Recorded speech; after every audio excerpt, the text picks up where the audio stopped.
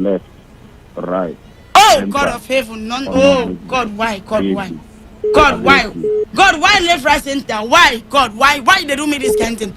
Well, I think you say you dey sleep. What's it make you come to go for this one?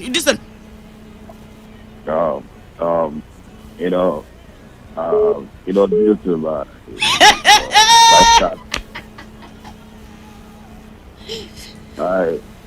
You say root to your pie chat. Due to my present you, I just have to be shouting. Don't press. Don't press your. Don't press your throat. I blame you. You never see anything. You now. Oh, your voice don't come back. It don't come back to life like Lazarus. My phone, I take every people don't get body personal. It must be like that. It don't come back like Lazarus. When you say scholar. More for me now. I want for because they for my. No continuation. A jealous person, the idea. Now, make people don't create money because of the other jealous person. Never said that. If you.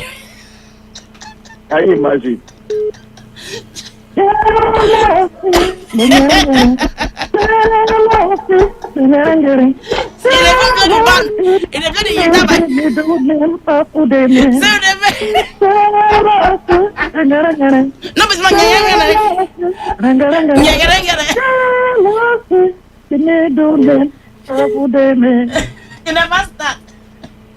It is I get your time.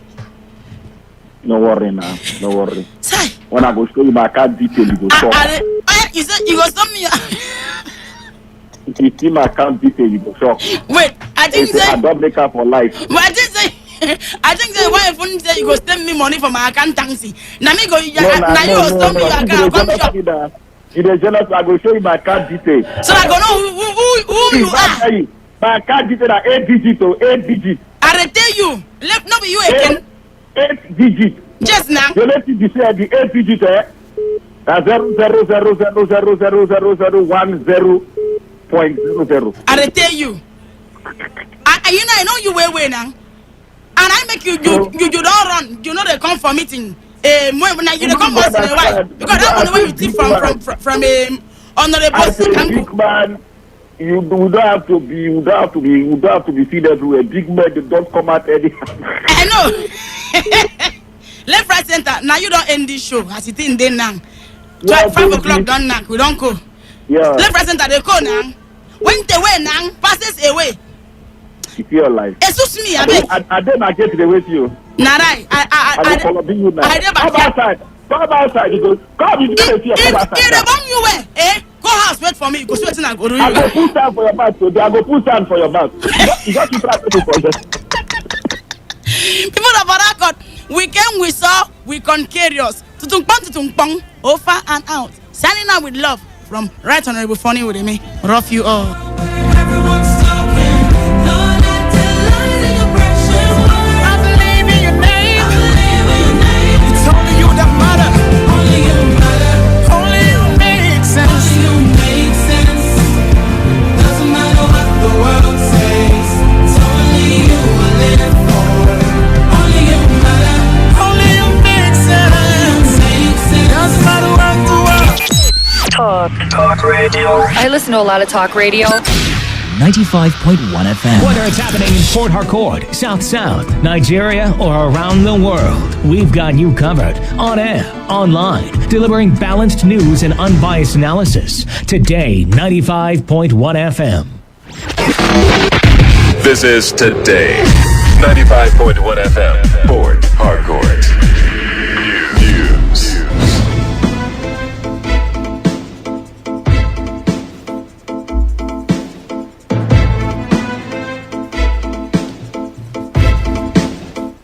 Good evening, this is the World News at 6 on your Premium Talk Radio today, 95.1 FM Port Harcourt. I am Wisdom Obinna, the headlines. Magistrate Court in Port Harcourt sentences 40-year-old man to 7 years imprisonment for child defilement. Southern governors reject 3% equity shares for oil host communities as contained in PIB passed by Nigerian Senate. Gunmen kidnap unspecified number of students in Kaduna State, killing 2 persons. On the foreign scene, more than 1,000 Afghan soldiers flee as clashes with Taliban intensify. Now, the details.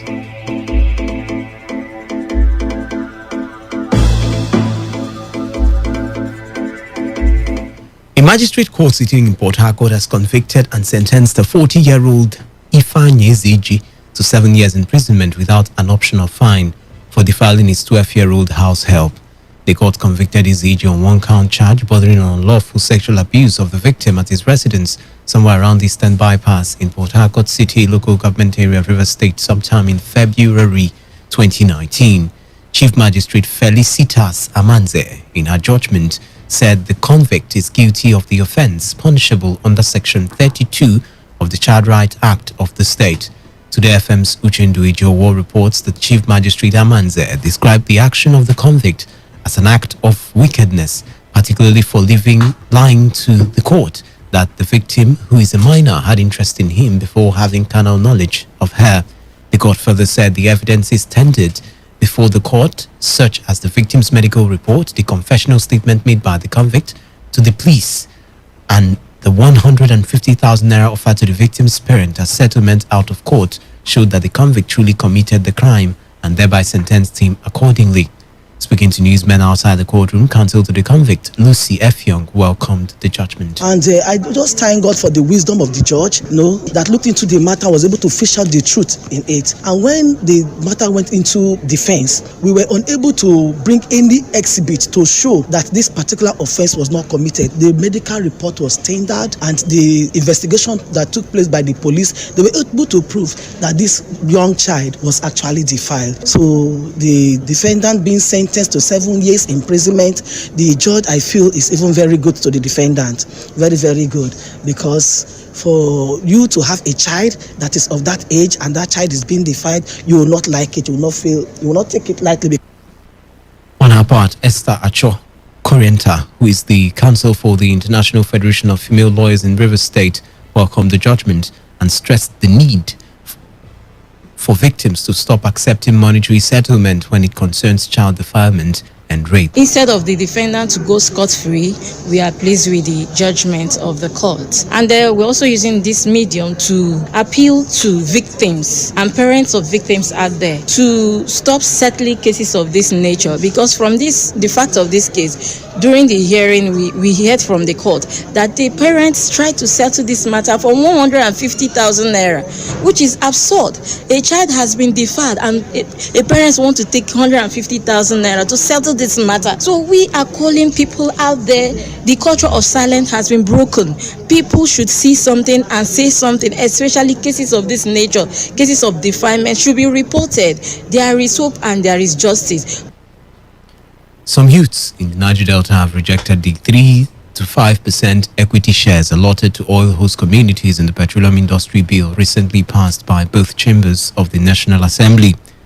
The youth groups, in a protest letter to President Muhammadu Buhari, said the region has been stripped of their rights and entitlement after 65 years of oil discovery, exploration, sacrifice and devastation of the environment in the region.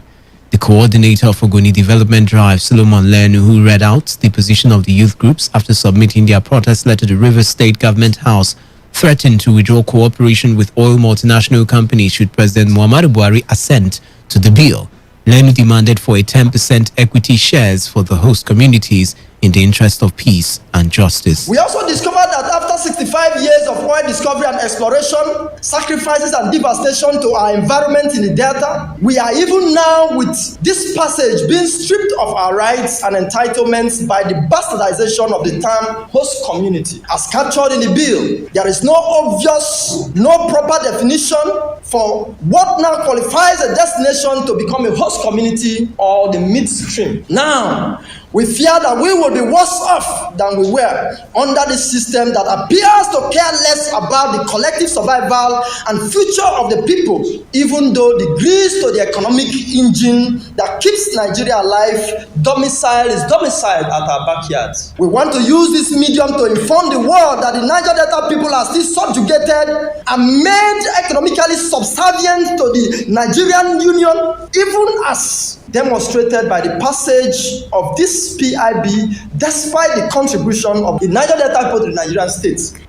On their part, the coordinator of Center for Social Justice, Legbosi Yamagbana, and another stakeholder, Ogboga Umeda, said the region must not be pushed out after enduring years of sufferings. And I want to state it very unequivocal and very clear that if the President Muhammadu Buhari-led federal government assents to this bill, Niger Delta will withdraw our social license from the oil company. And the government of Buhari must not assent to this bill in the collective interest of national healing and reconciliation. If we believe we are Nigerians and we understand what the Niger Delta has gone through, this must not be considered at all. An attempt to do it is a receipt to violence. We say no to the 3%. It's either 10% or nothing. And we also say no to the 30% because you cannot rob it out to people. 30% coming from Niger Delta region. Niger Delta region has suffered neglect over time. And then the revenue that comes from that side, we take 30% to go and develop other areas. We say no to it. And that is why I lend my voice with the Niger Delta youth. We lend our voice to this position and to say that the government of President Muhammadu Buhari should not assent to that bill or will take further action. Today FM's Uchendu Ijowo reports that the protest letter was received by the securing personnel at Government House Gate. Youths from Choba community in Obiakwa local government area of Rivers State have raised concerns over the delay by the traditional institution in the community to resolve the issues raised by the youths and to make peace as directed by Governor Nyesom Wike. The youth president of Choba community, Francis Ihunda, who raised the concerns, wondered why the traditional institution has refused to comply with the orders of the governor 2 years after it was issued. Ihunda, who claimed that the youths have continued to suffer hardship arising from lack of employment opportunities despite the companies operating in the community, also warned companies who are not ready to discuss directly with the youth to get ready to vacate the community. Since the governor came to Choba community and instructed the chief to make peace in Choba community, that peace haven't been achieved. There is problem in the land. The peace is not forthcoming. There's nothing going in Choba community now. Chobana is just like a graveyard. Chobana is in life support. That's why we want to call the governor to ask chief what is happening in Choba community. Look at the youth running around the street, no job, no even education. So we are calling the authority of University of Port Harcourt to discuss any agreement between the chief and the university. We are coming as the youth. They should open door for us to discuss for the welfare of the youth and good people of Choba community, even the company. Anyone that resists not to open door for us, they should pack and leave Choba community. Other leaders of the youth group who spoke to Today FM's Stella Sasongu complained about the leadership style of their traditional institution. For past 2 years now, no peace. Our boys are jobless. Our women are also jobless. Most of them, they have gone to another place just for them to hustle. Most of our boys are running mad in the street. Meanwhile, they have something that will give them money in this community. But those things have been denied. So we are calling for governor to interfere in this issue. The governor came to this place when the crisis was hammering and they instructed the Yenwale to make peace for 7 days. This is over 2 years. So on this note, we are calling on the governor of Rivers State. Our glory is lost. Our youth are roaming around the streets, suffering. Wetin we dey see for this our community, they make me cry. They make me hunger. We youth, we are suffering for the community. Why it go be like this? For we are beside our chief, our elders dey. He cannot see any better thing in Choba. We are suffering. Governor Nyesom Wike, he also our brother. Come and help us for this Choba land because we don't tire. The Rumaholu Security and Peace Advisory Committee in Obiakwa local government area of Rivers State has apprehended 4 persons who are using the name of the vigilante group to commit various offences in the community. Rospak leader Yebuchi Amadi Henry, in an interview with correspondent Sandra Kenneth, after apprehending the alleged impersonators, distanced the group from the activities of the said impersonators. Henry, while assuring the group will fish out all the criminals in the community, cautioned the people to be on the lookout for fake Rospak members. We apprehended some of them.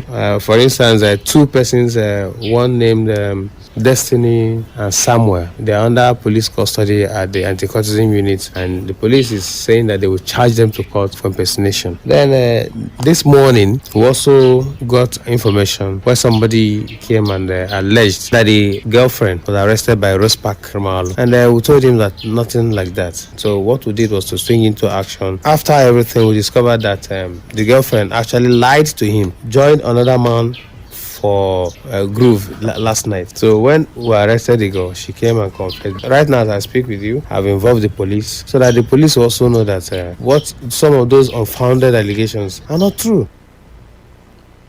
The traditional leader in Ile Lalimini community in Emowa local government area of River State, Oha John Warne, has assured the commitment of the people in partnering with security agencies and local vigilante to ensure the protection of lives and property of the people. Oha Wanne, who gave the assurance during his coronation as the traditional ruler of Ile Lalimini by Iyenwele Elili clan, King Jonathan Amadi insisted that Ile Lalimini is still under Elili clan, contrary to some speculation by some persons. Leader of the Supreme Council of Oha Wanne also encouraged the people to remain united in the interest of peace and development. When you get to a point of getting what belongs to you or your family, you don't go back. We want peace, love, we want unity, we want maintenance of the Omenele tradition, custom, and culture. And that I hope to rule them well, because my father, late paramount chief, stroke traditional ruler of El Alimini. He ruled El Alimini for 50 years during the British era, from 1914 to 1963, in peace, truth, love, righteousness. We will muster of any intrusion or likeliness of causing some cultist actions here. They tell us in good so that it will be quickly monitored to the police.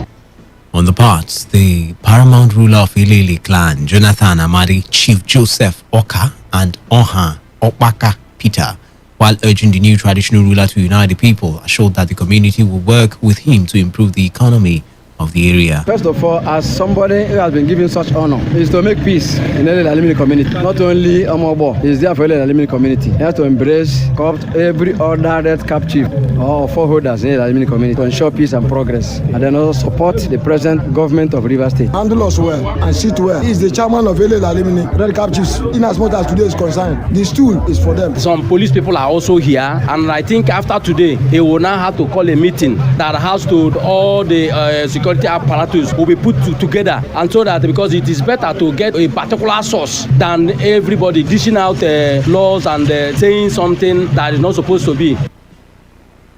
The interim administrator of the Presidential Amnesty Program, retired Colonel Milan Dixon Dikio, says PAP's scholarship scheme will now focus on science, technology, engineering and mathematics, STEM.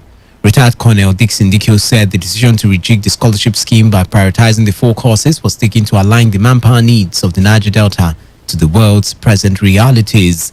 Retired Colonel Dixon Dikio, who spoke when he visited the John National Congress at its headquarters in Yanagua, harped on the need to produce a regional manpower that would compete favorably anywhere in the world and within the country.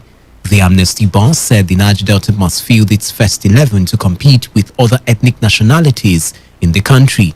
On his part, the president of the John National Congress, Professor Benjamin Okaba, and Dikio said Dikio had caused a paradigm shift through his style of constantly traveling to the region to engage with stakeholders.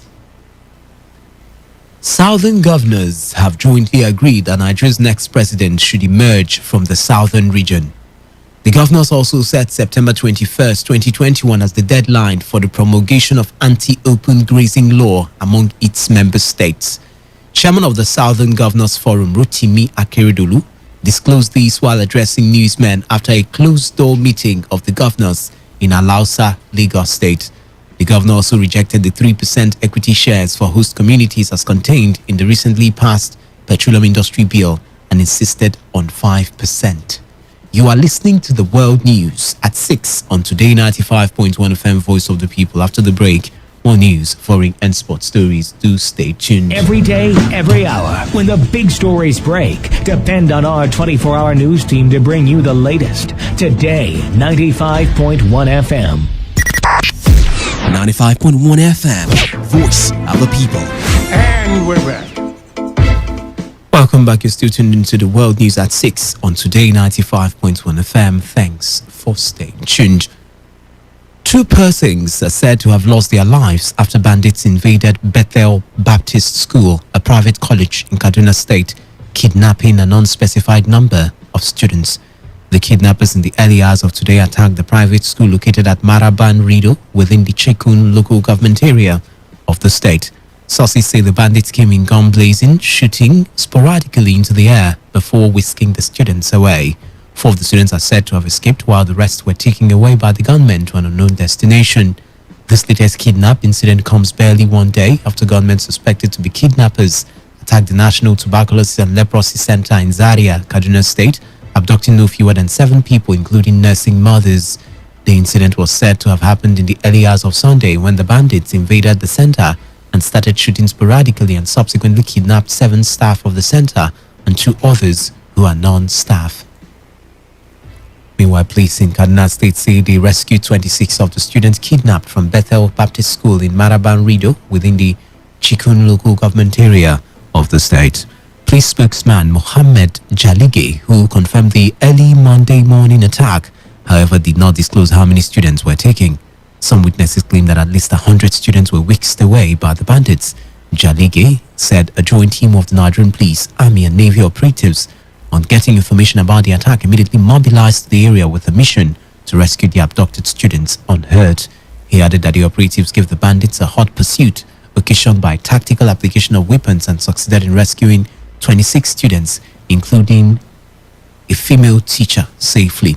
According to him, the rescue operation is still ongoing to ensure that all victims are safely returned.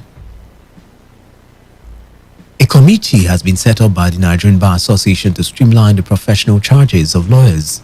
The move is to ensure that earnings trickle down to junior lawyers who work in the chambers of seniors with a view to increasing their earning capacity. This was made known in a statement signed on Monday by NBA President Olumide Akpata. The statement contained a questionnaire to be completed by legal practitioners who have been asked to support the committee with inputs. Already, the NBA has appointed a company as a consultant, which is to carry out a random survey amongst lawyers via phone calls and other means. The aim is geared towards designing a workable and enforceable framework under which lawyers will charge the right fees for their legal services using acceptable and realistic metrics and ensure that those fees, when earned, trickle down in terms of reasonable living wages and emolument to those who work with or for the lawyers. As the 8th anniversary of your premium talk station Today 95.1 FM continues, stakeholders have continued to laud the effort of the station towards community development in Rivers State. The head of corporate communication of Indorama Petrochemical, Josie Nkwacha, encouraged Today FM to continue in the same path of community development while providing a platform for the audience to air their views on issues. Nkwacha also congratulated the staff and management of Today FM on the celebration of the station's 8th anniversary. I want to sincerely congratulate the radio station here in Port Harcourt for being a very good station. I want to congratulate them for their very wonderful programs. I want to congratulate them for their news you can trust. I want to thank the management and staff of the station for a job well done. I give them all the kudos. I want to encourage them to continue the good work they are doing. They are doing a fantastic job. On the foreign scene, the Tunisian Coast Guard has recovered the bodies of 21 migrants after their boat sank off the port of Sfax. 50 people were saved in a rescue operation carried out on Sunday. It was the second such disaster in Tunisian waters in 2 days. At least 43 people drowned on Saturday when their boat ran into trouble near the southern city of Zaziz. 84 people aboard the vessel were rescued. More than 1,000 Afghan soldiers have fled to neighboring Tajikistan after clashing with Taliban militants. According to a statement by Tajikistan's border guard, the troops retreated over the border to save their own lives. Violence has risen in Afghanistan and the Taliban have been making significant gains, particularly in the north of the country in recent weeks. The surge coincides with the end of NATO's 20-year military mission. The vast majority of remaining foreign forces in Afghanistan have been withdrawn ahead of a September deadline, and there are concerns that the Afghan military will collapse. To end the news, here's a summary of the major stories. A magistrate court in Port Harcourt has sentenced a 40-year-old man to 7 years imprisonment for child defilement. Southern governors have rejected 3% equity shares for oil host communities as contained in the PIB passed by Nigerian Senate. Gunmen have kidnapped an unspecified number of students in Kaduna State, killing 2 persons. On the foreign scene, more than 1,000 Afghan soldiers have fled to neighboring Tajikistan as clashes with the Taliban intensify. That was the news as edited by Chinedu Iwuna. For comments and inquiries, please call 0818-389-2850 or do send your emails to news@todayfmlive.com. You can also read our stories on www.todayfmlive.com. Do not forget, take responsibility. Wash your hands frequently with soap under running water. Avoid touching your face and high contact surfaces to prevent coronavirus. I am Wisdom Opina. Good evening and thank you for listening.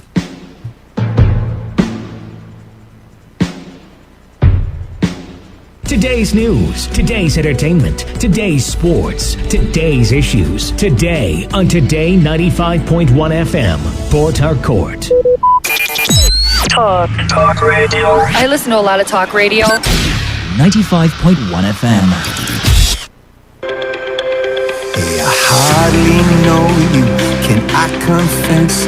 I feel your heart beating in my chest. If you come with me, tonight is gonna be the one. 'Cause you faith and no fear for the fight. You pull hope from defeat in the night. There's an image of you in my mind. Could be mad, but you might just be right. We are the people we've been waiting for. Out of the ruins of hate and war. Army of lovers never seen before. We are the people we've been waiting for. We are the people of the open hand. The streets of Dublin to Amsterdam. We'll build it better than we did before. We are the people we've been waiting for. A beautiful evening to you. Welcome to another fantastic, scintillating edition of Soccer Nation. It is surely the best 15 minutes of football you can find anywhere on radio. I am your Superman in the world of sports. I'm the man who can never leave football for snowball, and I'm set to fly you through another exciting time of football. And the show is brought to you by Peak Choco. You can have it hot, big chocolate. You can have it cold, big chocolate. You can have it at home, at school, at work, or when you hit the road. It doesn't matter who you are, grown up or a kid. Enjoy the chocolate to goodness every day because you need to reach your peak. Everybody needs nourishing goodness. You can never have enough, it's true. Taste the nourishment you can enjoy. Big chocolate it is. Kids, grown-ups, it doesn't matter. Have a rich cup of peak chocolate anytime and enjoy the delicious nourishment of chocolatey goodness. Big chocolate it is. Peak, reach for your peak.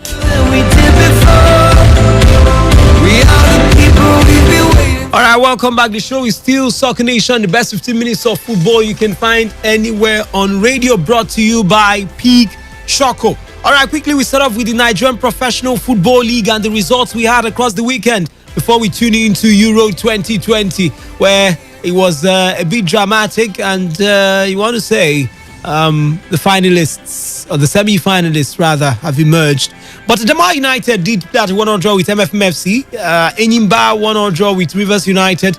Kano Fellas, the Seime Sugida, the northern leaders and the northern, one of the, arguably the most successful team now from the northern part of the country. They did beat Lobby Stars 3-0.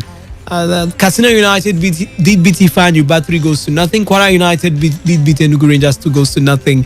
Plateau United, Plateau 1-1 draw with Aqua United. Warri Wolves did beat Abia Warriors 2-0. Wiki Tories did beat Dakada 2-1. Heartland lost to Sunshine Stars 0-1. Interesting. All right, the Super Eagles, they didn't get it easy. I want to say it was whatever you want to call it, Super Eagles, because the Mexicans played the Super Eagles. They didn't play home-based in their own minds. So it was the Super Eagles, and it didn't go too well. 4-0, it ended in favor of L3. The Heaven Lozano did get a goal. He did get a goal. I think Gerard Martino, Hector Herrera, Jonathan Dos Santos. It was nice. Herrera got a brace. Heaven Lozano got one. Jonathan Dos Santos got one. That's how it ended between Nigeria and the Mexicans. But moving on from there, the talk of the home-based Super Eagles has been all over the news. People are saying, why did you say they were that good and all that and all that? But that we hear there are more plans to have them even play the likes of Canada, Cameroon, and other friendly games. Only the same bunch. I'll tell you more about that, but first let's go to hear from our sponsors, Big Choco. Once we return, more on Soccer Nation. You can have it hot, big chocolate. You can have it cold, big chocolate. You can have it at home, at school, at work, or when you hit the road. It doesn't matter who you are, grown up or a kid. Enjoy the chocolate to goodness every day because you need to reach your peak.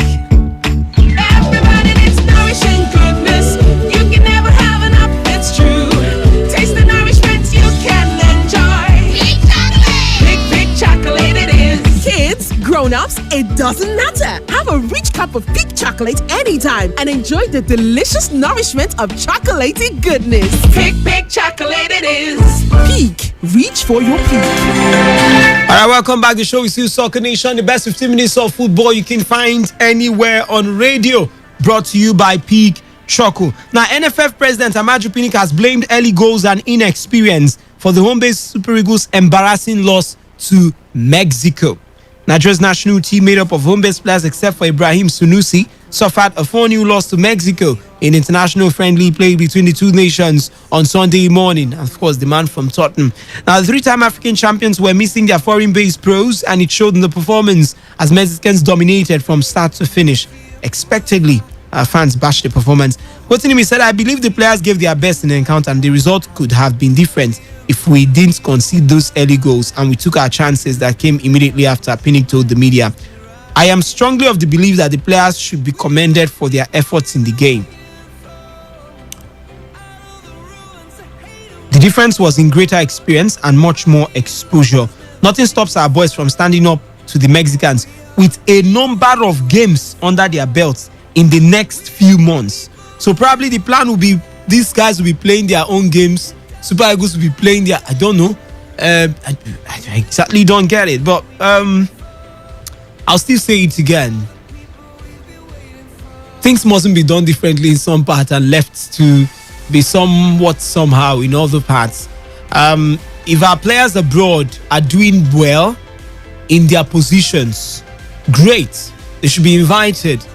Then if some players, even if it's two, are doing well in the MPFL, they should be invited. They should compete with each other. Who plays better for the Super Eagles and for a coach who has the tactics and a puzzle? Because a team is like a puzzle. There's somebody that works well with your team. Let me give you an example. Guardiola would have a Gabriel Jesus as a striker. If Wisdom was a coach, I would not have Gabriel Jesus as my top 9. I mean it. I'll probably go for someone bulky. Maybe, So, but it is what it is. That's on lighter note. More on the news. Would just tell you that WAFU B women's tournament. Rivers Angels are the ones going to represent us there. They're working on it and they're getting ready. And I'll bring you updates on that one. But first, let's go to hear from our sponsor, Speak Choco. Once we return, more on Soccer Nation.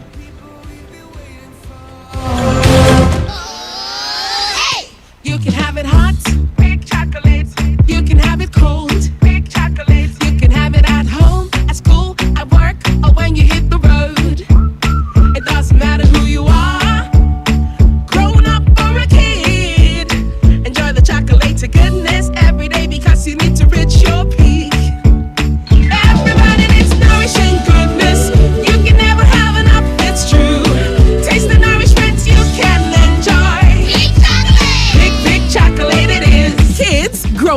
it doesn't matter. Have a rich cup of peak chocolate anytime and enjoy the delicious nourishment of chocolaty goodness. Peak chocolate it is. Peak. Reach for your peak. Alright,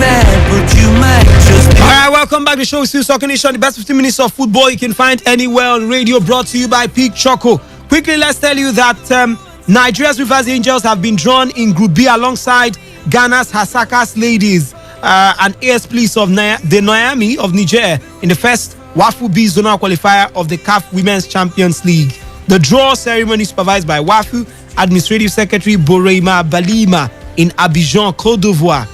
Group A has Onsoa do Gagnoa of Côte d'Ivoire, Union Sportive de Forces Armées of Burkina Faso, and Ami du Monde Football Club of Togo also battling out for a spot.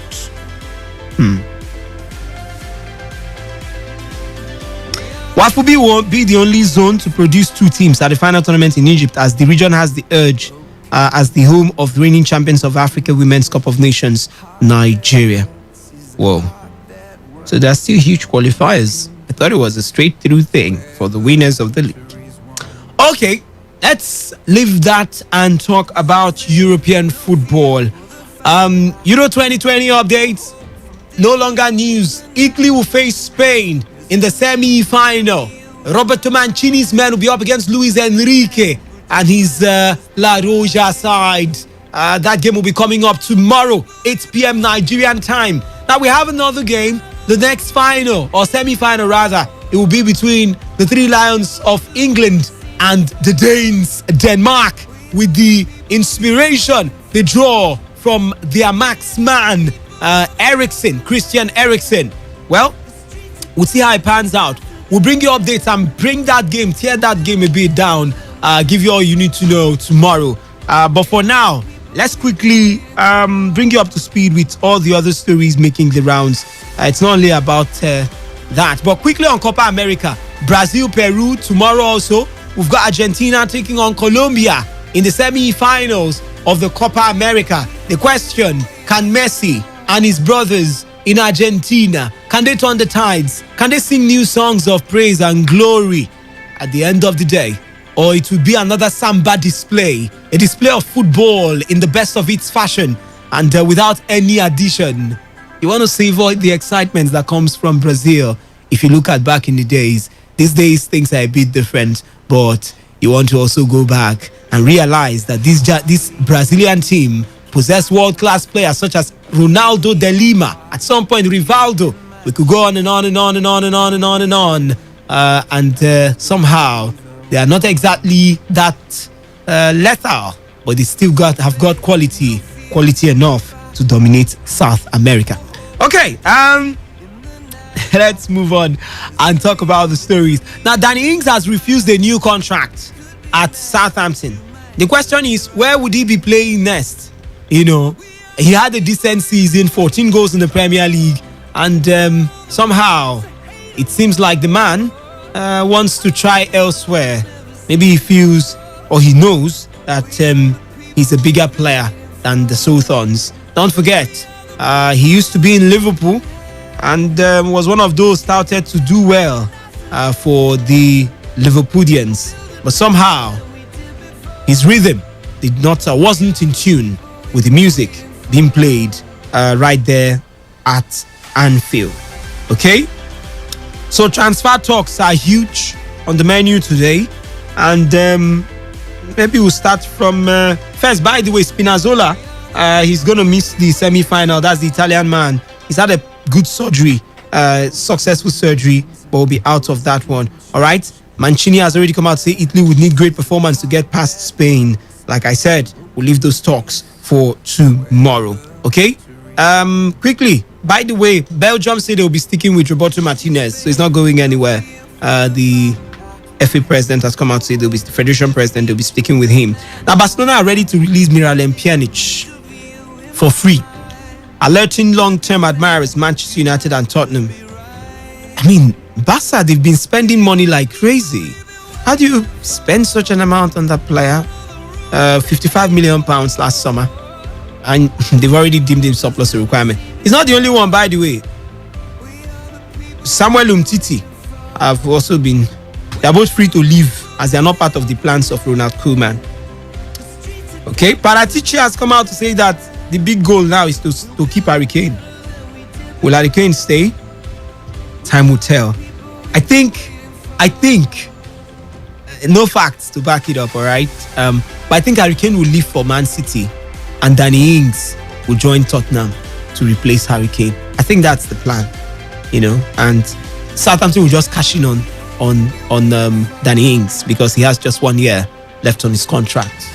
So, just me doing my permutations. It doesn't mean I'm not in England. I only read their papers and report to you what the rumor mongers, the serious rumor mongers are saying. And those who go to spy. Our jobs as journalists is to steal stories and break it to the audience. We are good at that. Skilled at it. Okay, we'll see how that goes. Would it be Manchester United or Man City, like the papers are saying? We'll see. But we wish Danny Ings all the best. Where will David De Gea play next season? Will he be the one living on loan or Dean Henderson? Now, we hear Manchester United will be prepared to let David De Gea live on loan if they choose to go with Henderson as their first choice. This is according to Manchester Evening News. Tottenham are willing to let experienced defender to be Alderweireld leave the club this summer. I think that would be a mistake if they don't have a good replacement. By the way, Leeds will complete the signing of Barcelona left back Junior Firpo in the coming days. Trincao, by the way, Trincao is now in Wolves. Barcelona have sent him across. So they've sent him to go and try his stuff there. Maybe in time if he improves. But before we talk about the papers now, quickly, for Nigerians, we are still waiting. We're still keeping our fingers crossed. Where will Onuachu play next season? I'm sure you're thinking about that. We would see. Would it be England? Would it be Spain? But one thing I'm a bit sure of is that the man is pushing to leave. So we might see him leave. All right. But the question now on the other side would be to where? Which league is he looking at? He wants the English Premier League, but you cannot marry yourself, okay? You can't buy yourself. So we hear his agent and him have been approached a bit by the likes of West Ham. Like I said, these are just reports. So West Ham and Brighton, we would see. Would he be there next season? Time will tell. That's talking about our man and brother, Paul Onuachu. He's not the only one looking for a team. Ola I know is still not sure where Messi and football would carry him to next season. But he's returned to his parent club right there in Torino. Time will tell if he stays or where he stays or where he goes to. Okay, so more reports would have Eduardo Camavinga, another youngster who is making waves out there. Well, we hear he's still wanted by all the no news of those who are wanting him. Manchester United, Arsenal, all those other reports. Okay, but nothing concrete really. And I'm just taking my eyes through most of the transfer reports we have here. And it's something close to what we've always had here in the past. Arsenal are trying to buy this person, Locatelli, this person is going there and all that. So what we'll do is we'll leave it for tomorrow. When I come tomorrow, we'll just do a proper coverage of Euro 2020 and we'll bring you up to speed with all the real paper reports. Let's sieve some out and see if we can get some that look a little bit logical, because some actually do not. But Wisdom Obina is my name and the show has been Soccer Nation, best 15 minutes of football you can find anywhere on radio, brought to you by Peak Choco. I'll be back same time, same station tomorrow for another exciting edition of Soccer Nation. Until then, stay safe. We are the people we've been waiting for. Out of the ruins of hate and war, army of lovers never seen before. We are the people we've been waiting for. We are the people of the open head. All you need to know about this one is that 95.1 FM. Such a unique dial. It's hot, spanking new. On Today 95.1 FM. Voice of the people.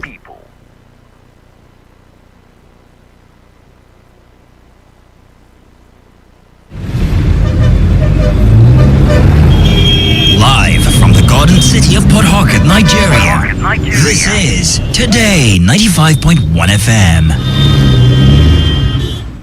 Okay, alright. All you need to know about this one is that 95.1 FM? Such a unique dial. On with the show! On with the show. Best in talk, news, sports, and every other conversation. We are Today. Now that's entertainment. In case you missed out on the morning show. Not to worry. Music, gossip, drama. This is Entertainment Recap. Who doesn't love this? Entertainment Recap. Every weekday, Monday through Thursday, 6:30 p.m. on Today 95.1 FM.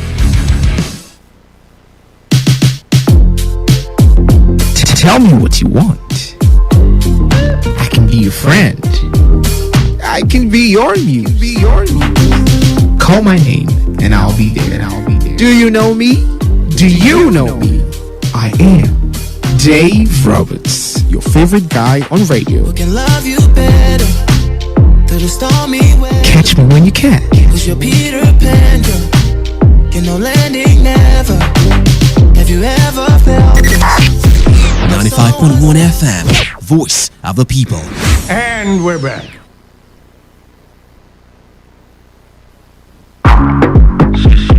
Drop dailies are recorded.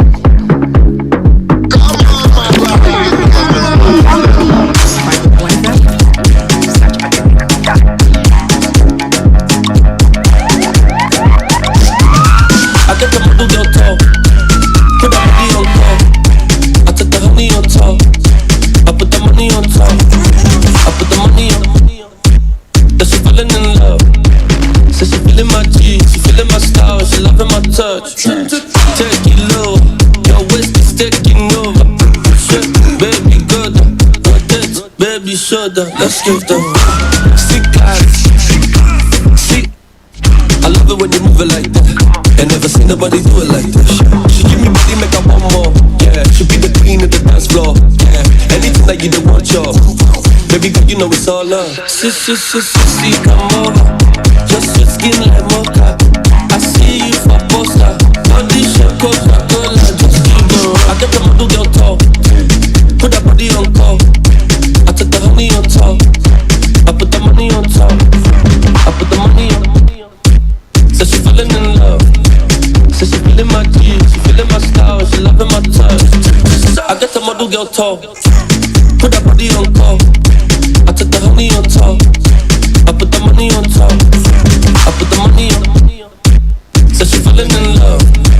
Says she feeling my G, she feeling my style, she loving my touch. Take it low, your waist is taking over.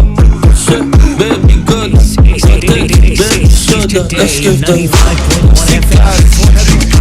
See, I love it when you move it like that. I never seen nobody do it like that. She give me body, make her want more. Yeah, she be the queen of the dance floor. Yeah, anything that you don't want, yo. Baby girl, you know it's all love. See, come over. Just your skin like mocha. I see you for poster. Body shape, Coca-Cola. Just keep going. I got the model girl talk. Put that body on call. I took the honey on top. I put the money on top. I put the money on. That she falling in love. Says she feeling my G, she feeling my style, she loving my touch.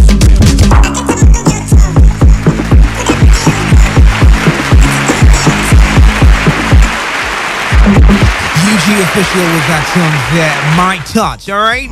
It has been wonderful since we've not heard from him and he came back with this very brand new song. It featured some other guy, but it's pretty dope. Welcome to the show! Alright, welcome to the show, Entertainment Recap. That show where you get to hear all the latest juicy gossip and trending stories in the world of entertainment. My name is Dave Roberts, your favorite guy on radio, your radio muse, your exotic zaddy dripping with opulence on this very cold Monday evening. Yeah. Seems a bit really weird, you know, where you're having this, I really don't know how to call it, all right? You're just in between For me, I feel like it's not really that very, very perfect day because it rained. Okay, I really don't like the fact that it rains and the whole road is muddy and it's matchy and it's just I really don't like it. Okay, I just like that cold weather and it's not really too hot and it's not really too cold. I guess I should go create it for myself because this is River State and it would definitely rain any day, anytime. But hope you're not stuck in traffic. If you are, do not worry. I'll be here with you up until whenever you want to go home. Okay, I'm here with you. Trust me, you can bet it. Okay, I'm here with you. My name is Dave. Like I said, the program is Entertainment Recap right here. Talk about everything fresh and trending in entertainment. Okay, first off, like I always do, happy birthday shout out to you if today is your birthday. Congratulations. Okay. And in case you're celebrating something, that is what celebrating today. Congratulations to you as well. All right. There's a fair share for everyone celebrating today. So congratulations. In case you're celebrating something today, that is worth celebrating. God bless you. All right. Now, you know for sure that I would be giving out things on my show this evening. All right. I really don't know what to do to give out, but I just feel, okay, I know what to do. Okay. So when I get to that particular point, you call me up and then you get to read free shawarma for yourself. All right. It's been rains of shawarma. Okay. We've been raining, no more rain. We still have the shawarma rain also, but trust me, you're going to win it and you're going to love it. Okay. So when I get to that point, I'll open up the phone lines and then you call me up and then answer my question and win something for yourself. But for now, okay, I got some stories. It's a money making Monday. It's a motivational Monday. Yeah, this is what we do. All right, hit me up and tell me where we can find you on social media, especially if you do business. Okay, hit me up with the number 0817 0000951 or 0810 9510951. It's like the Rep Your Brand segment. Okay, so you call me up and tell me what exactly you do and where we can find you on social media apart from Twitter. All right, I wouldn't even listen to you. Okay, so hit me up on the number 0817 0000951 or 0810 9510951 and tell me what you do, where we can find you on social media. 95.1fm. Hello and welcome. Good evening. What's your name? Okay, I saw this coming. Okay, the weather and everything, but no, can't stop. We won't stop. Okay, call me up and rep your brand. 0817 0000951 or 0810 9510951, or you can send your text messages to the number 0701 933-9962, preferably. Okay, I would decide to take more text messages because of the phone lines and the weather acting up right now. But just hit me up and let's get into it. Down on my knees, heard you crying, heard you know we sleep. And I want you to know that girl is not that deep. So what's up? You alright? 95.1 FM. Good evening and welcome. What's your name? Hello, good evening, man. Dave. Good evening. Kelly. Kelly, how have you been, my brother? Hey, bro. Man, I'm alright, too, man. Underground hospital now. I'm telling you, you went MIA. Yeah. I've been waiting. We just on the ground. You've been grinding. Yeah, man. Steady hospital. All right. So, are we expecting anything from Kelly anytime soon? Obviously, man. Although we're just trying to do the management. Okay. Yeah, there's this management I'm working with, kind of, but I'm sure very soon something is cooking up. Well, we can't really wait to hear from you. We can't wait. Yeah, but congratulations, man. The station I heard is they're having an anniversary. Yeah. Congrats, man. Yeah, thank you so much. I was asking if one of these days I could come around and man. Of course, you can. We'll talk about that. No, all right. Thank you so much. Anyways, I'll end my social media account. Yeah. Feel free. Kelly, can you do something? Can you do something for us? Since you're a singer, can you just sing for Today 95.1fm? You know, in the next 20 seconds. Probably someone is listening to you. I didn't hear you say. I said, since you are a singer, can you just sing something for us in the next 20 seconds? All right. Alright. Yeah. Say I dey wish on the word today FM. Oh. Say I dey wish me gonna get more customers. Devo, I dey wish you well.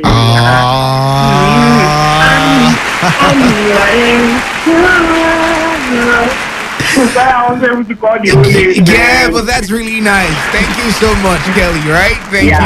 Yeah. Okay, so quickly. My handle. Yeah. Quickly. Yeah. Kelly D Vibes on Instagram. Yeah, Kelly D Vibes, and I'm just working on the account. All right. Yeah. So on Facebook, Kelly D Vibes too. Yeah, Kelly D Vibes.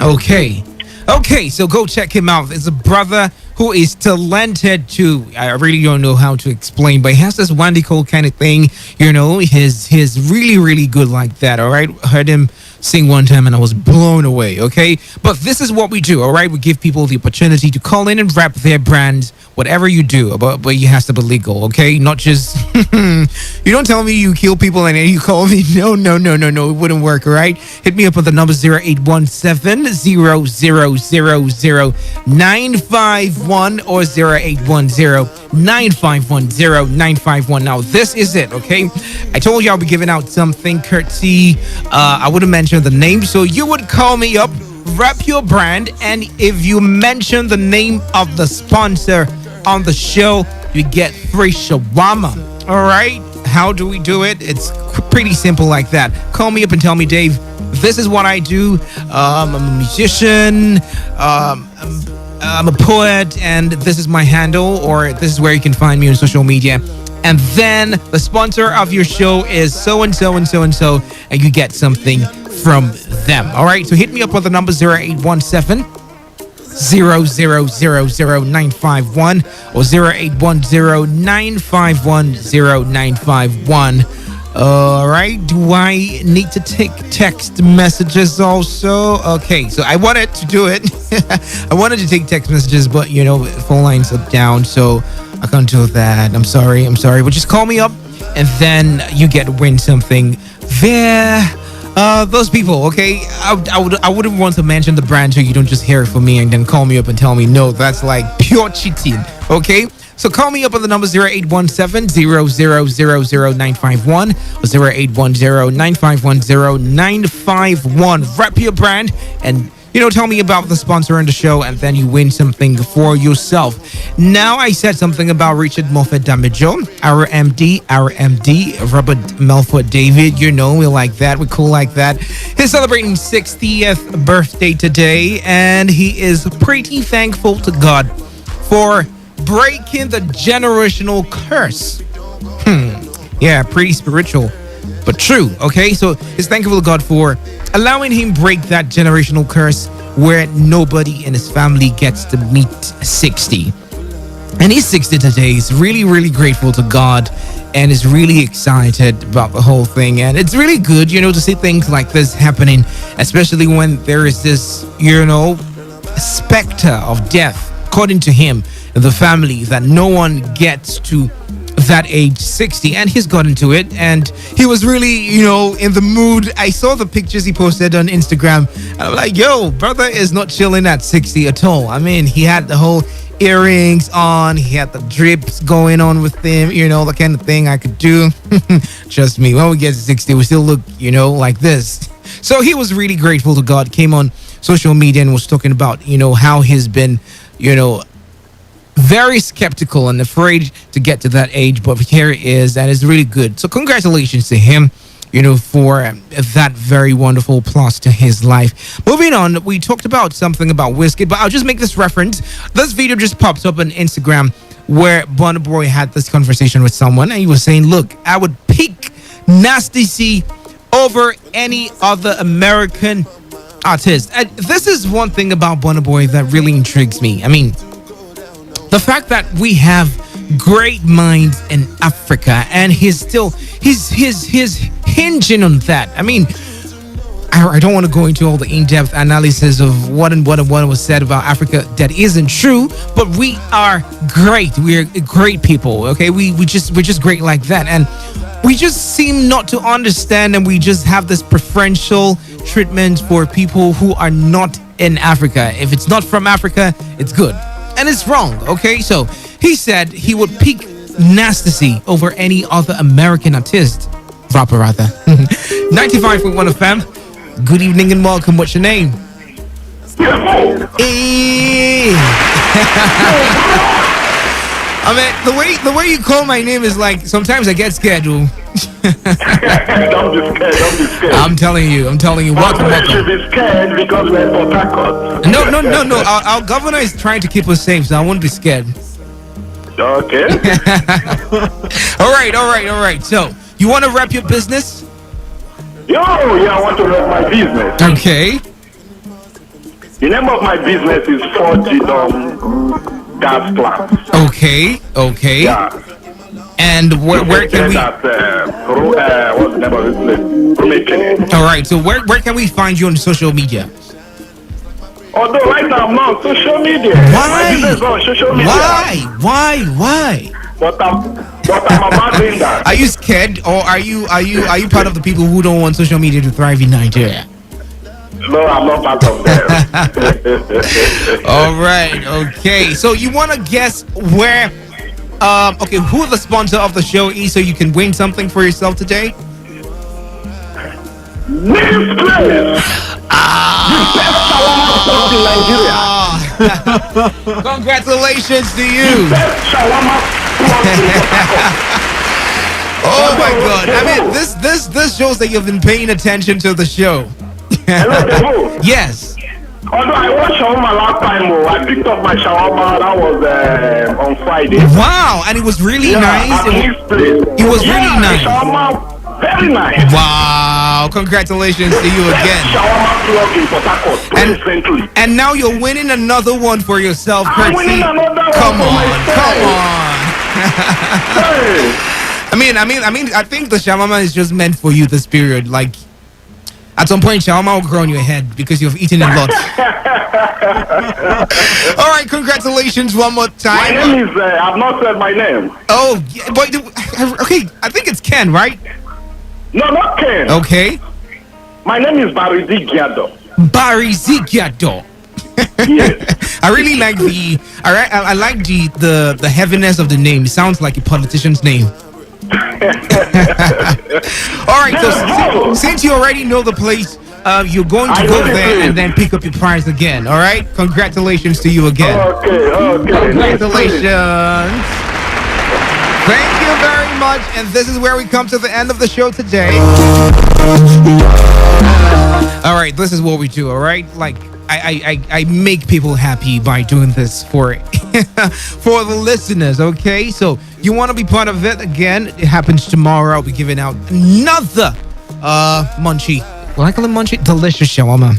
All right, coming from Nice Place, the sponsor of the show tonight, and it's going to be on for a very, very long time. So tell your friend to tell a friend to tell a friend that someone might just go home with shawarma every day. Okay, someone is going home with shawarma every day, courtesy Nice Place, located at Timeless Plaza off of Zoba Road. Okay, go there and enjoy the rest of your day. Okay, if you're just around there, just go there and you will locate it. Okay, have yourself a very wonderful evening.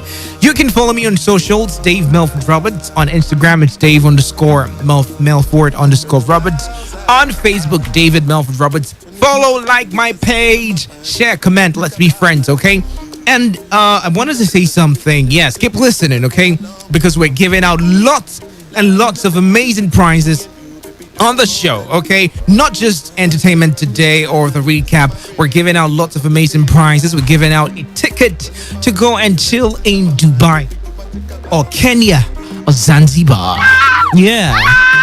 This is what your premium talk station can do, okay? So you want to keep listening, you want to keep calling in, texting in, because you might just be winning something. And of course, we have a challenge for you this week. We gave out brand new phones last week, or just one, okay? So we're giving out another phone this week. So you want to listen through for the clue to pick up your phone, okay? Shout out to you, Mr. Oscar, who won last week. Congratulations to you again. But for now, I have to go because Area Talk comes up next. Enjoy the rest of your evening. Keep listening to your premium talk, news and sports station, Today 95.1 FM. All right, so I'm looking for a song I want to sign off with. Okay. All right, let's just do what we have with Burna Boy. Enjoy the rest of the evening.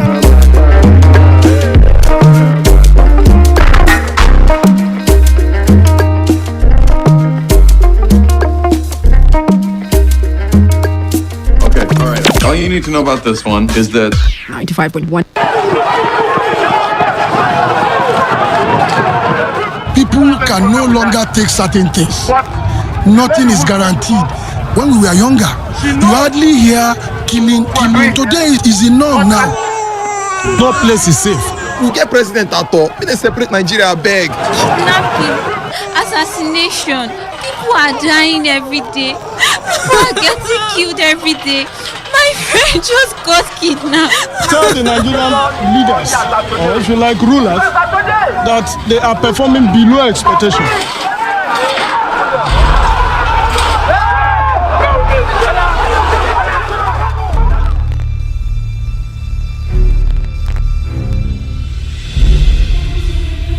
Hope is one of the main guiding force in the human existence. Without hope, we all cease to live. Life ends when you stop believing. The sky may be full of dark clouds, but the little ray of hope for this great nation should not quiver. Let's fan the flames of hope. Nigeria must stand.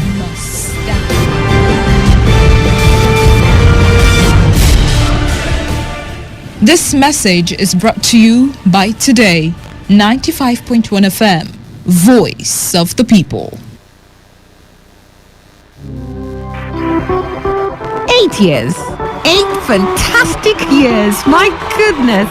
8 years of broadcasting from the heart of Pitakwa. We have had this amazing 8 years of romance. And no, this is not a breakup voice note. This is to say thank you. Thank you for all the love, kindness, and dedication. Look at us now.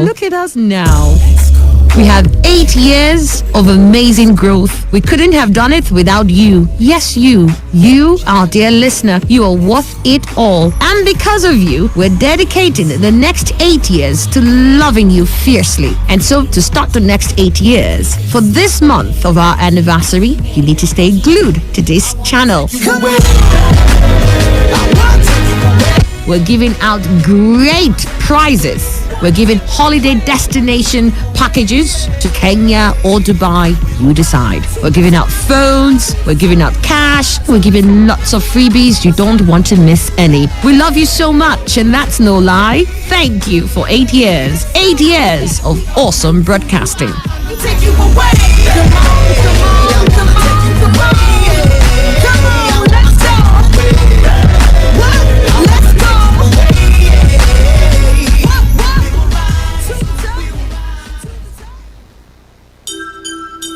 What is happening in your community?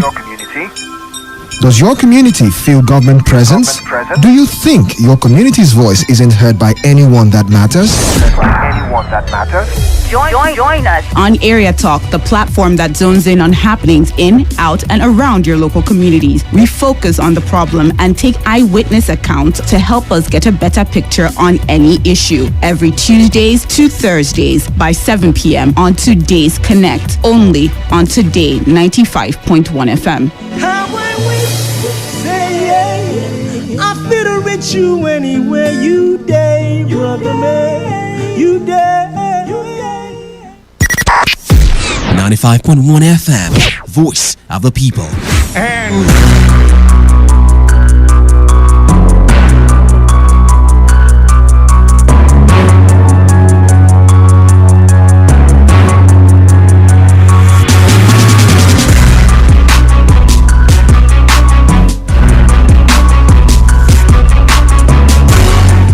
And yes, it's another very brand new week, another edition of the program Area Talk, right here on your premium talk news and sports station Today 95.1 FM. And yeah, I know you were expecting to hear the voice of Buchi Rafwa, but unfortunately she can't be here with us today, but hopefully tomorrow she's going to be here. So you are stuck with me tonight, but in a good way though, because we have conversations together, we talk about some things, and of course you have the opportunity to call me up and tell me what is happening in your environment, okay? Things that are newsworthy, things that you feel we should know, things you feel the government should know, things you feel the public should know about. This is that opportunity where you call me up and let me know. The numbers are 0817 0000951 or 0810 951 0951. Or you can send your text messages and your WhatsApp messages to the number 0701 933 9962. Basically, give me the area report. You are the eyewitness out there right now working with Today 95.1 FM. Let me know what is happening in your area, and then would keep you posted or keep others posted if there are things that are pressing, okay? News items that are pressing that we think you should know. But before we get into that, let me just quickly bring this report, which says a magistrate court sitting in Port Harcourt has convicted and sentenced a 40-year-old Ifeanyi Ezeji to 7 years imprisonment without an option of fine for defiling his 12-year-old house help. Now, the court convicted Ezeji on one count charge bordering on unlawful sexual abuse of the victim at his residence somewhere around Eastern Bypass in Port Harcourt City. And the Chief Magistrate, Felicitas Amante, in a judgment said the convict is guilty of the offense punishable under the Section 32 of the Child Right Act of the state.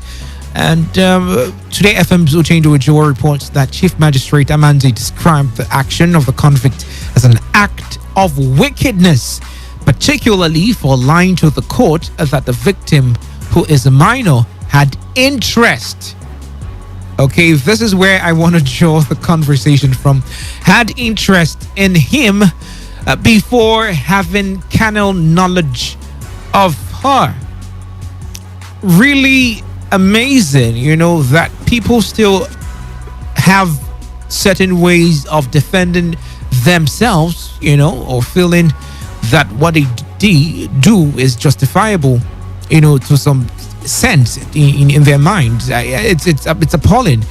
But according to him, even if it sounds funny, that the victim tried to lure him into the act, okay? This is really crazy. Had interest in him before having carnal knowledge of her.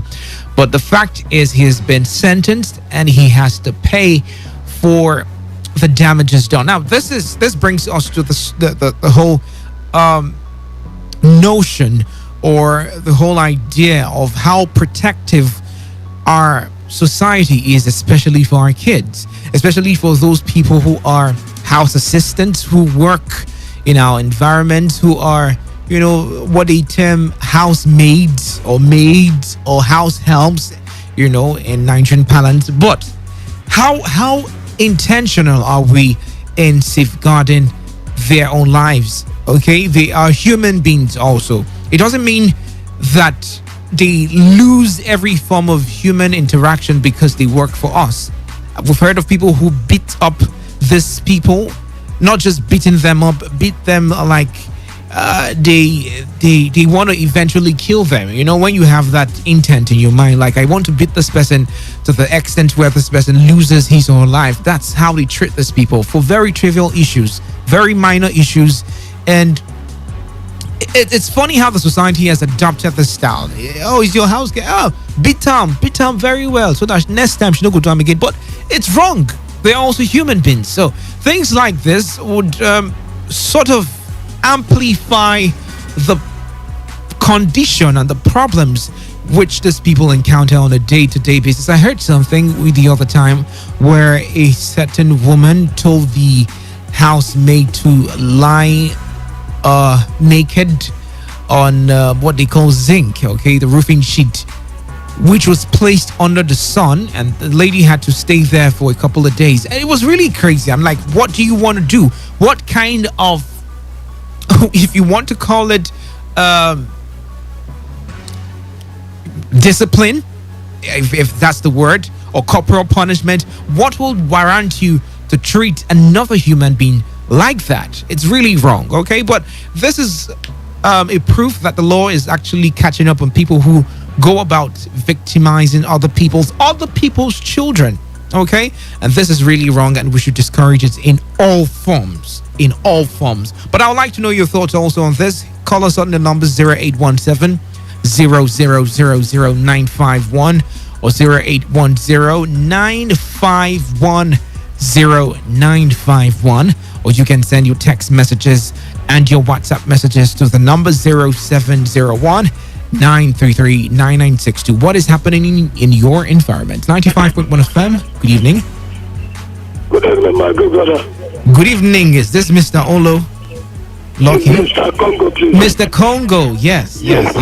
From Aku community. All right. You're welcome. Thank you. My area talk goes this way. Okay. I've been emphasizing it. When you are coming through Iguta, between Iguta and Kante Grammar School in Korechi, okay, you will find a group of policemen. Policemen, yes. Okay. What is tagged on their dress, uniform they put on, special force. Okay. Now I begin to wonder, are there traffic? Isn't that? You see that they do not even look into the vehicles and check the content of the vehicles. Okay. But what matters is collecting money from drivers. But do you know the one makes me to get snaggy with them? Is that even the drivers, there may be a driver that is having a change to give them. If you give them 500 naira, they complicate it. Why? I do not know. And begin to question the driver. They have done this twice while I'm in the vehicle. I didn't find it right. And I want to know, are they there to combat crime, or they are there to forsake the driver to apply a I do not know. Okay, so it's just located at, is there any specific point they are? Yes, let me tell you, between Iguta and Kati, there is filling station there. Between Iguta and where? Between Iguta and Kanti Grammar School. Kanti Grammar School, okay. Yes. They are always there. Collecting money from passers-by, from drivers. And most in particular, okay. Any day they find out all these big markets in a case such as Better Life, a Keta market, it's holding over there. My brother, what is wrong? And they call themselves a special force, like that's the tag. Yes, on their dresses they are special force. I do not know what they're special for. All right. What they're forcing for. Okay. Therefore, that I want to know whether the commissioner of police is not here so these things will talk. For me, I'm not saying that staying there is right. They have a particular job to do there. Is to save us from all these miscarriages. Why then turning it? Collecting money. And even though they collect 100,000, but the one that makes me to get annoyed that even though the drivers get 500, please give me change. Pastor, what do you mean? Who do you know me? I cannot move on their money. Keep on grumbling, keep on talking until you get the thing. All right. Which means that is not happy. All right. So my good brother, we'll make sure the proper authorities get to hear about it. Okay, thank you so much. Another area talk is this. I'm from Abukabi in a chair. You can see that sometimes that light will come. Light will come to Ebi, Afara, Olakwa, but even up to Oki. A kilo to my own place will not have light there. What's the matter? They should tell us why we should run. What kind of apartheid is that? All right. I will not have River State. Okay. Thank you very much. All right. Thank you very much. Point noted. Okay. 0817 951 or 0810 951 0951. Please, authorities responsible should take note of these things that people call in to complain about, especially the security forces who are stationed at particular spots in River State extorting money from drivers. And I wonder why it's now enshrined into the identity of security forces. Not just police officers, not just army officers. It's almost when you see a security guard or a security officer or any security agent, you bring out money to give to them. Like what? Is it like a ritual right now? Are we worshipping? Are we giving our tithes or offerings to these people? Are they not being paid? Why is this becoming a routine that can't be erased at all? And it's really annoying to discover that. I mean, this is wrong. This is wrong in all forms. Okay, call me up on the number 0817 0000951 or 0810 951 0951, or send your text messages and WhatsApp messages to the number 0701 933 9962. 95.1 FM. Good evening. Good evening, my brother in the studio. Good evening to you. What's your name and where are you calling from? Cody is my name. I'm calling from Port Harcourt. Okay, you're welcome, Mr. Cody. My area report is about events by the flyover at Okoro Junction. Okay. Some young men, at times slightly aged ones, if you are coming, they are prepared to snatch your property from you under broad daylight. Just mostly towards trouble uniform side. They will pretend as if they want to help you. But doing that to let me see how I can do this. Once you hand over the thing to them, it becomes their own. Like what kind of property? Anything, whether it's whatever you're holding on your hand. Okay, they'll tell you they want to assist you in they carrying. They might say, see, something is wrong with this, so come, let's say. Once you hand over the item to them, it becomes their own. If you try to get it back from them, they will judge you with violence. And they will give you a knife. But they will beat you up. This is happening at Romokoro Junction. Yes. It's just a new phenomenon. Wow. How long has this been happening? You know, this flyover, the side towards Choba is very lonely. On the right side. Okay. So from that Choba to the park, to the new park, Romokoro Park, very, very dangerous now. Wow. And this one is happening under broad daylight, talk less of when darkness has descended on the horizon. Wow. It's very dangerous. They will threaten you and start bargaining with you that you should give them so much money if you want your property back. Wow. All right. Let the government, let the police, let the DPO, everyone take note of that. Okay. Because it's ongoing. I was a victim. I was nearly first victim this evening. If not that I opened my eyes and watched the boy down. Okay. Thank you very much. Thank you very much. Point noted. And this reminds me of someone who called me to complain about the fact that drivers are being extorted at Obiako Local Government Council. I wonder how true that is. I mean, if you're a boat driver or you're just a commercial driver, they just see you. Once you just park to do anything, they hop into your car and tell you to pay huge amounts of money. And if you're not willing to pay them, they confiscate your car, and then you have to go through other people to beg them and pay. Now, I want to put this out there. Authorities responsible, let this be checkmated.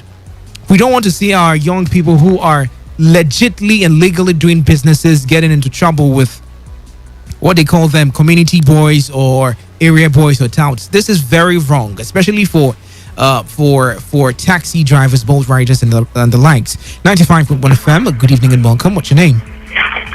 Good evening. Good evening. What's your name and where are you calling from? My name is Emmanuel. I'm calling from Umukushi. All right. You're welcome. Go ahead.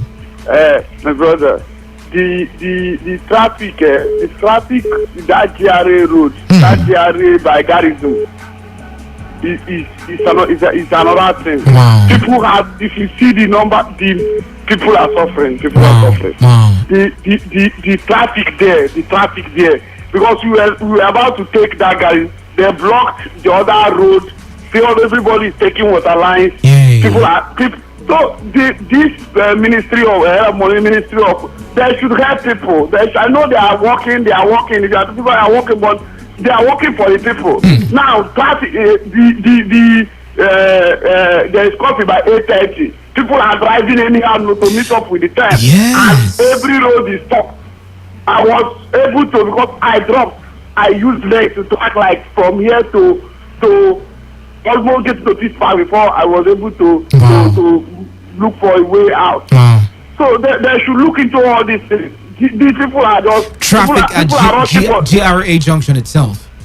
GRA. I think some people are going to Oyibo from there. Wow. Before they will get to that, they will enter hold of police to hold them that what are they doing by 8 by. So please, they should look into all these things. I don't want that. I don't. Anything, the problem we have here is that people, they don't consider the people. If you consider the people, if you put the people into consideration, you know that there are some certain things that you need to know that people are suffering. Thank you. Thank you very much. Traffic. That is something you don't want to find yourself in, especially at this times. But this reminds me of something I wanted to talk about one of these days when Buchi was up. The fact that this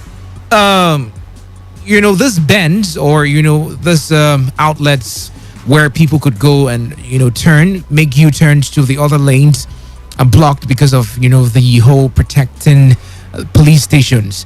That's fine, okay? I really don't want to involve myself with that, but the fact that every road now has one-way traffic happening almost simultaneously, especially at night. I mean, you can just be crossing the road and you never know that serious one-way traffic is on. People are on top speed coming from different lanes. I wonder why this kind of thing is happening. I mean, this is chaos itself.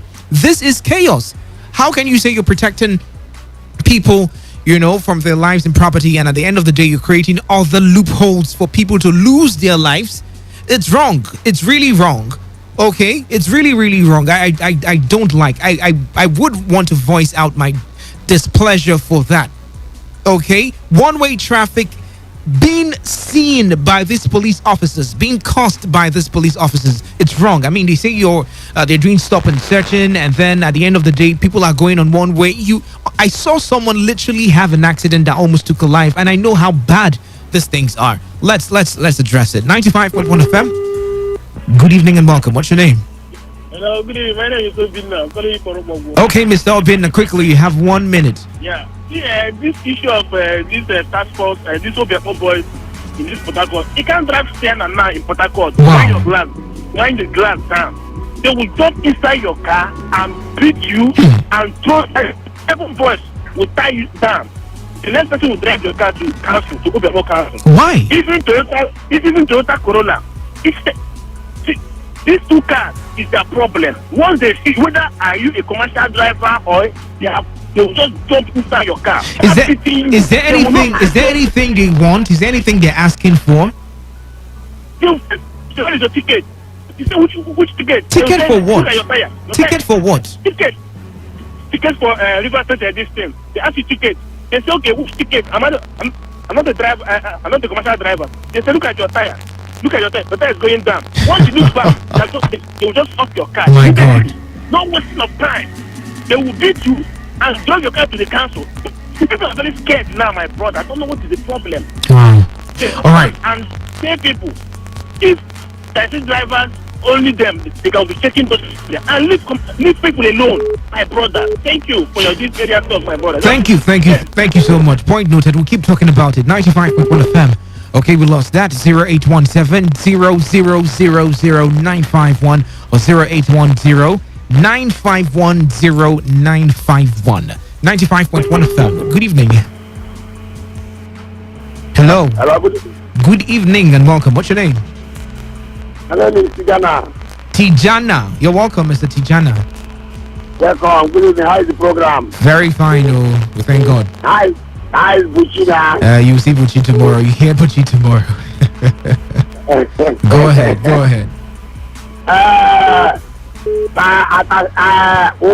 My brother, in fact, I want to call on attention of the Ministry of Environment. I want to also call on the Commissioner of Urban. They should come and use their eye and see what the people, our one man interest has become the problem of 1 million people. My brother, as I speak to you now, Salvation Ministry at the branch at under a road flyover. There is another plaza.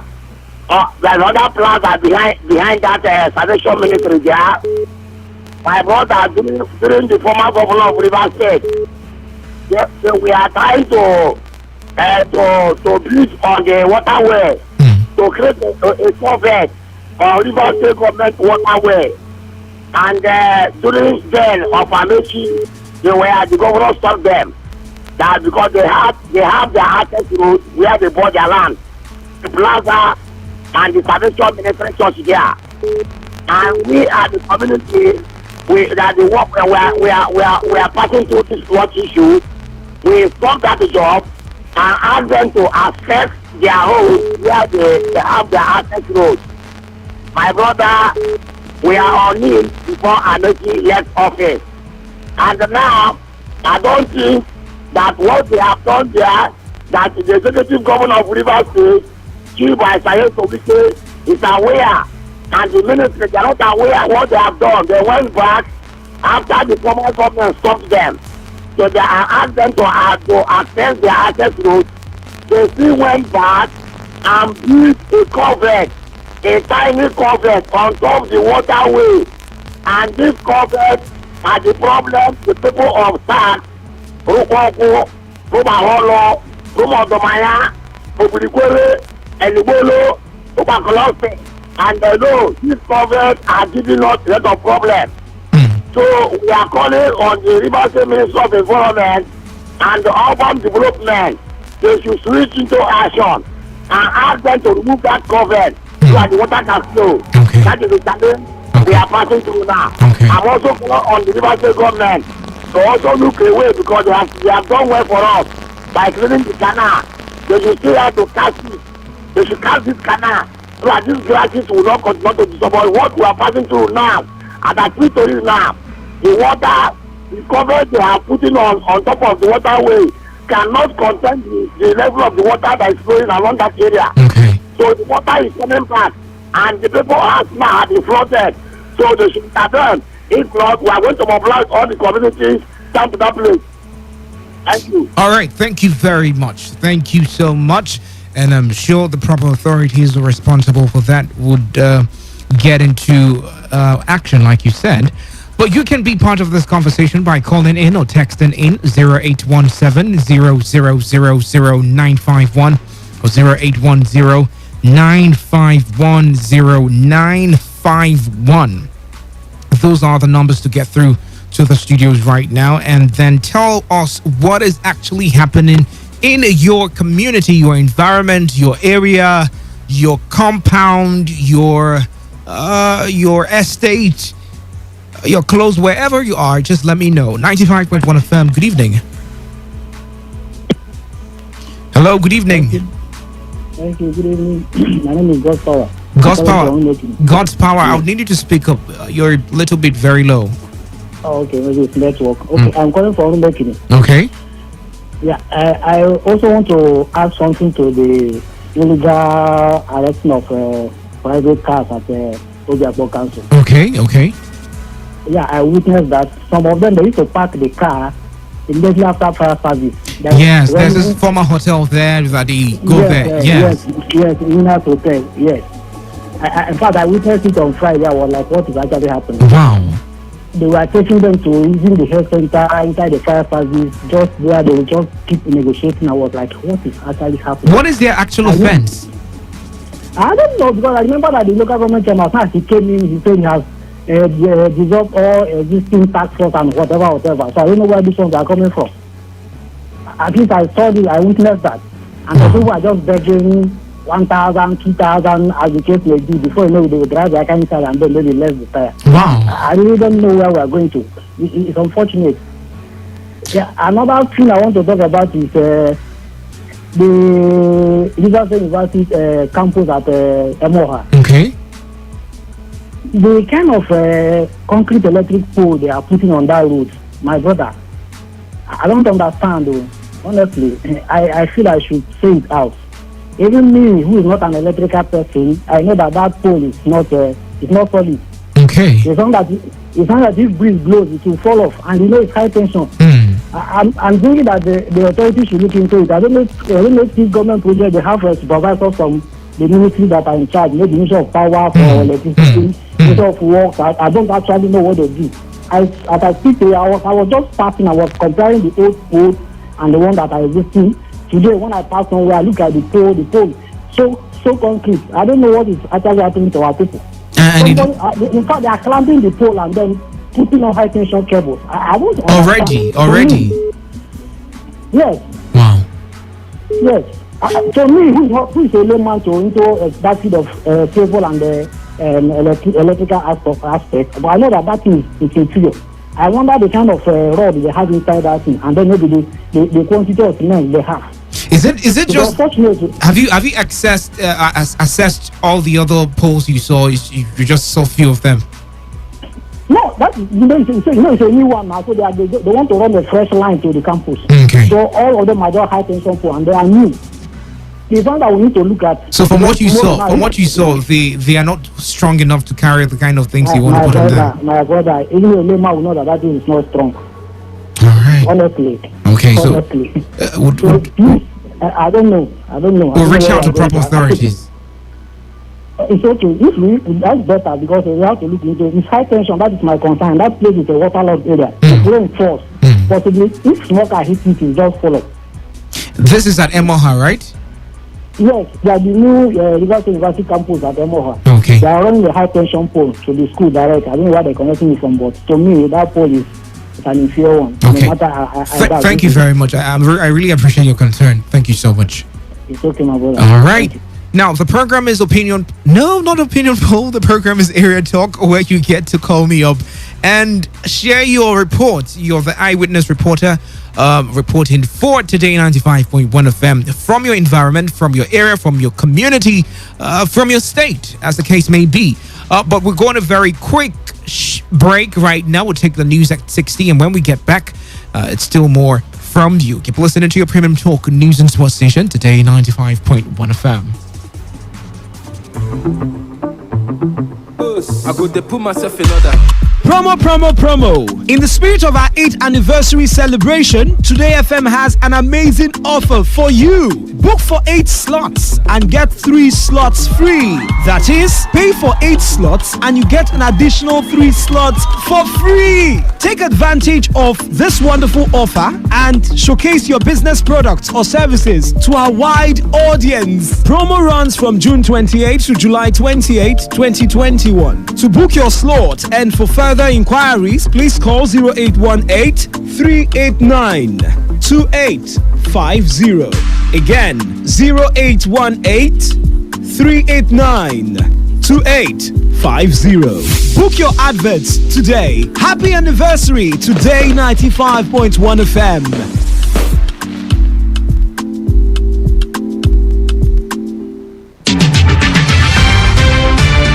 Today's news in 60.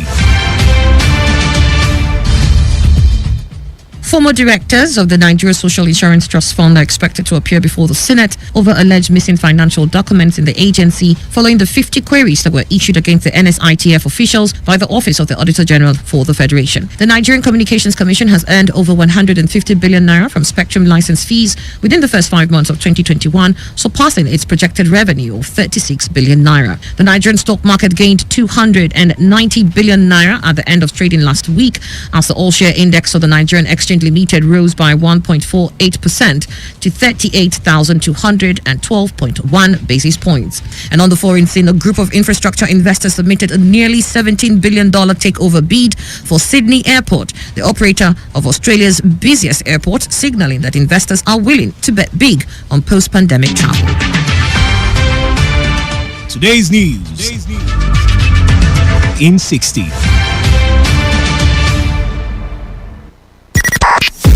.1 FM, voice of the people. And we're back. All right, 36 minutes gone past the hour of 7, and you're tuned into your premium talk news and sports station, Today 95.1 FM. And the program is Area Talk, where you get to call in and give us exact reports about what is going on in your environmental community, wherever you find yourself. The numbers are 0817-0000-951 or 0810-951-0951. 95.1 FM. Good evening. Hello, good evening, Mr. Canada. Good evening to you. My name is Dave Roberts. Oh, sorry, Dave Roberts. My name is Pastor Godi. Pastor Godi, you're welcome. Go ahead. Okay, I'm calling from the DHA. Okay. Yes, my area report is about the microcosm of the entire society, the physically challenged. Yes, our able governor has really neglected this group of people. Yeah. Nobody cares for them, and many of them are dying in pain. You can imagine somebody with two legs want to climb a tree, a man with one leg still can climb. You know how difficult that would be.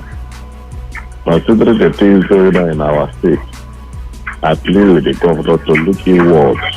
Please appoint somebody who will oversee their welfare. The Commissioner for Social Welfare is not helping matters at all. Only concentrating those in metropolitan cities, leaving those in the rural areas for while away in pain, penury and poverty. I think the last time they had that protest at the,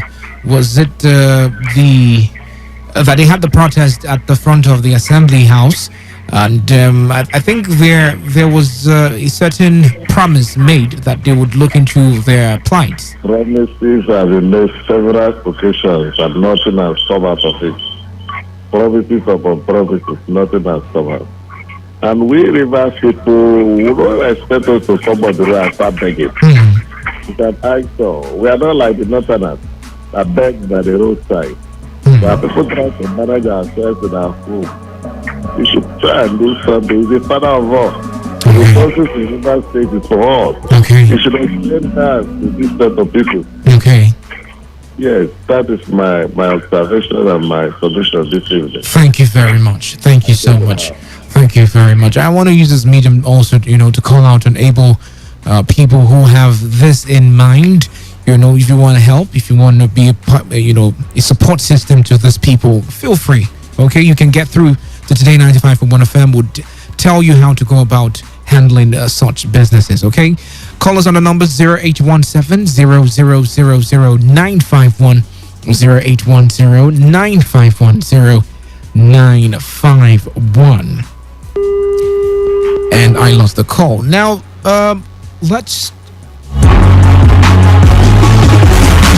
I wanted to quickly touch something else, but obviously the calls are still coming in.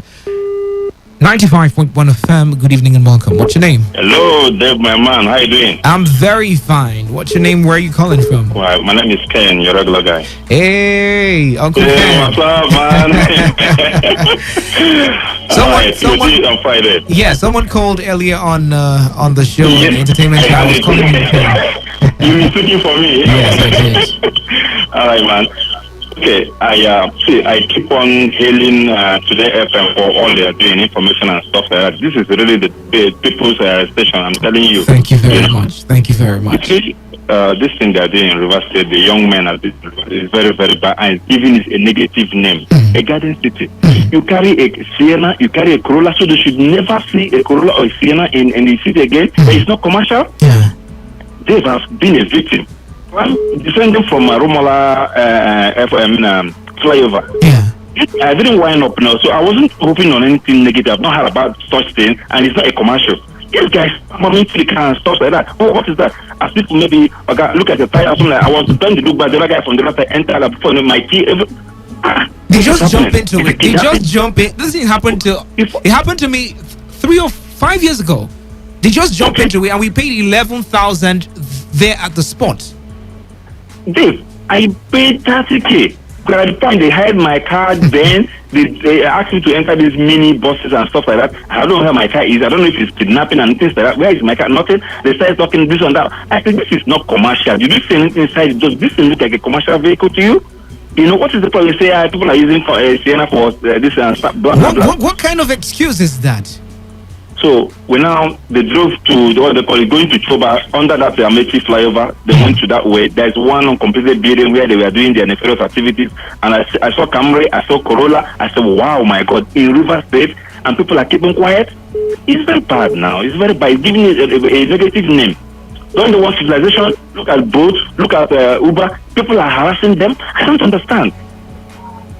In UAE, I keep citing the example of that place I've been in, and I keep going there. You can't try this nonsense now. At all. People are going far. People are here messing up. That is one. Two, like the last caller rightly said, I feel for them.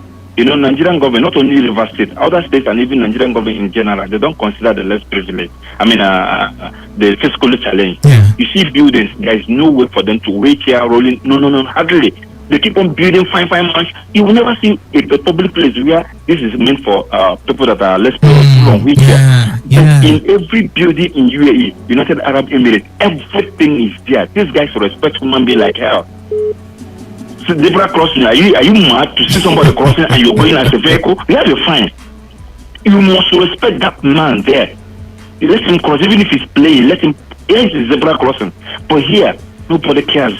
Nobody look at what that man is saying. Nobody cares. Not even our epoch of his trying, you know. Yeah. But generally, they don't care for this. It's very bad. If they should make it mandatory, every public building should have that walkway for people on wheelchair and that are less privileged. It's not everywhere. Yeah. You understand me? Yeah. People will be criticizing now his building flavor here and there and there. Dave, you cannot drive in Dubai without Google. Even the local, what they call it, indigenous there, you cannot drive without a Google map. Just fly over this in here and there. Road network, you get confused unless you use a Google map. And people are here, is building the flavor. Let him build it. Let's specify another thing. If he is that one, nobody's going to slap him. Yeah. You know what I'm saying? Yeah.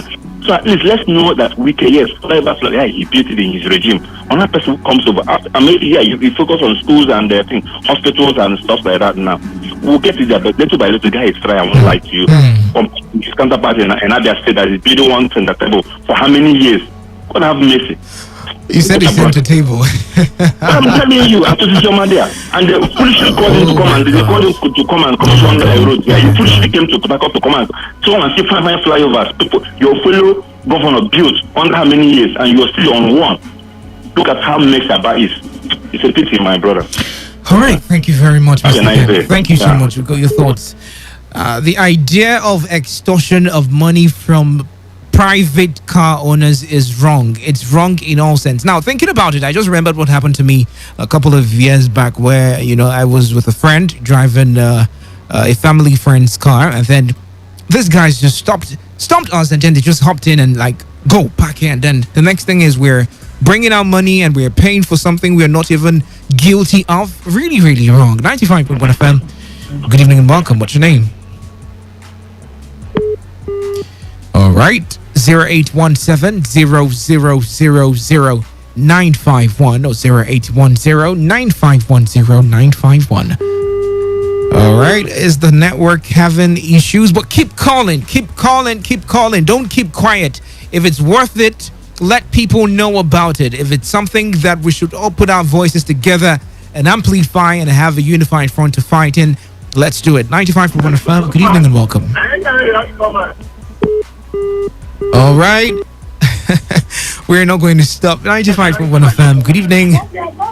Hello, good evening, Dave. Good evening to you. What's your name and where are you calling from? I'm Chima, calling from Everco, and I'm over local government. All right, Mr. Chima, you're welcome. Go ahead. Yeah, thank you, Dave. Dave, I thank God for the rain today. Why? No, despite the rain, business still moves on. Okay. And Dave, please, I want to talk to River State government. Okay.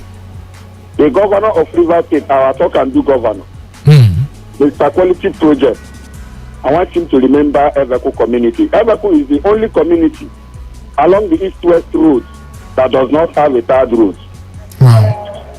Please, let the governor hear us well.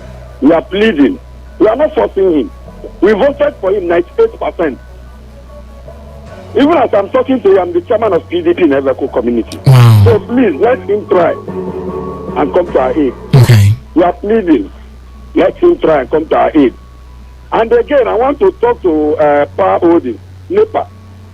I know their nickname is NEPA. Never expect power always. they are not trying. I'm telling you, last month, June, we only had light for, if I calculate the hours, it's not up to 30 hours for 1 month. If I should calculate the hours. We have not gotten light up to 30 hours for 1 month. They brought a bill that we must pay. That if we should not pay, if we did not pay, they will cut off our light. And truly, they cut off our light. But I thank God today, since they cut off the light, since last week that the light was cut off, they have not given light to other communities in Nemo local government. The one they brought on Saturday did not reach in Sunday. It ended that Saturday, not even up to 3 hours. I don't know what they are doing to Nemo local government concerning light. Let them try. So that we are in Nemo, I don't know if we are the poorest local government, that they should not give us light. They are not giving us light. So let them try and give us light. All right, that point is noted, okay, and I'm sure they would start looking towards that area. I mean, the bills are outrageous these days. If you look into it, really, really outrageous. I mean, what do you do? What do you do to warrant such bills? But it's Nigeria. 95.1 FM. Good evening and welcome. What's your name? Hello, good evening, my brother. Good evening. Is this Professor Ekiti? Yes, sir. Thank you very much. All right, you're welcome. Go ahead. My brother, it is the cry that I'm always crying on this radio about PACN. Because I don't know our friend for this Umbodo lawyer. That's almost 6 months now. We don't even have any light. Other communities, they will get light. Community that nearby community, like Lupoku, Krita, Shoba, all those lights we get light, but only Umbodo will be left out without light. And which I believe that if light it will contribute to the development of this. How long has this been? How long has this been? 6 months now. 6 months. 6 months. I'm telling you. Is anything wrong with the transformer or anything wrong with any power line? I say that the transformer get problem, that they are bringing another transformer.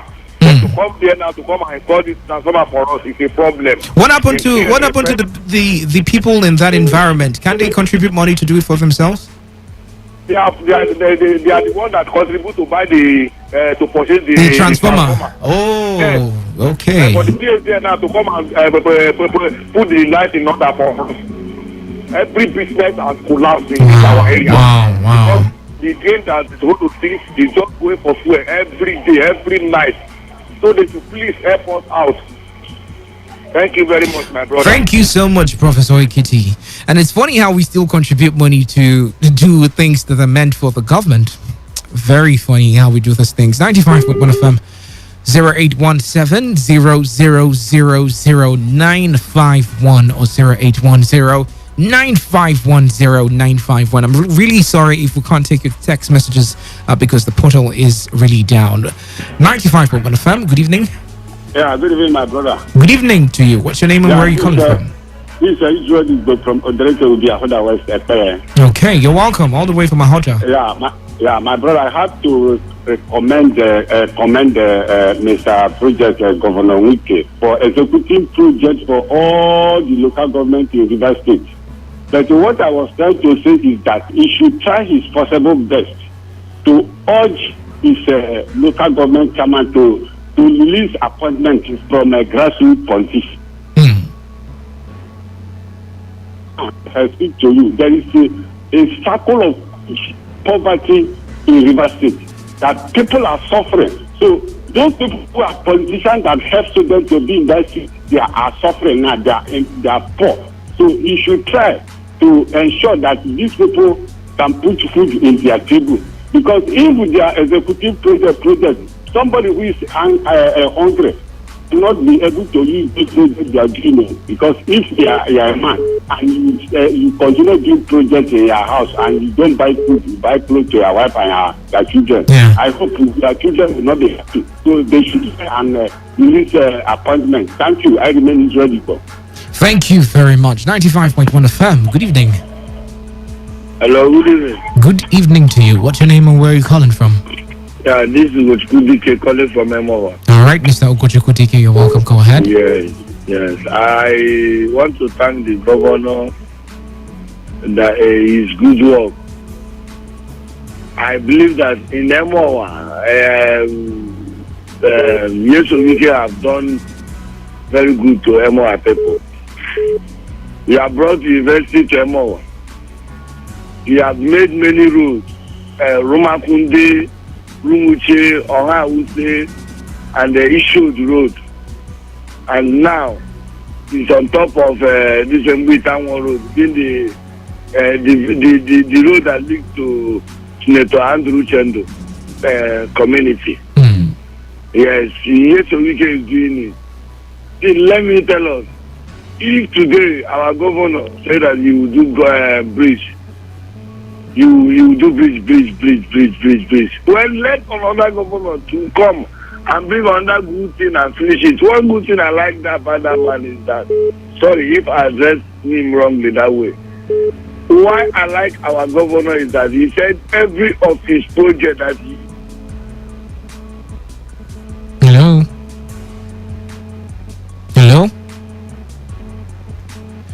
All right, so unfortunately your accolades couldn't get through because of network, but call back if you can. 95.1 FM. Good evening.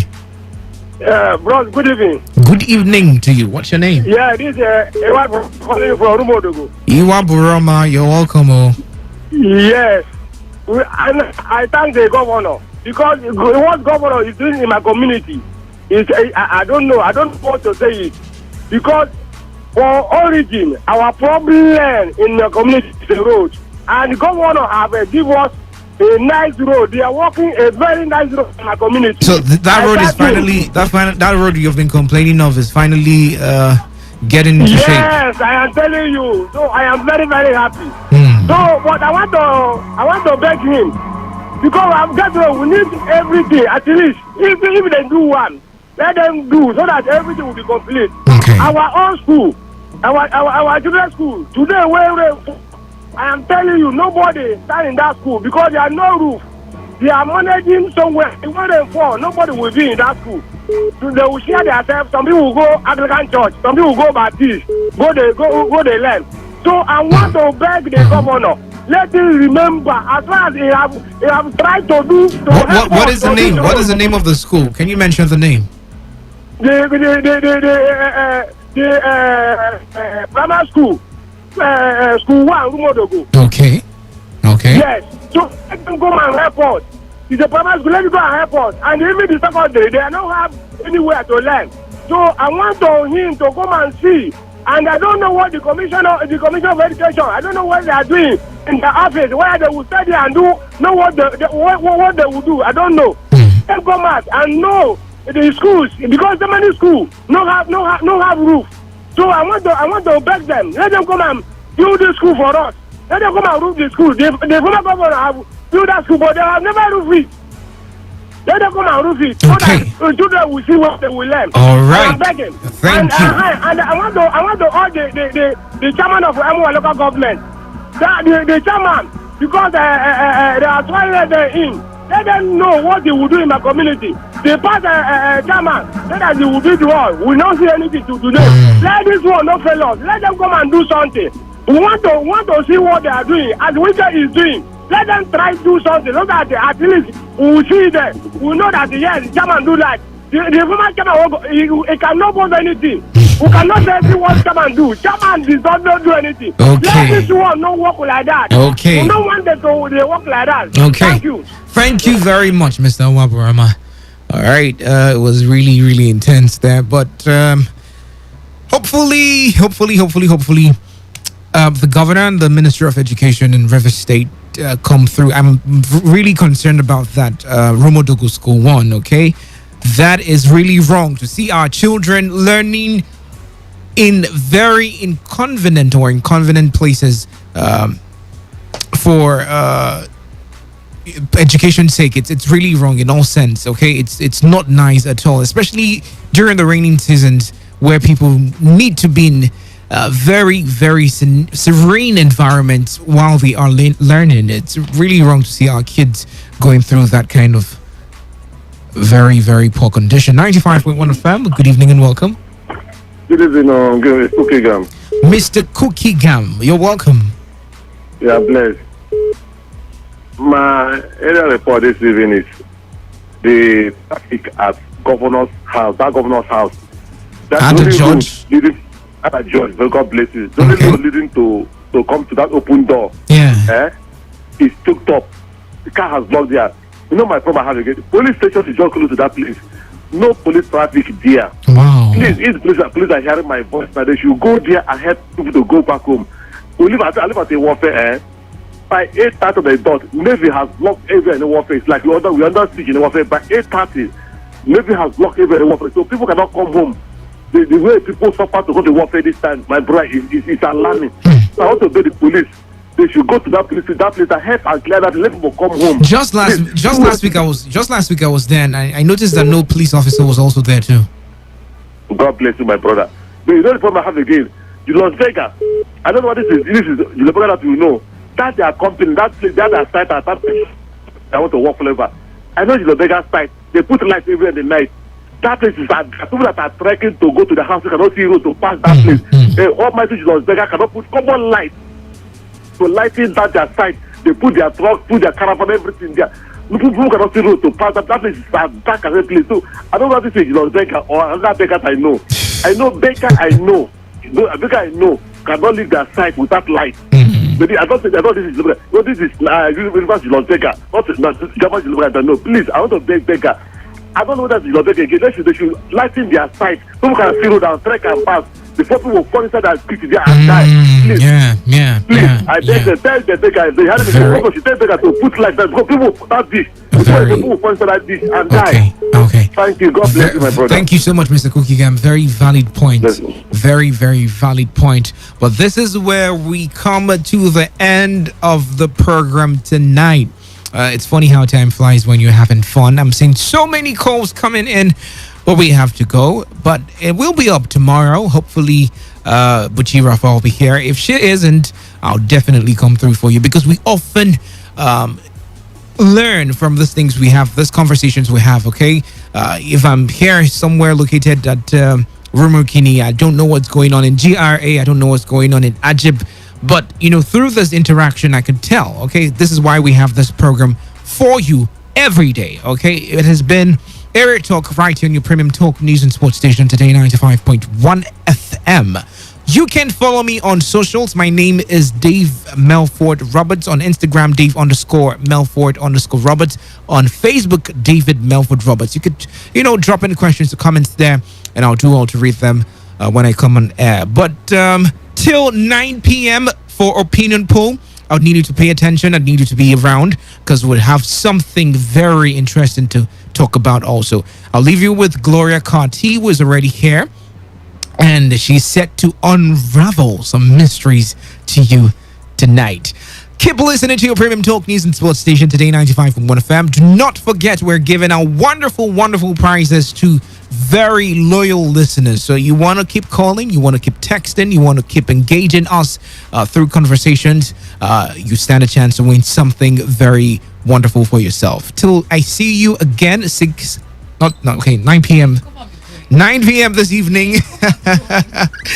What do you have to unravel for us tonight?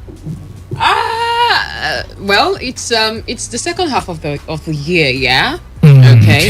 And so it is imperative that, you know, the first half is appraised, you know, so that you. All right, so you're like doing like a comparative analysis of what you've done for yourself. Yeah, exactly. You know, unraveling how far you were able to get in the how far you're able to go in the first half of the year, and if you feel motivated, okay, for go further in the second half of the year. It's gonna be very interesting and conversational, okay? So just keep it there as locked. I am so excited because I've got loads of interesting facts are there prizes to give to out unravel with you tonight. For tonight, no prize. and then you're happy? Do you know what I give out on my show? Do you what? Do you know? Do you know what I give out on my show? Do you? All right, before I have this conversation with Gloria and take your time, I'll just have to go right now. Have yourself a very, very wonderful evening.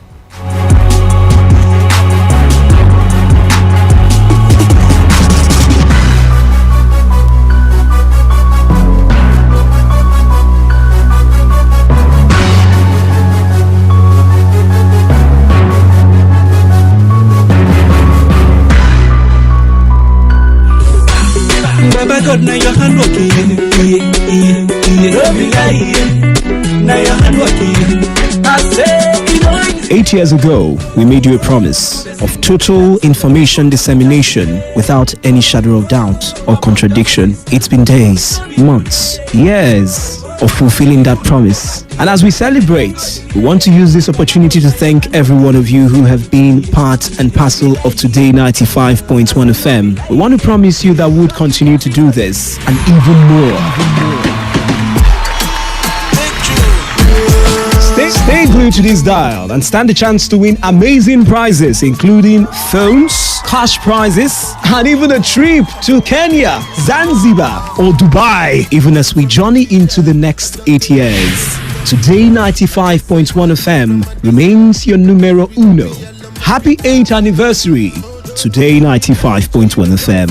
For your speaker, this time I call drop seat for assistance. Shall we they blow your mind, Afghanistan? Kilo me, kilo me, kilo me, kilo me, kilo me, kilo me, kilo.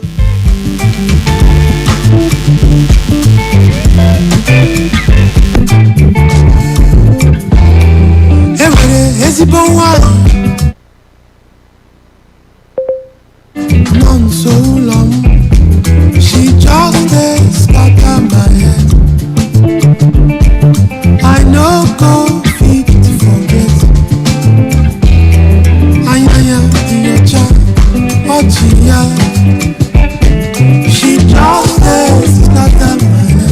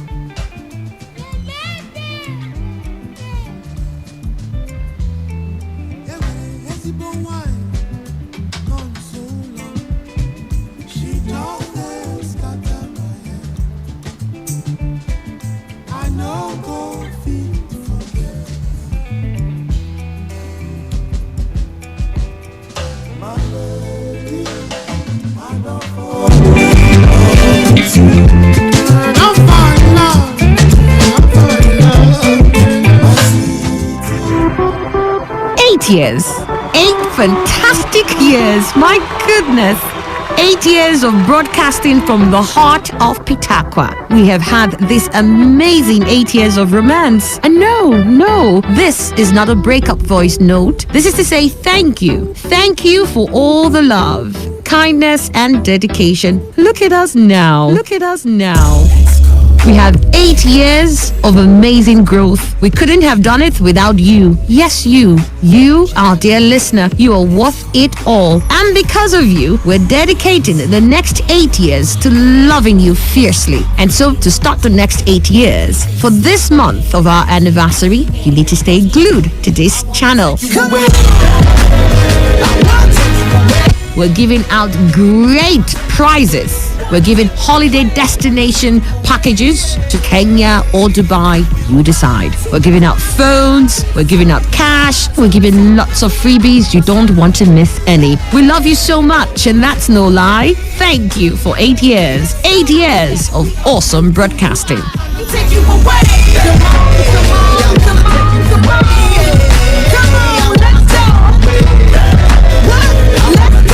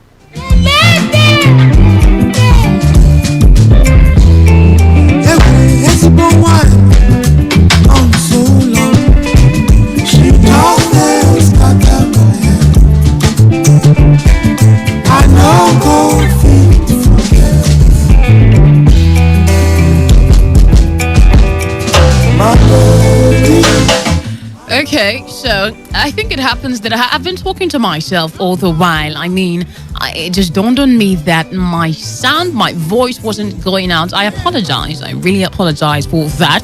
I've been talking. Oh Lord, you didn't hear all those things I had to say. Okay, to the introduction again. It's come up to 8 minutes, come past the hour of 8. A very, very wonderful evening to you out there. It's another beautiful Monday night.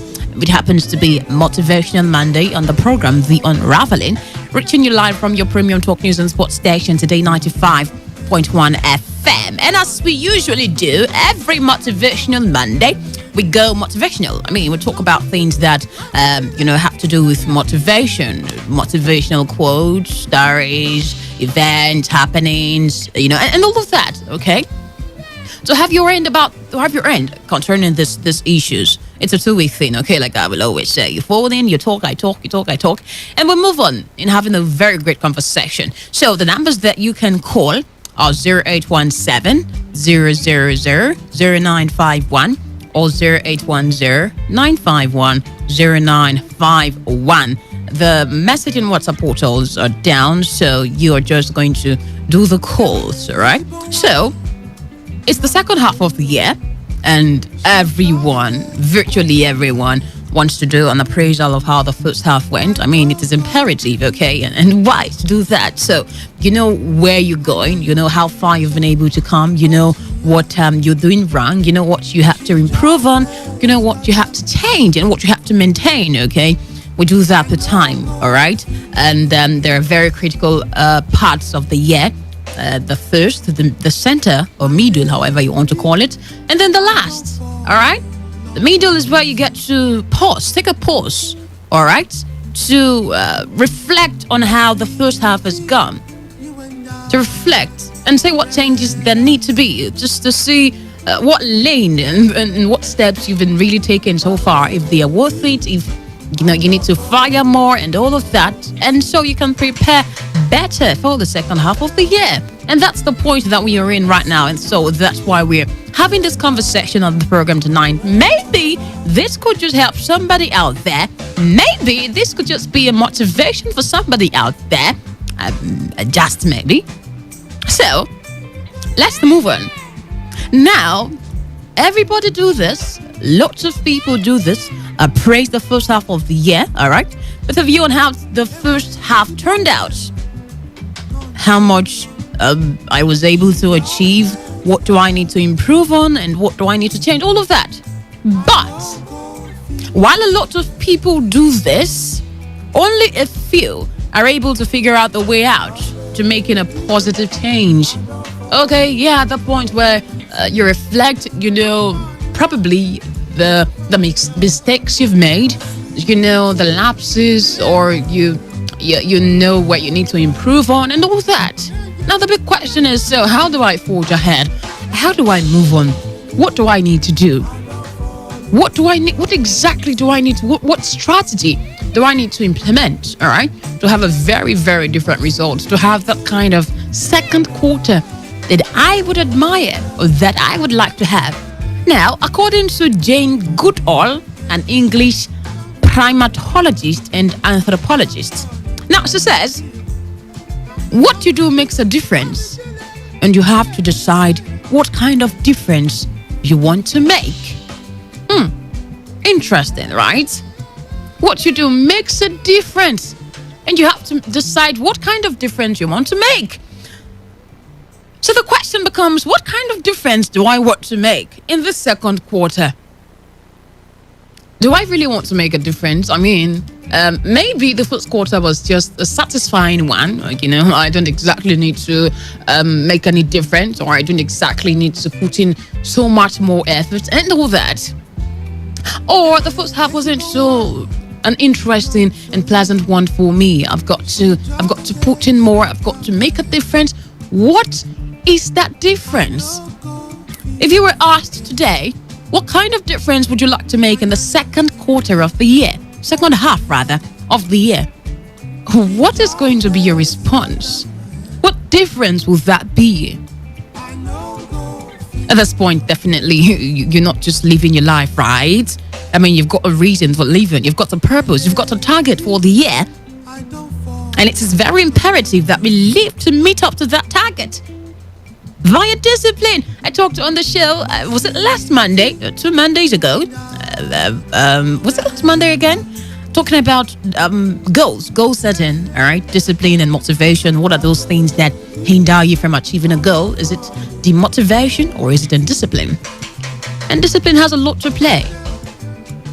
In whatever we do, whatever the goal is, whatever the pursuit, discipline has a very, very crucial role to play.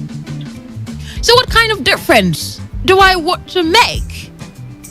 Oh, I had a very devastating first half. I had a very displeasing first half.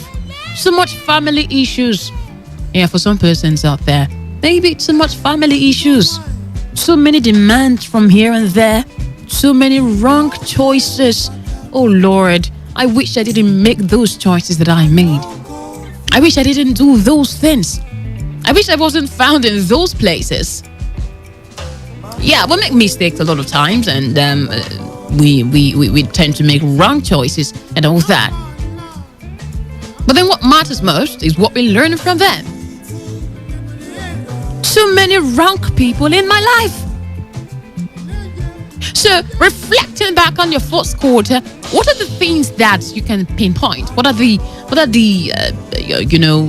nuggets that you can have on your palm to say, okay, so these are the crucial points. These are the things that I'd like to work on. These are the things that I was able to achieve. I mean, it is important we do these at every point of our lives. All right? Now, I was in church yesterday. Yesterday was Sunday, right? Yeah, yesterday.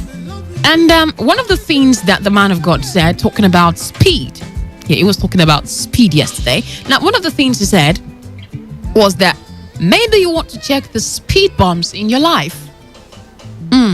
Maybe you want to check the speed bumps. When a vehicle or vehicles move on a very high speed, what is introduced on the road? Speed bump. In order to slow down speed. So maybe in order to slow down, maybe you want to begin to identify the speed bumps in your life. Not necessarily people, of course. Nah, this is not necessarily people. It could be a habit. Of course, it could be people. It could be a person. It could be a habit. It could be an attitude, a character flaw, even a lack of requisite knowledge for that course. Or lack of knowledge in your life. Enough knowledge. You're just working half-heartedly. You lack basic knowledge about things in general. That could just be a speed bump. That could just be a limitation. So, appraising your first half, what are those things you are motivated for or you feel fulfilled for? Okay, so now, come with me, right? Let's do this together. I want you to begin to reflect on the first quarter of the year, the first half, rather, of the year. How you started, all right? The excitement and all that you started with. Were you able to run with them? Did you continue with them? Able to achieve them? Maybe an achievement. Were you able? Or let's say, appraising the first half, you were able to hit set goals. You're able to make an achievement. You got married. You had your first child. You got a job, a contract. You got your healing. Yeah, it could be healing. I know of someone who had been, she was always depressed because she needed a healing from, I can't remember exactly the name of that disease again. But this was basically a hot cry, a hot desire. Nothing else mattered.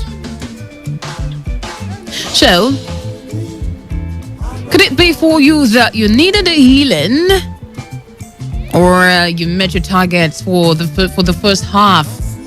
You know, it feels so exciting. It feels so great when at that point where you're able to hit set goals, that point where you're able to meet your target. You feel so motivated, right? So when you reflect on your first half of the year, do you feel this way? Or do you feel demotivated? For some persons, maybe you hadn't known who your father or mother is, or perhaps someone dear went missing. We've had different stories about people getting missing and all of that. And on that fateful day, the door of recovery, perhaps, was opened unto you. And you found that loved one. Or you found that thing that you were basically, that was really a prayer point for you. Now, someone said, you need to reflect on where you're coming from or in your past so as to have a guide on where you're going to. How would you agree with this? Now, I'll tell you a short story, okay? Talking about not knowing who your father or mother is. I'll tell you a short story about myself right now, okay? Now, I remember the first day I saw my father. Oh my gosh. You can't imagine. All right? It was quite a cold and rainy evening on that fateful day, all right? And Gloria was sitting in the living room thinking about, I don't even know what I was thinking about that day. I think I was about 5 or so. Was it 5 or 7 again? I always mistake this two ages. So on that fateful day, there was a knock on the door. Everyone had left the house. My mom had, gone to the market. I had a younger sister then. I still have her though. So she was just outside playing, and I was just in the living room, all right, doing God knows what. And then there was a knock on the door. So, going to open the door, I saw my uncle.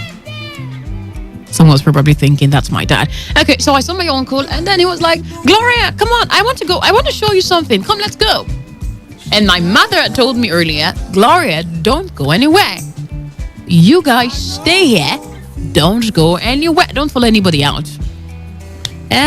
She said anybody. He didn't say uncle. I mean, dad's uncle was like part of the family, just by the way. So he came in and was like, I want to show you something. Oh, that didn't seem like really going out, you know. So I left the house with him that day, and we began on a journey. We set on a journey. Guess what that journey is? To see my father. I didn't know where we were going, really. Like I said, I was about 5 or 6 or so.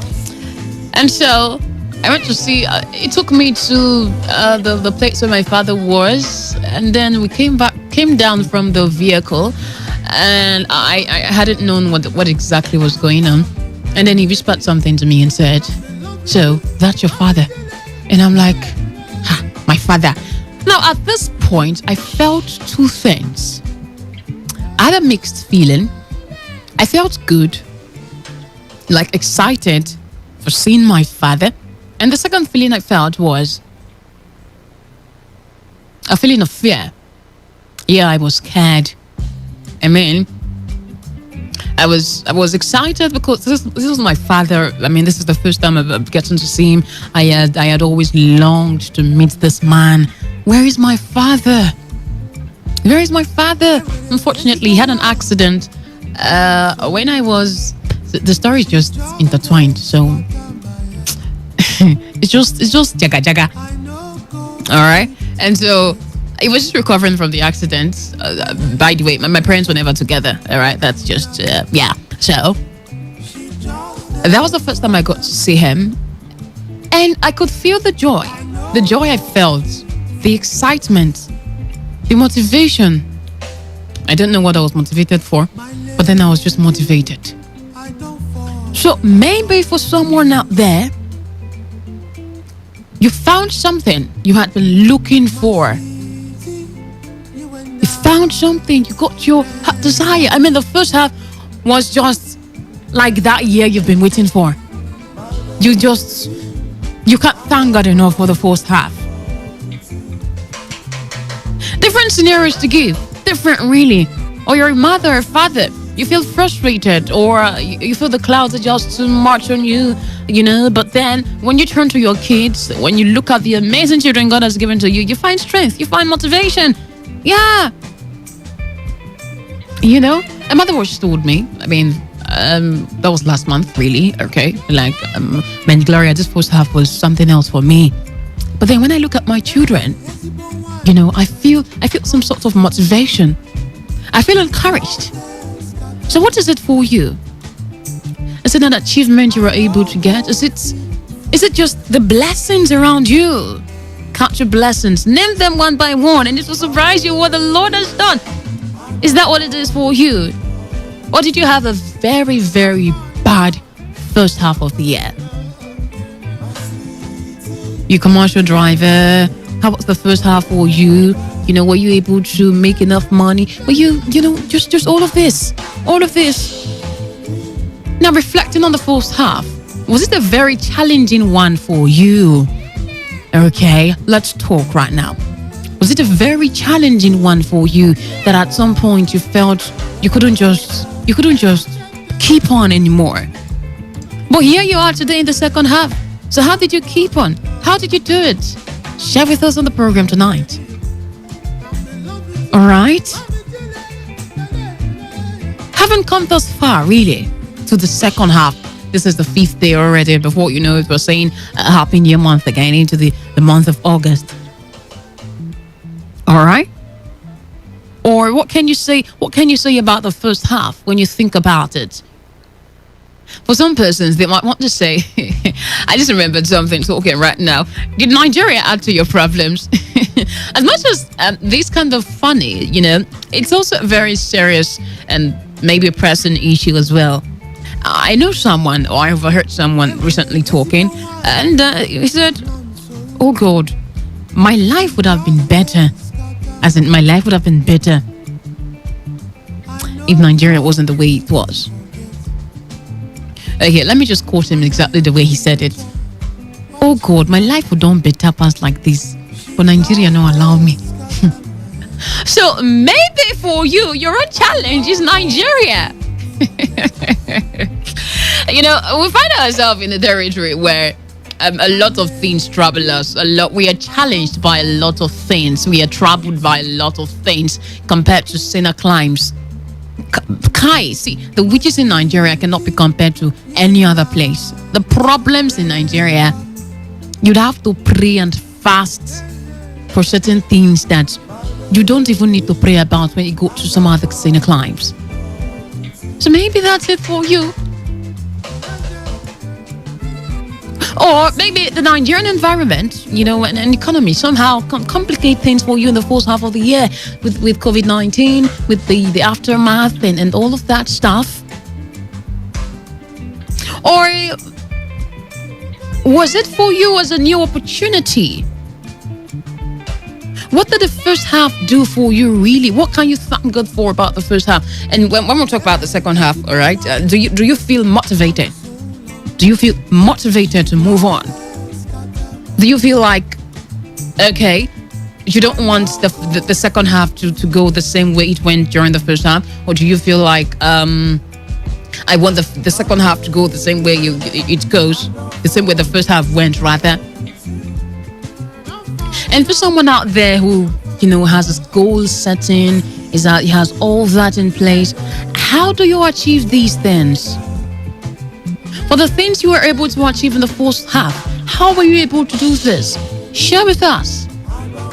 And let's motivate ourselves around certain issues that we just might be going through on the program tonight. So the phone lines are 0817 000 0951 or 0810-951-0951. Take that again, 0817-000-0951 or 0810-951-0951. Do you think you've experienced any change from the first half? Now, I'll tell you something, okay? There's this quote I saw, right, talking about change, okay? People say I've changed, and then they're like, no, I didn't change. Experience has changed me. Do you allow experience to change you? And what kind of change, really? If you tried doing good to some persons, or if you tried, you know, living your life in the right way you're supposed to live it, and so probably you don't get the kind of result that you were wishing to get. Do you allow those things change you? And I will always say this thing, this word my pastor would always say. I don't know, I like referring to my pastor sometimes. It is not what happens to you that matters, but what happens in you through what happens to you. So did the first half do so much to you that you just want to have a change? Share with us tonight. Was it a satisfying first half for you? When you think about it, do you feel satisfied? Do you feel motivated from your first half? And do you feel motivated for the second half? Do you wish it was better? And then if you had the chance, or if you had, you know, the opportunity, or if you were to change something from the first 6 months of the year, what would that be? What would that be? Someone jokingly said, my spouse. Well, that's gross, just by the way. But maybe, what would that be? Maybe a very, very big mistake you made, a very wrong move that you made that, you know, led to a certain loss, very great loss, maybe in your business, in your family, you know, financially, academically, or something. With all your experiences from the first half, January, February, March, April, May, June, what's your motivation for the second? So this is what we want to be unraveling on the program tonight. Call me up and let's have this conversation.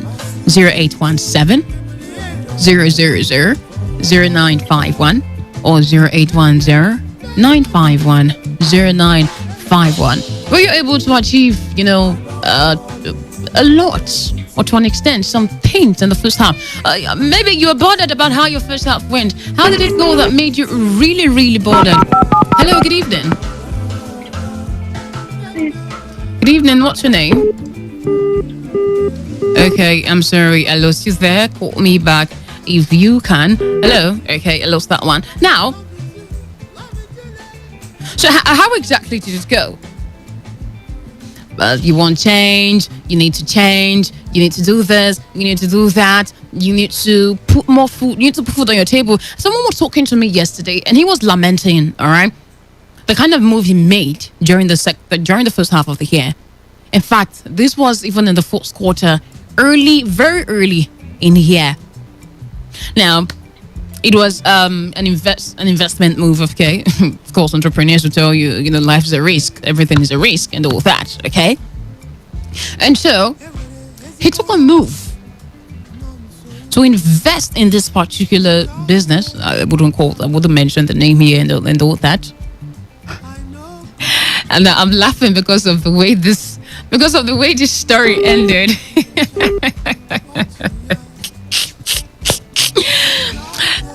A lot of people have been scammed. See, this 2021 first half, I know a lot of people who have been scammed, like you were duped.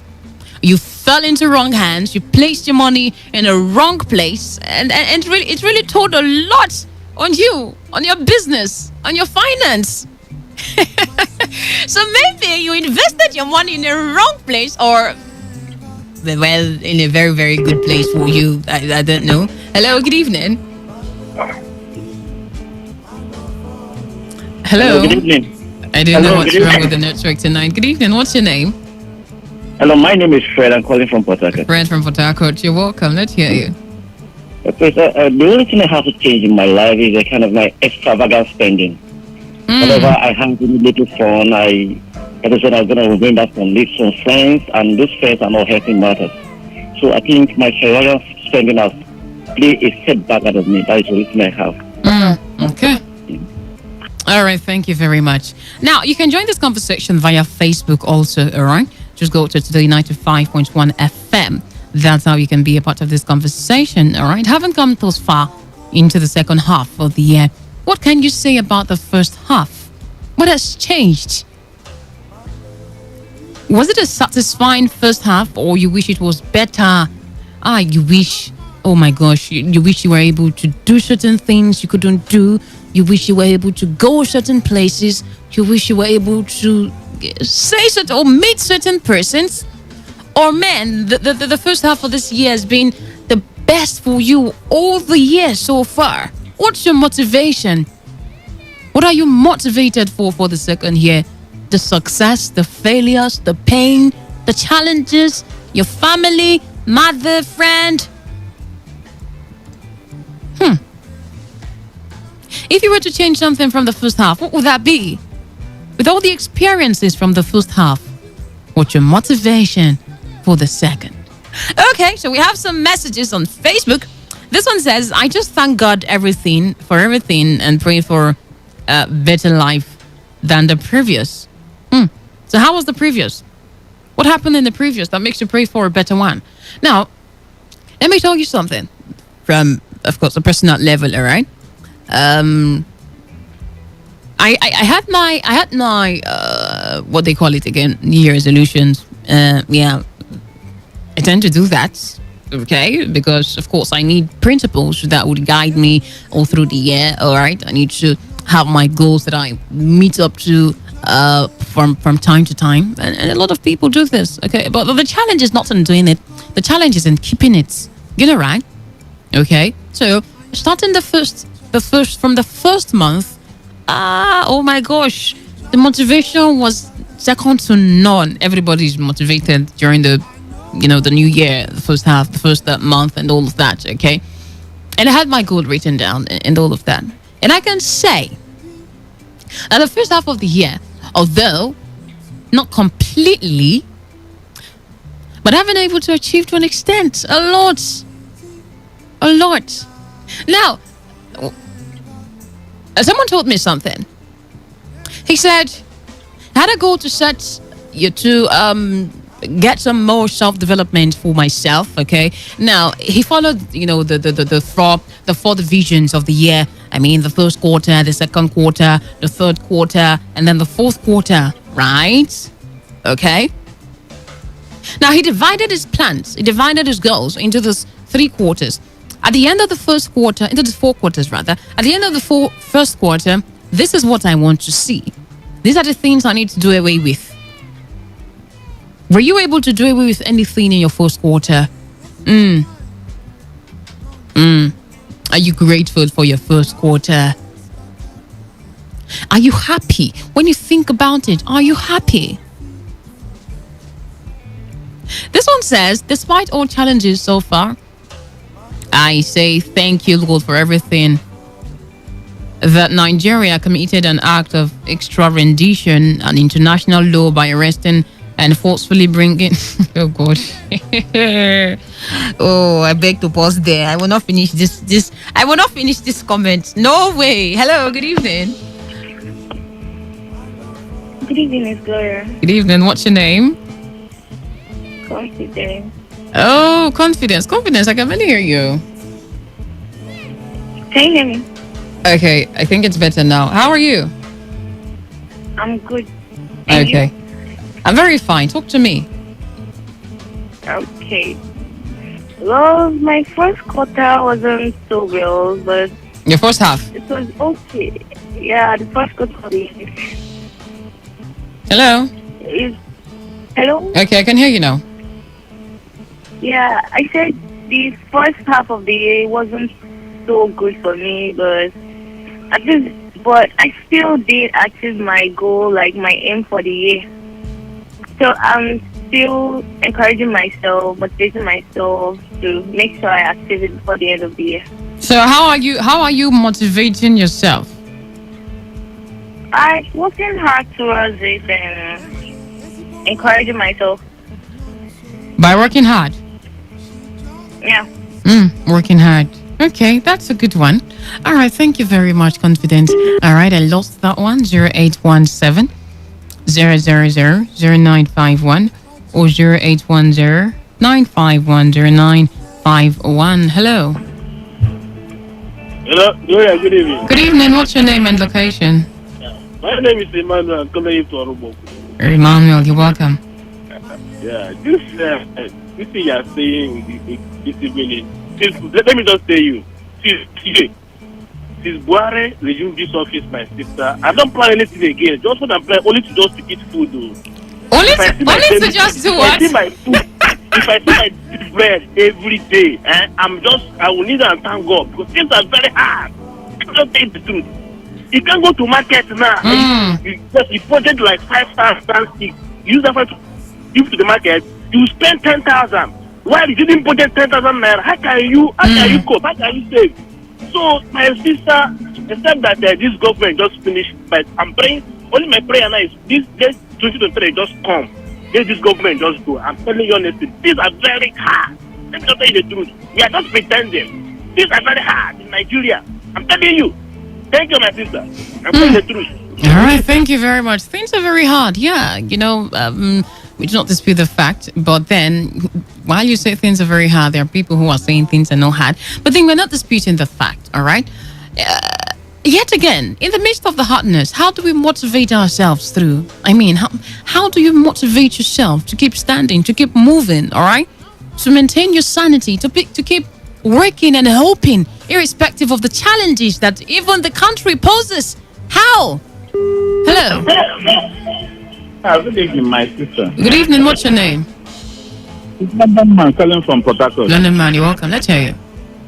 Thank you, my dear.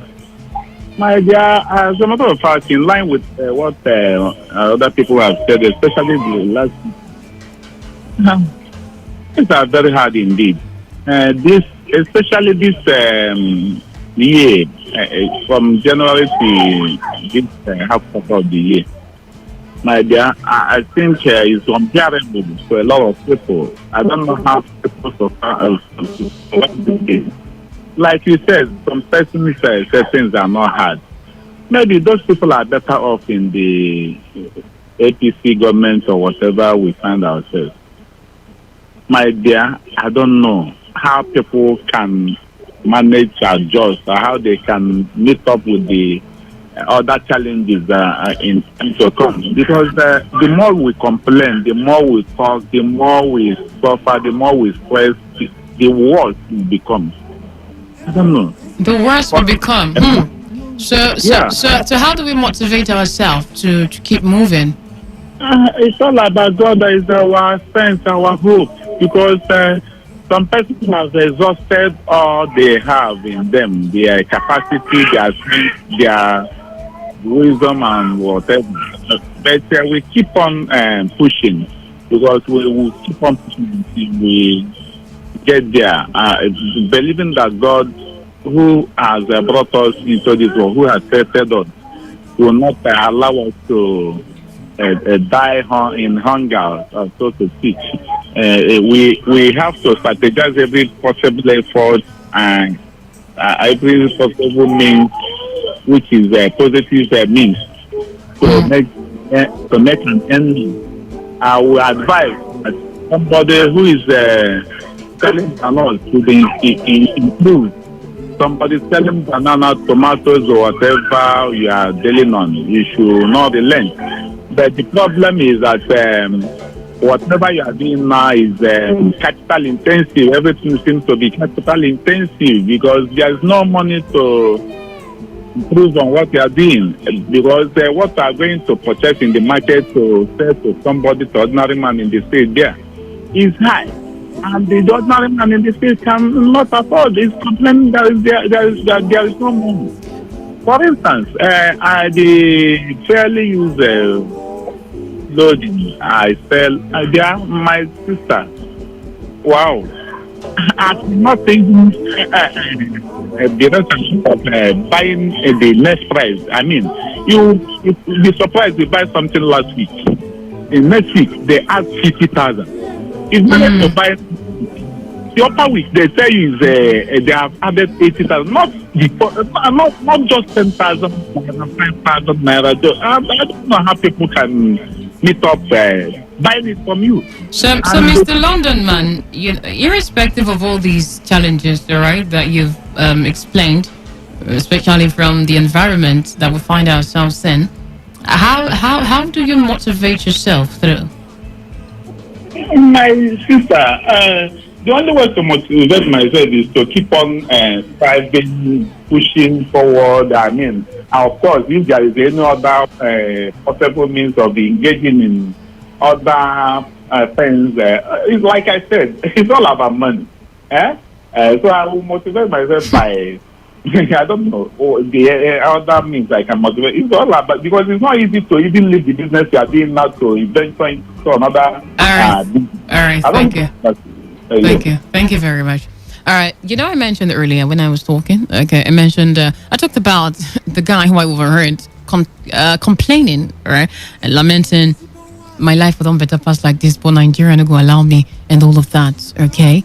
So, what has been what is and what was the impact of Nigeria, let's even put it that way, in your first half?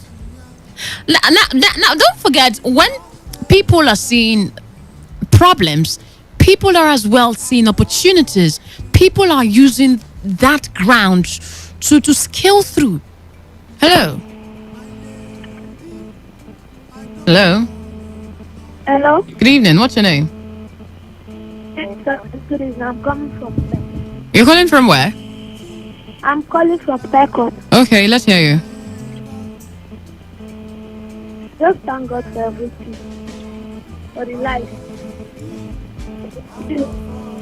I can barely hear you. I really don't understand this network tonight. I'm really having issues, getting through with the lines. But just keep trying, all right? Just keep trying. I'm pretty sure that you get through to me. Okay? So, like I was saying before I took that call, where a lot of people are seeing problems. I mean, you hear motivational quotes like, we're failures. Wait, let me just take this call first. Hello. Yeah, Gloria. Good evening. What's your name? All right. You see, the question you are asking, in the midst of all this wahala, what have you been able to achieve? Somebody keeps telling you Nigeria factor, yet you seem not understanding it. You see, I seem not understanding. Do you know? Listen. Do you know why? Do you know why everything people will always refer to government? Why? Government controls everything and have the right to correct all the wrongs around. It's not all. Now listen. Take for instance where you work today. That is what you work to earn a living. You can't even get salary at the end of the month. And you can't get salary. You did nothing, you committed nothing, you completed your 30 or 31 days just for you to be paid. Your management keeps mute. So, because my management keeps mute, I will not stay like that and be following the mute. So what do you think you will do? You will continue looking for a way to come to the work. You will look for why you're looking for a way to keep coming to the work? You look for an alternative as well, a backup plan. Don't you think? Just tell me like how. As in how? Which backup plan? Tell me. Let me learn from you. Another means of making money. I mean, there is social media. There are different other means you can buy and sell. You might say you don't have the money to start buying things to in order to sell. You can. There are other ways. I don't need to start enlightening you on that. I mean, the world is a very digital world, and there are opportunities everywhere. So it's basically for you to just find what works for you and what could be your backup plan depending on the kind of situation you find yourself in. My dear, excuse me. You see, when you talk of resolution, let me follow the way you started. Yes, I work. For instance, my salary is 50,000 a month, for instance. And I say, all this while, this year, I must make sure at least I save 20,000 out of my salary. Let's start from there. And the month ends, you don't. Do you know what is called work? 6 o'clock, you are out of the house. Maybe you're resuming work 7 o'clock, 8 o'clock. You're closing at 4 or 4:30. By 5:36, you're back to your house. It means all your day is being put in that job. Now, yet, no matter how you manage, some people trade half of where they work, some people trade halfway and enter, things like that. At the end of the month, however, you don't even see salary. 6 months, 3 months, 4 months, you've not seen salary, my dear. So tell us, in such a situation, what would you do then? What should you do from here? So this is part of Nigeria factor we are talking about. It's not just only on the side of work. Let me refer you to another side. A student who got admission to go and study a 4-year course. Let me tell you, it's only in Nigeria that some students who spend 8 years, 9 years, they have not even gone for service. A student who got admission to study 4 years course, perhaps you have planned your life. In the 5 years, in the 6 years I must have graduated, I look for job with my certificate. Okay. Thank you. I'm sorry. I need to let you go now because of time. I am sorry, so sorry. But your points are really, valid and taken. But then, I mean, we can't dispute the fact that, these challenges are everywhere. We cannot write them off, okay? And this is our reality, basically, okay? Actually, this is our reality. Okay?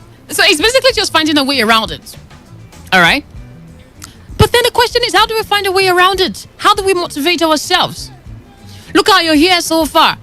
Has it been a fruitful one? So, would you continue to rely on that particular source? Of course, it's very difficult. I mean, when you want to do certain things in this side of the world, it's very, very difficult and sometimes frustrating. But even in this frustration, even in this difficulty, people are still making a headway. People are still moving forward. So what are we not doing? What are we not talking? What is the issue really? Is it, the lack of jobs or the lack of opportunities or something? That's the problem? Or the problem basically is an innate problem? And everybody wants to put the blame on Nigeria. Oh, Nigeria. Oh, Nigeria is this. Oh, Nigeria that. But from your end, what are you doing? Someone will say, when the government does not help, how much can I do? Or just like the last caller has said, how much can you do when you're going to work and you're not being paid? You know, we have been so dependent on the government, and so the ripple effect is so heavy on us. Go to places like Lagos. No, just take Lagos for example. How many people are dependent on civil service? Everybody is looking for something to do. Everybody is somewhere. Do you know? So maybe it's that time where you need to sit down and maybe write out another plan for you, a new plan. You know, re-strategize. Okay, so this is how the first half has turned out for me. This is the limitations I've had. Perhaps your work is probably a limitation, or your environment is probably a limitation. And so what you cannot do, what you cannot accomplish, use what you have to find a way around. That's just the best way to go around it. And if we cannot make do with the situation, move on to looking for another situation. I know somebody out there now will be saying, what is she saying? What is she? Nadia, I'm saying something. Look well. You will see something that I'm saying. So, haven't you thought for once that in this same economy, in this same country, in this same situation where people are complaining bitterly, there are several others who are making a headway. So what is missing? What are we not saying? Are those people more privileged? No. Come on, talk to me. Are those people more privileged than you or than us? So, if your first half wasn't a satisfying one for you, or if you've been able to identify the challenges, the limitations, and the problems from the first half, what do we do now? What do you do now? How do you move ahead? Do you stay, doing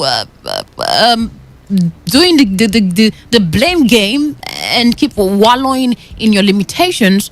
Or what do we do really? Hello. Hello. Good evening. What's your name? Kano. Sorry, I didn't get that. I said Kano. Oh, Kano, you're welcome. Let's hear you. Where are you calling from? In Port Harcourt. All right, then. Talk to us. Okay. Answer to your question, the missing gap is knowledge gap. Because more often we are stereotyped, we're fixed. We were trying to explain the situation that what goes on in Lagos. How people try to work out things independent on the areas where people have structured their mind that they are so attached to the structure. That's maybe government practice or civil service employment. And sorry, let me digest a little. And if we say that we wait until the present government is away and this, are we talking about state or local government of real level? Because I'm sure that different parties are engaged in governance in Nigeria. Are we also looking at what are the states doing? Are we waiting for the state administration to go off and down or not?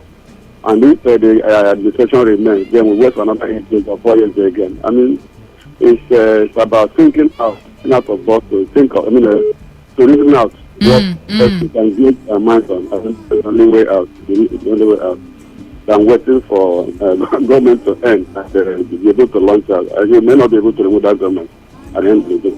And you still remain there, wait for another 4 or 8 years. So how was the first half for you? The first half of the year, how did it turn out for you?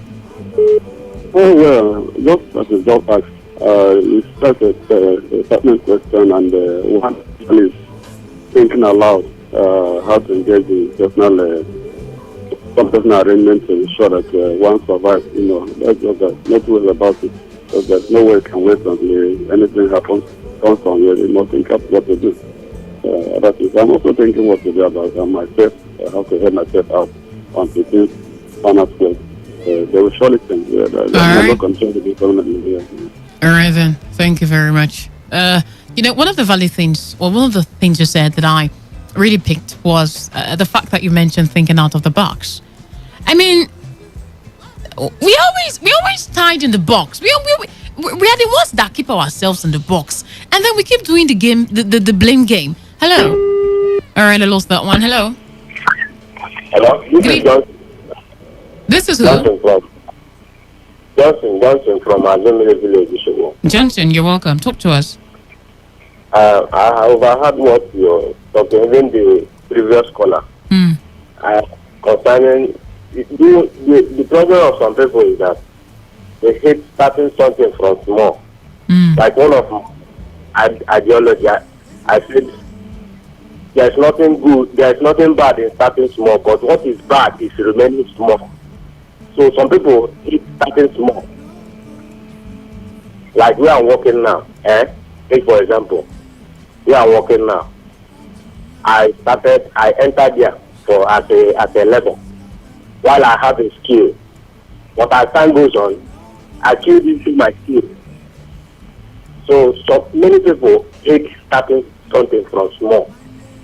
They are ashamed of starting something from small. That is my own ideology. Okay. So what's your own motivation, irrespective of the challenges? What's your motivation?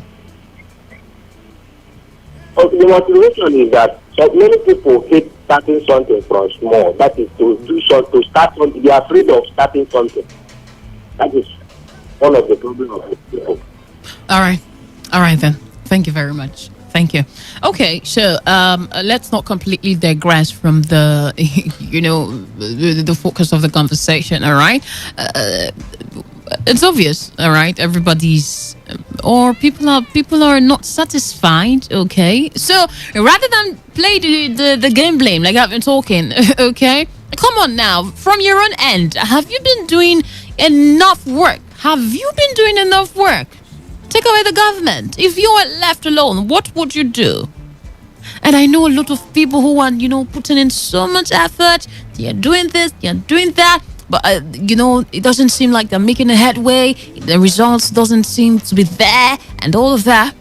But then, time will tell. Right? So, from January to June, have you been sitting down waiting for the government to do things for you? Have you been just totally dependent on the government? Nigeria economy, good. Nigeria, assuming this one. When will you stop assuming and hold on to what you have now? When exactly?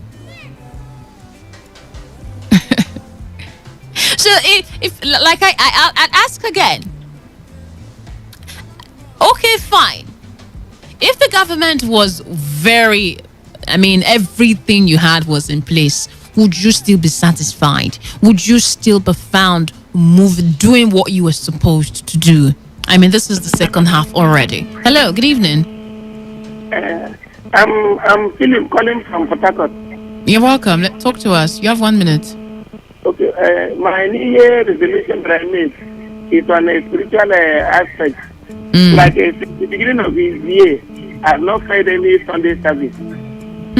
It's one of my New Year resolution. I'm meeting up. And again, the wife I want to marry, to go and pay her price. I'm working very hard. Wow. From now to December, we go and pay. I'm meeting up. So what gives you this motivation? Why did you go now? This is a very interesting point here that you just shared. Wow. So that is to say your first half has turned out really well. How were you able to meet up with this, these goals, that target that you set? You should have shared with us, maybe one or two persons who just learn. Somebody that is probably just struggling with a particular goal. Well, discipline tells a lot, all right, towards achieving set goals and all of that. I'm sorry, I can't take any more calls. Usually it's when you want to wrap up the show that the lines will be buzzing and buzzing and buzzing. I am sorry, I cannot take any more calls again. We're already out of time. Thank you so much for joining me all the way. Let's do this again tomorrow on Transformational Tuesday as I bring to you another a very interesting topic that we will be unraveling. All right, follow me on socials. Gloria Kati, Kartee is how you spell Kati on Instagram and on Facebook. All right. And this is how I say my bye-byes. Don't go anywhere. Opinion poll comes up shortly with Dave Robert and Gloria Kati. Stay tuned.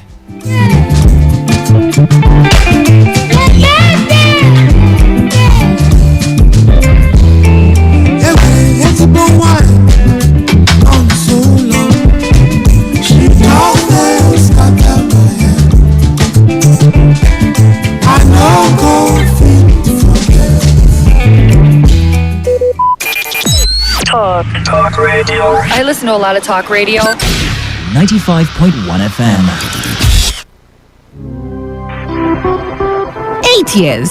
8 fantastic years. My goodness. 8 years of broadcasting from the heart of Pitakwa. We have had this amazing 8 years of romance. And no, this is not a breakup voice note. This is to say thank you. Thank you for all the love, kindness, and dedication. Look at us now. Look at us now. We have 8 years of amazing growth. We couldn't have done it without you. Yes, you, our dear listener, you are worth it all. And because of you, we're dedicating the next 8 years to loving you fiercely. And so to start the next 8 years, for this month of our anniversary, you need to stay glued to this channel. We're giving out great prizes. We're giving holiday destination packages to Kenya or Dubai. You decide. We're giving out phones. We're giving out cash. We're giving lots of freebies. You don't want to miss any. We love you so much, and that's no lie. Thank you for 8 years. 8 years of awesome broadcasting. Take you away. Come on, come on, come on. Come on, let's go. Let's go.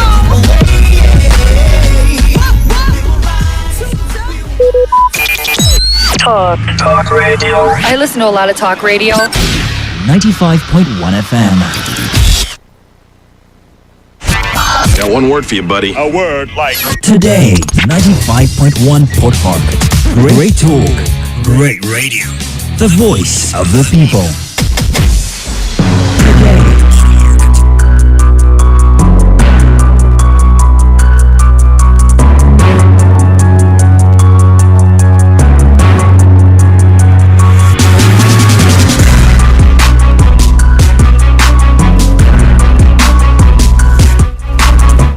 Now, for some very, very interesting reason, I am super excited, because of the conversation we would have tonight together on the show. Opinion poll right here on your premium talk news and sports station, Today 95.1 FM. And like I just said, the program is Opinion Poll, where we exchange ideas, where we use our words and our thoughts and opinions to shape the country, to shape in the nation, to reshape and give a new perspective to how things are meant to be in Nigeria. Okay, so I need you to call in. This is that time where your thought is what stands. Okay, I need you to call in. I need you to text in wherever you are listening to us from, or wherever you're calling from. We really appreciate and would need you to be part of this very wonderful conversation, because if you don't, you don't want another person to not rub his opinion on you, literally, but you don't want your opinion to be lost in the multiple options that we have. So you need to speak up, you need to talk, you need to be heard, and that's why we have this program on every day from Sunday to Thursday every week, and it's been awesome all the way. But I wouldn't be here alone, okay? I wouldn't be here alone. I told her today we are set to let me use the word break tables. In fact, throughout this week we are breaking and unbreaking. We are like carpenters right now. We are going to be delving into some deep conversations, and it's going to be a very fun experience together. Gloria Kati is already in the building. Good evening. How are you doing? Good evening. I'm good. I'm fine. How are you? You're good. This is not the energy I need for the war we're getting into. I'm fine. I'm okay. And I had a great day because I know that's the next thing you're going to ask. I had a great day, and why do you feel that's the next thing I'm going to ask? That's that's the format. How are you? How was your day? Have you eaten? Okay. Is this generally for men or for me? Because I know women save men's name with "Have you eaten?"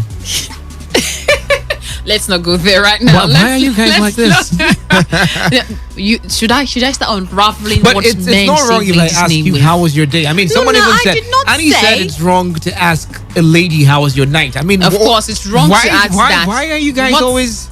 It's wrong to ask anybody how was your night. Why? Go and check just check it out. You don't ask somebody how was your night. That's regarded. What you just say is how was your sleep. Okay, all right. We wouldn't have that conversation. But anyways, you're here tonight, and obviously, your day was okay. It was raining. I saw you coming in, and it was like you were stuck somewhere. And then was that not really? I left the house, and it wasn't really raining. Okay, and then you didn't plan that it would. Yeah. Then getting to the junction, it started raining. But lucky enough, you were close by. Yeah, I was. So it was just a very cool day, though. I was able to sleep a little and did a few things. Thank God. We're here. All right. We're here tonight. And you are here tonight also. You listening to me right now from the confidence of your home, wherever you're listening from. I got a text from Abuja today. We have fans over there, listening and contributing. Also, people in Lagos, people in Abia, people in Akwa Ibom, people in Imo. Wherever you're listening to us from Delta, it's been a while we've heard from you guys, but you can feel free to send in your messages. For those of you watching via our YouTube handle, Today FM 951, it's there live. You see Dave, you see Gloria, and you can be part of this conversation. You can call in with this number 0817 0000951 or 0810 9510951. Now the problem is the text message portal is down. Okay, okay. It affected your show, I guess. Yeah. And the network also. The network is really, but just skill through it. Okay, so get your phones out and let's get into it. Now, something is going on. I told you this night wasn't going to be easy at all. Something is going on, which is the Southern Governors Meeting. And of course, by the agenda of the meeting itself, it's geared towards, providing the best of democracy for the southern part of Nigeria. And these men are taking it upon themselves to say, hey, look, we need to get ourselves together. We need to get our house together. Yeah. We need to put some things in place for the growth of the southern part of Nigeria.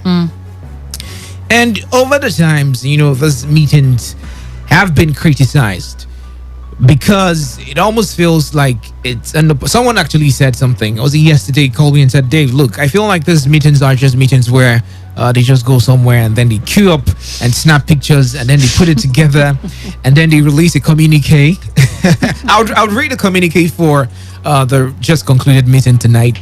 And basically, people have lost trust in this meetings where they say, look, these agendas are not being practicalized. Whatever they think of, they just write it down on paper, put it up for people to just read about it, and nothing is done. Now, we remember the Asaba Declaration, which was hinged, I would say, was hinged on the ban on open grazing, which to some extent, it was still, a very, very, at a very slow pace to see some of the states responding to that. I mean, we barely, a couple of months back, we just heard Bayelsa State and River State. I've not really heard of another state, okay? This is me just saying I've not heard of another state, apart from the ones in the west, the southwest, obviously. But there seems to be this approach to the actual implementation of whatever they talk about. So I would go through the previous communique that was drawn by the Southern Governors Forum, where they got together to talk about certain things, would look at that, would look at this present communique, would juxtapose it, and would look out for the loopholes amidst the both parties. So let's get into it. The first was an agreement to ban on open grazing in southern Nigeria. Now they also had a call for convocation of national dialogue, which is very expedient and very important. The third is insisting on federal character. All right, now reiterating Southerners' commitment to Nigeria's unity, expressing concern over Oshodi-Apapa Expressway gridlock, the move for Buhari to approve new security measures for Southeast and South-South, military tactics no longer being publicized, by the NSA and stuff like that. So we heard this very beautiful plan, projected by the Southern Governors Forum of Nigeria. Very beautiful plan, if you ask me. I mean, the call for a convocation of national dialogue. We talked about this one of these days when we had a conversation similarly along this path, and beautiful things, as the case may be. But I would feel that if there should be a unanimous approach towards ameliorating the condition of Southerners in Nigeria, it should be streamlined to major factors, or major ideas. If what? If there should be this unanimous approach, Okay. ameliorating the condition of Southerners in Nigeria, it shouldn't just be, let's tackle this. Look at the new recent development. The communique issued just 2 hours or 3 hours ago is that the next president should be produced from the southern part of Nigeria. Yeah. I mean, is that really the problem of the South at the time? What if that's the problem? I don't want to bring up the argument of, we had a president from the southern part of Nigeria. Did that solve the problem of the southern part of Nigeria? Maybe not necessarily solve the problem of the southern part of Nigeria, but then we can see the difference, from that administration, not particularly to the south, but Nigeria as a whole. We can see the difference from that administration to the current administration. If their aim is targeted towards the condition of the southern part of Nigeria, maybe the concerns of that candidate would be primarily for the southern parts, in addressing these issues, which I cannot say is more personal. When I say personal, I mean, or selfish rather. Let me put it that way, because as a leader, all right, you should be able to carry everybody along.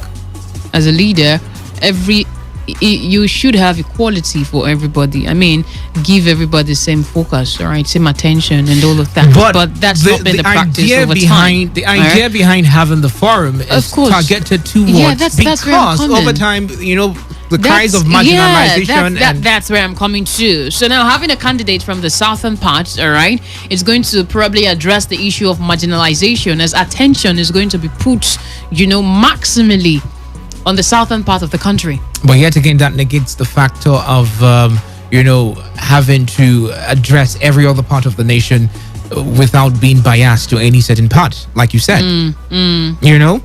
But that's true. I would want to say, if there is a forum together that is geared towards addressing the issues of the South, it should be streamlined to certain things.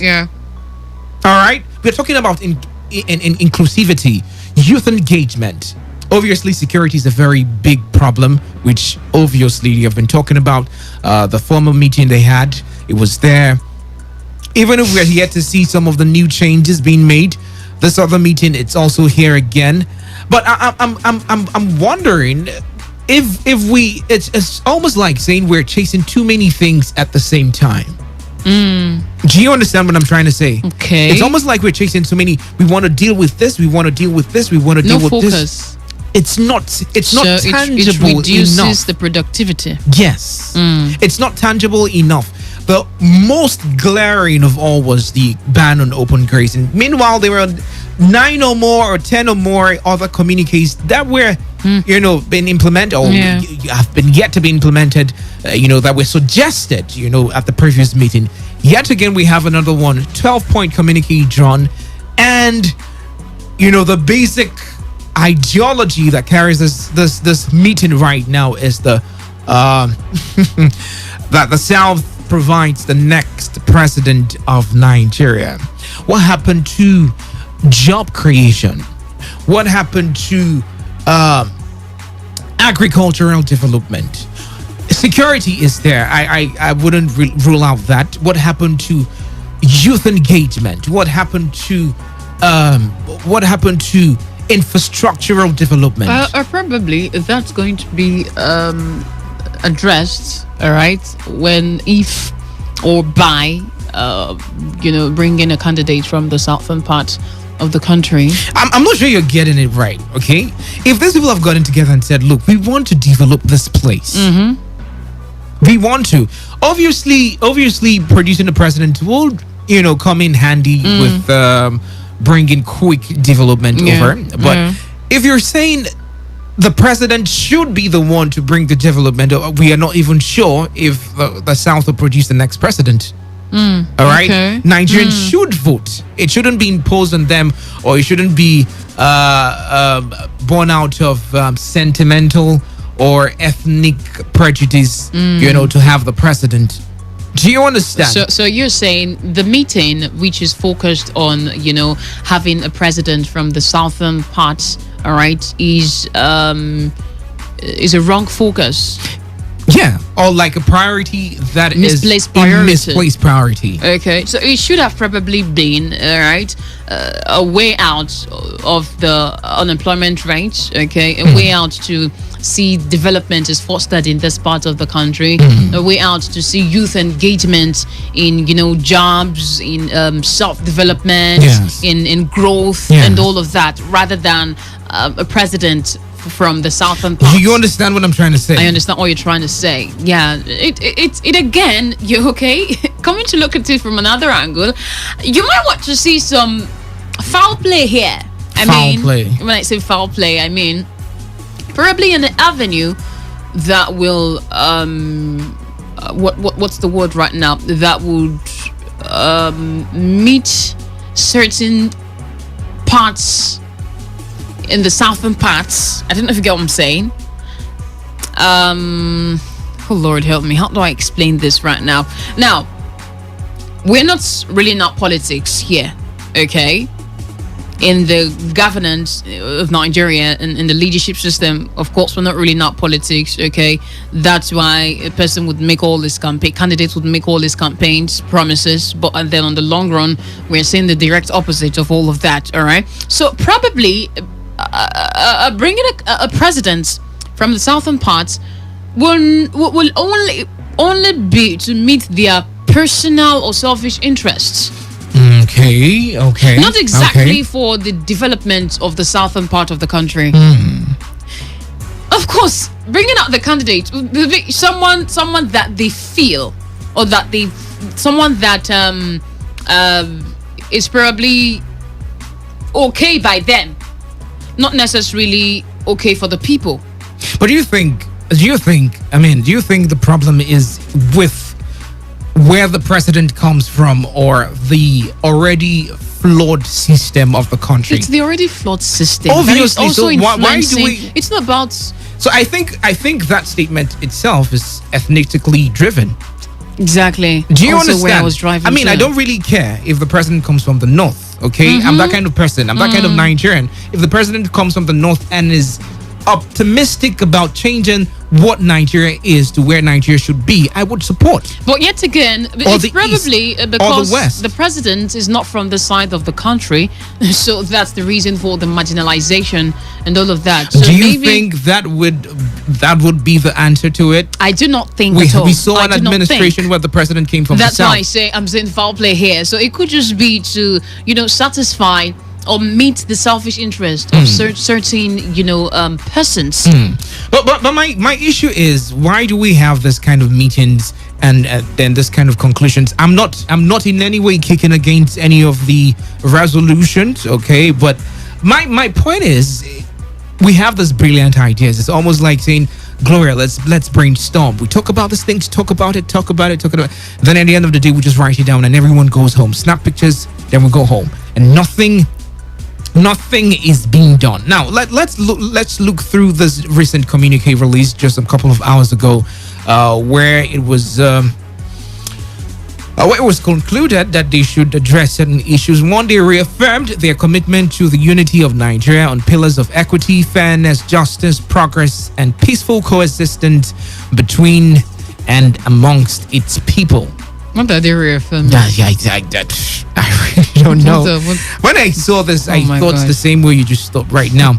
Secondly, the forum reiterates its commitment to politics of equity, fairness, and unanimously agrees that the presidency of Nigeria be rotated between southern and northern Nigeria, and resolved that the next president of Nigeria should emerge from the southern region. On the issue of security, the forum reviewed the security situation in the country and commended security operatives for their relentless efforts in restoring security and safety, and commiserates with families and loved ones of those who have fallen in the line of duty. What is being done to those families? Not just commiserating. Okay, we know for sure that Governor Nyesom Wike was very proactive in doing some things, but this is the South. It's not just Rivers State. Okay, that's why people say he's like, what's that, Mr. Project? Like he says something and he does it. All right, but we're yet to see. I was having a conversation. I don't want to mention the state, but I was saying something. I mean, if we have someone like, if some governors are as active as Governor Nyesom Wike is in their respective states, I mean, we would see a certain strength, that is being generated from the south. Okay. I'm not being partisan. I'm not blowing anyone's trumpets. But if we see this kind of energy generated unanimously from some of the states in the south, I mean, would be a very strong force to reckon with. Don't you think? You know what I'm saying? And you're acting like you don't. Why is he? No, I'm thinking. But don't think anymore. Let me just go through this other ones. They said, okay, so I talked about security and the fact that they are commiserating with the families and loved ones of those who have fallen in the line of duty.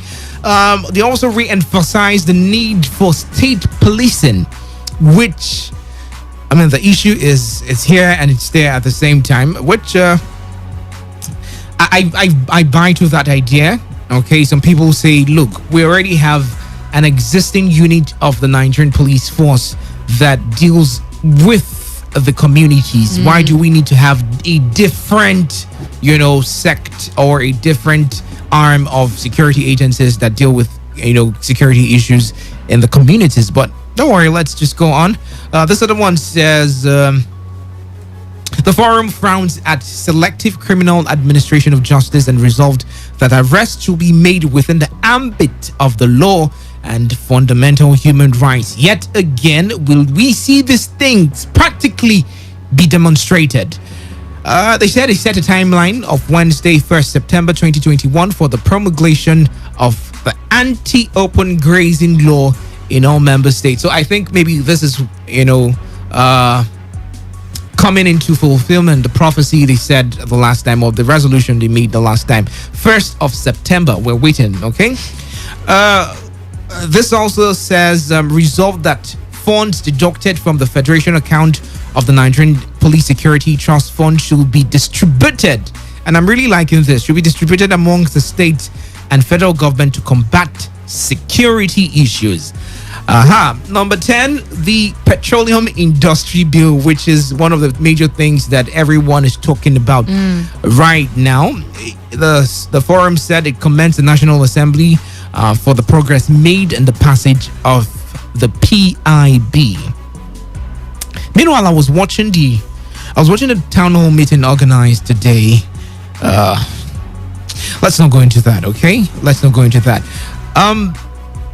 It also says the forum rejects the proposed 3% and supports the 5% share of the oil revenue to the host communities as recommended by the House of Representatives. Yet again, I had this conversation with someone and I said, look, if this is done, okay, if this is done, 5%, if this is done, how effectual can it be? To get into people at the grassroots. Yeah. Would we just see a governor take this thing and then the next thing is, hey, thank you very much. Host communities will get it. And then at the end of the day, no one gets the share. At least the small national cake that is being shared right now that people are looking forward to. Is it possible that we might see some foul play? Foul play. That's where that word comes into. Okay, so I talked about some. Okay, the other one is the forum rejects the ownership structure of the proposed Nigerian National Petroleum Company Limited (NNPC). Okay, the forum disagrees that the company should be vested in the Federal Ministry of Finance, but should be held in trust by the Nigerian Sovereign Investment Authority, since all the tiers of government have stakes in that vehicle. In order to consolidate our democracy and strengthen the electoral process, the Southern Governors Forum reject the removal of the electronic transmission of the election result from the Electoral Act and also rejects the confirmation of exclusive jurisdiction in pre-election matters on the Federal High Court. Very, very brilliant. Very, very brilliant. I mean, I was wowed to see that some senators were actually debating on this. But this is Nigeria. So this is Nigeria. This is Nigeria. Lastly, the forum unanimously chose Lagos State as its permanent secretariat and appreciated the governor of Lagos for the wonderful hosting of the meeting while commending him for the good work in the state. And that is none of our business. If they choose to use Port Harcourt, we don't really care. But it's South, though, so it should have something to do with, but we don't really. Let's not go into. Yeah. Let's not go. But let's critically, assess rather. The need for these meetings, okay, based on the implementation of proposed plans, based on streamlined agendas, like I said, not just shooting sporadically, not just shooting here and here and here and here. If you should ask, if you should ask, three major points that we are hinging on, to develop the South by the Governors Forum right now. Do you know any of them apart from security? Is there anyone relating to youth development? Is there anyone relating to infrastructural development, agriculture? Obviously not. Obviously not. Do we have this? Do we have these things hinged on a streamlined approach? Thirdly, inclusivity, like I said, women and youths, which are major key players in the South. Talk about the agriculture industry, they're there. Talk about the developmental sector, the educational sector, they're there. I mean, these people cannot be ruled out. They can't be ruled out, And lastly, timing for execution of the projects. Now, I was very happy when I saw that, the 1st of September is now the date they've set aside for that ban on open grazing. But, brilliant ideas, like I said, brilliant projections, brilliant resolutions. Are we going to see it come into play? Okay, what do you think about this? We have taken time, but we're going to give you the next 32 minutes to have this conversation. Okay, you can call in or text in 0817-0000-951 or 0810-951-0951. 95.1 FM. Good evening and welcome. What's your name? Good evening. My name is Mr. Patrick. You're welcome. Please speak up very loudly. One thing I want to understand film industry did is that, some. Please, we can't hear what you're saying. We'll have to let you go now. 95.1 FM. Good evening. Hello, good evening, Mr. Dave. How are you doing? I'm very fine. Good evening to you. Moody, how are you doing too? Very well, thank you. You're welcome. Yes. My name is Shidra. I'm coming from Pedazo. All right, Mr. Shadrack, you're welcome. Go ahead. Yeah, I want to say about this governor forum. Okay. Yeah, very nice one. Actually, very nice one. But for me, the president I'm talking about, I don't think that the not will allow that to happen. It can never allow it to happen. The president one of the governors decided to contest the president. I don't think there's going to because. But you buy the idea of producing the next president of Nigeria from the south. Yeah, see, Mr. Dave, let me tell you something. This is the governor we're talking about. All of them are the same thing. You understand? Okay. If I win, to say vote for any one of them, I don't think I vote for any one of them. All of them are the same thing. All of them is the same thing. Any person that comes inside, any person that might be president is the same thing. There's nothing different there. You understand?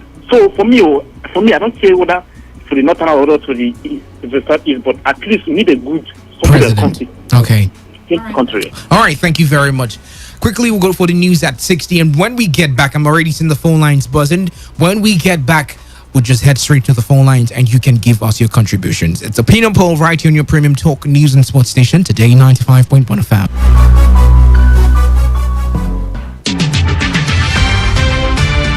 Today's news in 60. Former directors of the Nigeria Social Insurance Trust Fund are expected to appear before the Senate over alleged missing financial documents in the agency following the 50 queries that were issued against the NSITF officials by the Office of the Auditor General for the Federation. The Nigerian Communications Commission has earned over 150 billion naira from spectrum license fees within the first 5 months of 2021, surpassing its projected revenue of 36 billion naira. The Nigerian stock market gained 290 billion naira at the end of trading last week as the all-share index of the Nigerian Exchange Limited rose by 1.48% to 38,212.1 basis points. And on the foreign scene, a group of infrastructure investors submitted a nearly $17 billion takeover bid for Sydney Airport, the operator of Australia's busiest airport, signaling that investors are willing to bet big on post-pandemic travel. Today's news in 60. Okay, all right. All you need to know about this one is that 95.1 FM. Such a unique guy. 95.1 FM. The program is Opinion Poll, right in your Premium Talk News and Sports Station. Today, 95.1 FM. Let's head straight to the phone lines. 95.1 FM. Good evening. Hello, good evening. Yes, you're welcome. Go ahead. This is Mr. Marcus from Lulu. Mr. Marcus, you're welcome. Good evening to you. Good evening, Dave, and good evening, my sister. Mr. Marcus, good to hear from you. I'm happy to hear your voice too myself. Thank you. You're welcome. Let's hear you. Thank you, dear. Dave. Yes. You'll be surprised to hear this from me. I'm interested in the body coming together. The entire South, I mean. Yeah. I think this is too early to begin to lay blame for now. Okay. I know our Nigerian politicians to be selfish. But for the entire South to rise up and come out as a body now, every honest-hearted human will know that something has gone wrong. Sorry. Excuse me. Sorry. A pressure on the people that has made this 17 governors to rise. Let's stick together. It is like somebody who is getting drowned inside a river. And because you know him as a good swimmer, he said, why are you using all your hands and your legs? Why don't you use ordinary hands? Because I know you can swim. Please. You see, so the ants, wherever you see them in line. Yes. Who will in unity. Yes. Yes. But before you see that land, please, if you have been in the bush areas, so the ants will go scattered in a large way, scatter themselves in the bush, self out to whatever thing that they themselves first, before you see them form that line. Yes. What do I mean? Just since you see them present before the entire nation, please, some of them will address this issue you're talking about, unemployment, agriculture. Imagine where, look at the 13% this is one right now. The impact that's made from the time of Amechi now, let's just deliver it alone. Yes. Take it back from Amechi back. You will find that there is nothing that has happened in River State. Compare what has happened in Amechi time and Wike period. Just as in. Imagine where 50% that was given to North when the North was making an impact in Nigeria has come back to this place, my brother, to an instant. Unemployment, agriculture, and so many things to be touched. Please, let's give them time. Okay. I am urging us to support them with every suggestion we have. Okay. It might be plenty now, but at last, we pray that God will touch their heart to come to conclusion. Okay. Why do I say this? President coming to a place that which you say cannot solve the problem. Please, he can. What do I mean? Let me compare what is going on in this country. We know that what is going on between herdsmen and farmers, nothing reasonable has been done to arrest this issue. If you are honest, and I am honest in my heart, why? The president is from North, and he has never been out. All the Operation This that have tackled this Operation Python Dance, Python This, have you seen Operation This and have chasing out herdsmen that have been killing Nigerians in hundreds? It is because the president is come from that side. If the president who has the heart, what it takes, heart of justice will rise up today from another place and rise up. He wouldn't tolerate this nonsense. We have lose more than what we are getting from herdsmen. If we're honest on All right. please let's try it. Okay. Let another region give presidency. If they go down for themselves, we should talk about it. All right. You're welcome. Thank you very much, Thank Mr. you very Marcus. much. 95.1 FM. Good evening to you. Yeah, good evening. Good evening, Mr. Chris. Yes, you're welcome. Yeah, good evening. Good evening, Honorable Chris. You're welcome. Yeah, let me tell you, it's not today that we started seeing these people with arrows. The meeting that the Southern or Southeast are joining together did today, let me tell you, they are not the driver. They are just conductors. What of if the driver decides to run to Abeokuta? Who detects what will happen is the driver. If the driver says that this motor will not move, he will not move. So, and then it's not new thing now. It's not just to go to Lagos and converge a meeting, make a program. Can they implement it? Okay. Who do you see among them that can stand firm? Okay. Today, this is what I want. Okay. After everything, the thing will still land back to the table of Malami. Where is Malami from? Have they asked people who own those cows and other things? Is it Mr. President that you asked to stop his business, implement the law that will stop his business? You think that it's those Fulani area cattle that own those cows? There is big men that own those cows.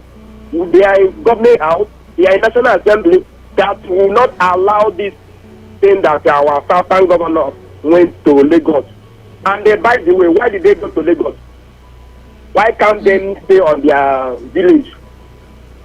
Which interest? All right. See, we should not pretend as if we don't. Nothing is going to happen. They are just classmates. The teachers that will implement it, they are here to rock.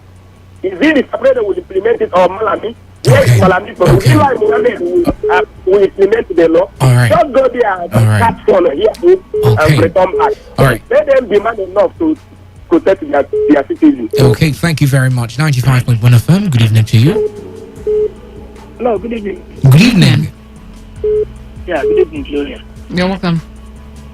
Yeah, let me go straight to the point. My name is Tips. Yes, go ahead. And the governor is going to decide certain things for us. I don't know which time governor will go and decide. Who are these governors? They don't have the capacity to decide what we want, we here. What are the credibility of these governors? Some of them will know how they became governors. Ordinarily, let's say now, ordinarily, if things were to be done properly, some of them are not supposed to be there as governors. I'm telling you the truth. It's just that the way Nigeria is, you get one society from one court group to the other, you become what you want to become.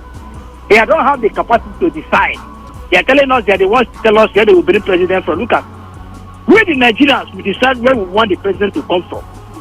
I know this issue of not referring to Hammer or not. In North, we have people that have good mind. The problem we have is that we have not been able to get good Very that true. have good will. Very true. That will panel this, that will carry the affairs of Nigeria together. What you have is people that are doing APC and PDP. That is the problem we have here. They go there, APC and PDP, so what is their headache? What is the challenge of Nigeria? It's not their business. Look at, for instance, now the issue of cattle rearing. Come up with a clear policy that will take care of this issue of herdsmen and the farmers. No way, because somebody has 100 cows or 200 cows. You see that you cannot put a law to control it because you have cows. So the issue we have here now is that we don't have people that have good will that will carry the affairs of Nigeria forward. But the governors that have the capacity, they don't. They don't have the capacity to go and decide where to take the president to. No, they don't have that power. All right. Even the system, let me tell you, the system that they are using, I'm not very comfortable with these primaries. So a few persons should go and gather themselves. They will bring one of their court members and impose it on Nigerians as one of the candidates. They will be forced to go and vote for the person. The person will go there and do whatever he likes. The governors don't have that capacity. Let them come up and tell us how we look for, how we settle down to get somebody that will represent us in any area they want it to come from. All right. Thank you very much. 95.1 FM. Good evening to you. Yeah, Dave, am I correct? Yes. Good evening. What's your name? And Gloria Kate. Yeah, you're welcome. AB is my name. Okay, Mr. AV, you're welcome. Go ahead. Yeah. When the governor said they support the unity of Nigeria, I just laugh. The action of these southern governors have shown clearly that Nigeria is going, quarter to go. I am seriously saying this because what they have done so far, they are as a declaration, and then the response of the presidency, including the president, has probably, provoked them to this second meeting that has released another communique that has added more salt to the injury. For me, let us not behave like the ostrich. It is obvious that Buhari has finally, intentionally or ignorantly, divided Nigeria. Let us forget about what they are painting. It is obvious that Nigeria has been divided into two.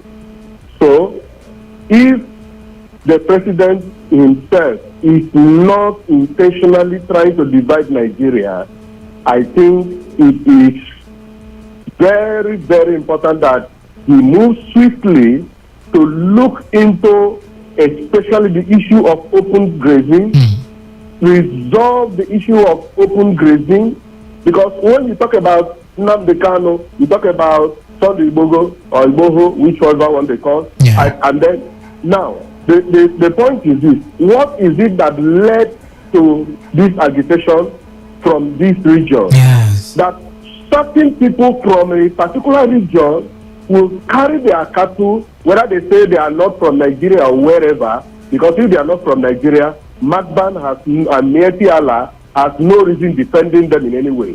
So they carry their cattle, come into this part of the country, destroy their farm crops, and kill the owners of the farm alongside, and in many cases ransack some communities and kill people. And we have never had any condemnation from, what's his name? Malami, who is the Attorney General of the Federation, that let anybody open mouth and talk anything against the headsmen. Malami will now go to quote constitution and tell us what was there in 1977 or 73. All right. The point is this, in conclusion, if they are not interested in the division of Nigeria, let the issue of headsmen clash or destruction be addressed. Right. Thank you. Thank you very much. 95.1 FM. Good evening to you. Good evening, Morgan. Good evening, Mr. Victor. This conversation is too sweet. Mr. Victor, you're welcome. Oh, my dear sister, it's been a while. It's been a while. Where have you been? I've been around, but you calling you Facebook, they call it the war. Oh yeah. Let's go ahead because of time. Okay, the truth of it is this oath that the governors took is really affecting them. The same oath that the police and the soldiers took is the same oath that the governors and the commissioners, the ministers, every one of them, they took. And that's why you will not see any good thing to come. There is no good thing that will come. Whether they meet 1 million times. Somebody was saying that he is appreciating them coming together, soldier and moving soldier. Fallacy. What they are doing is just propaganda. Fallacy. Something like that. Hypocrisy. They cannot do what they are saying.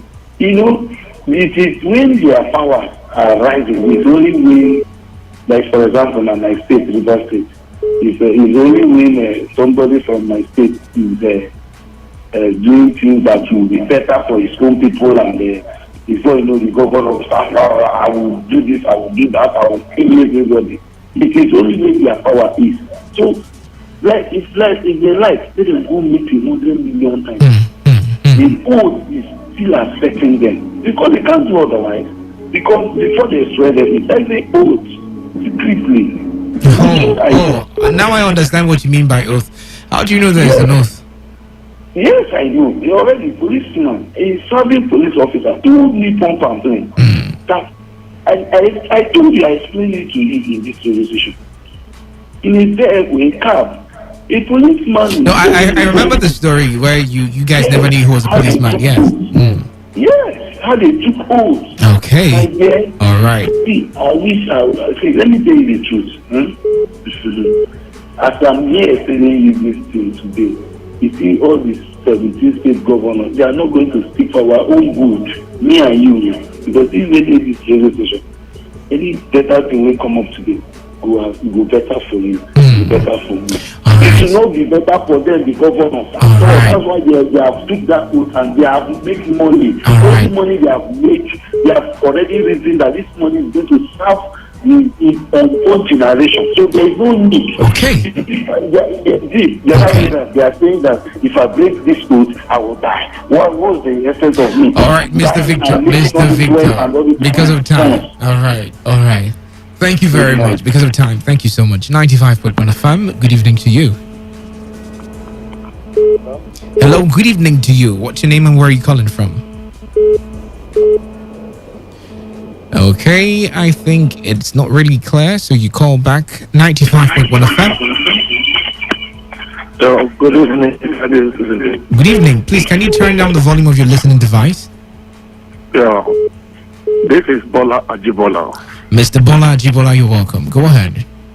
Dave, I just want to comment on the caller.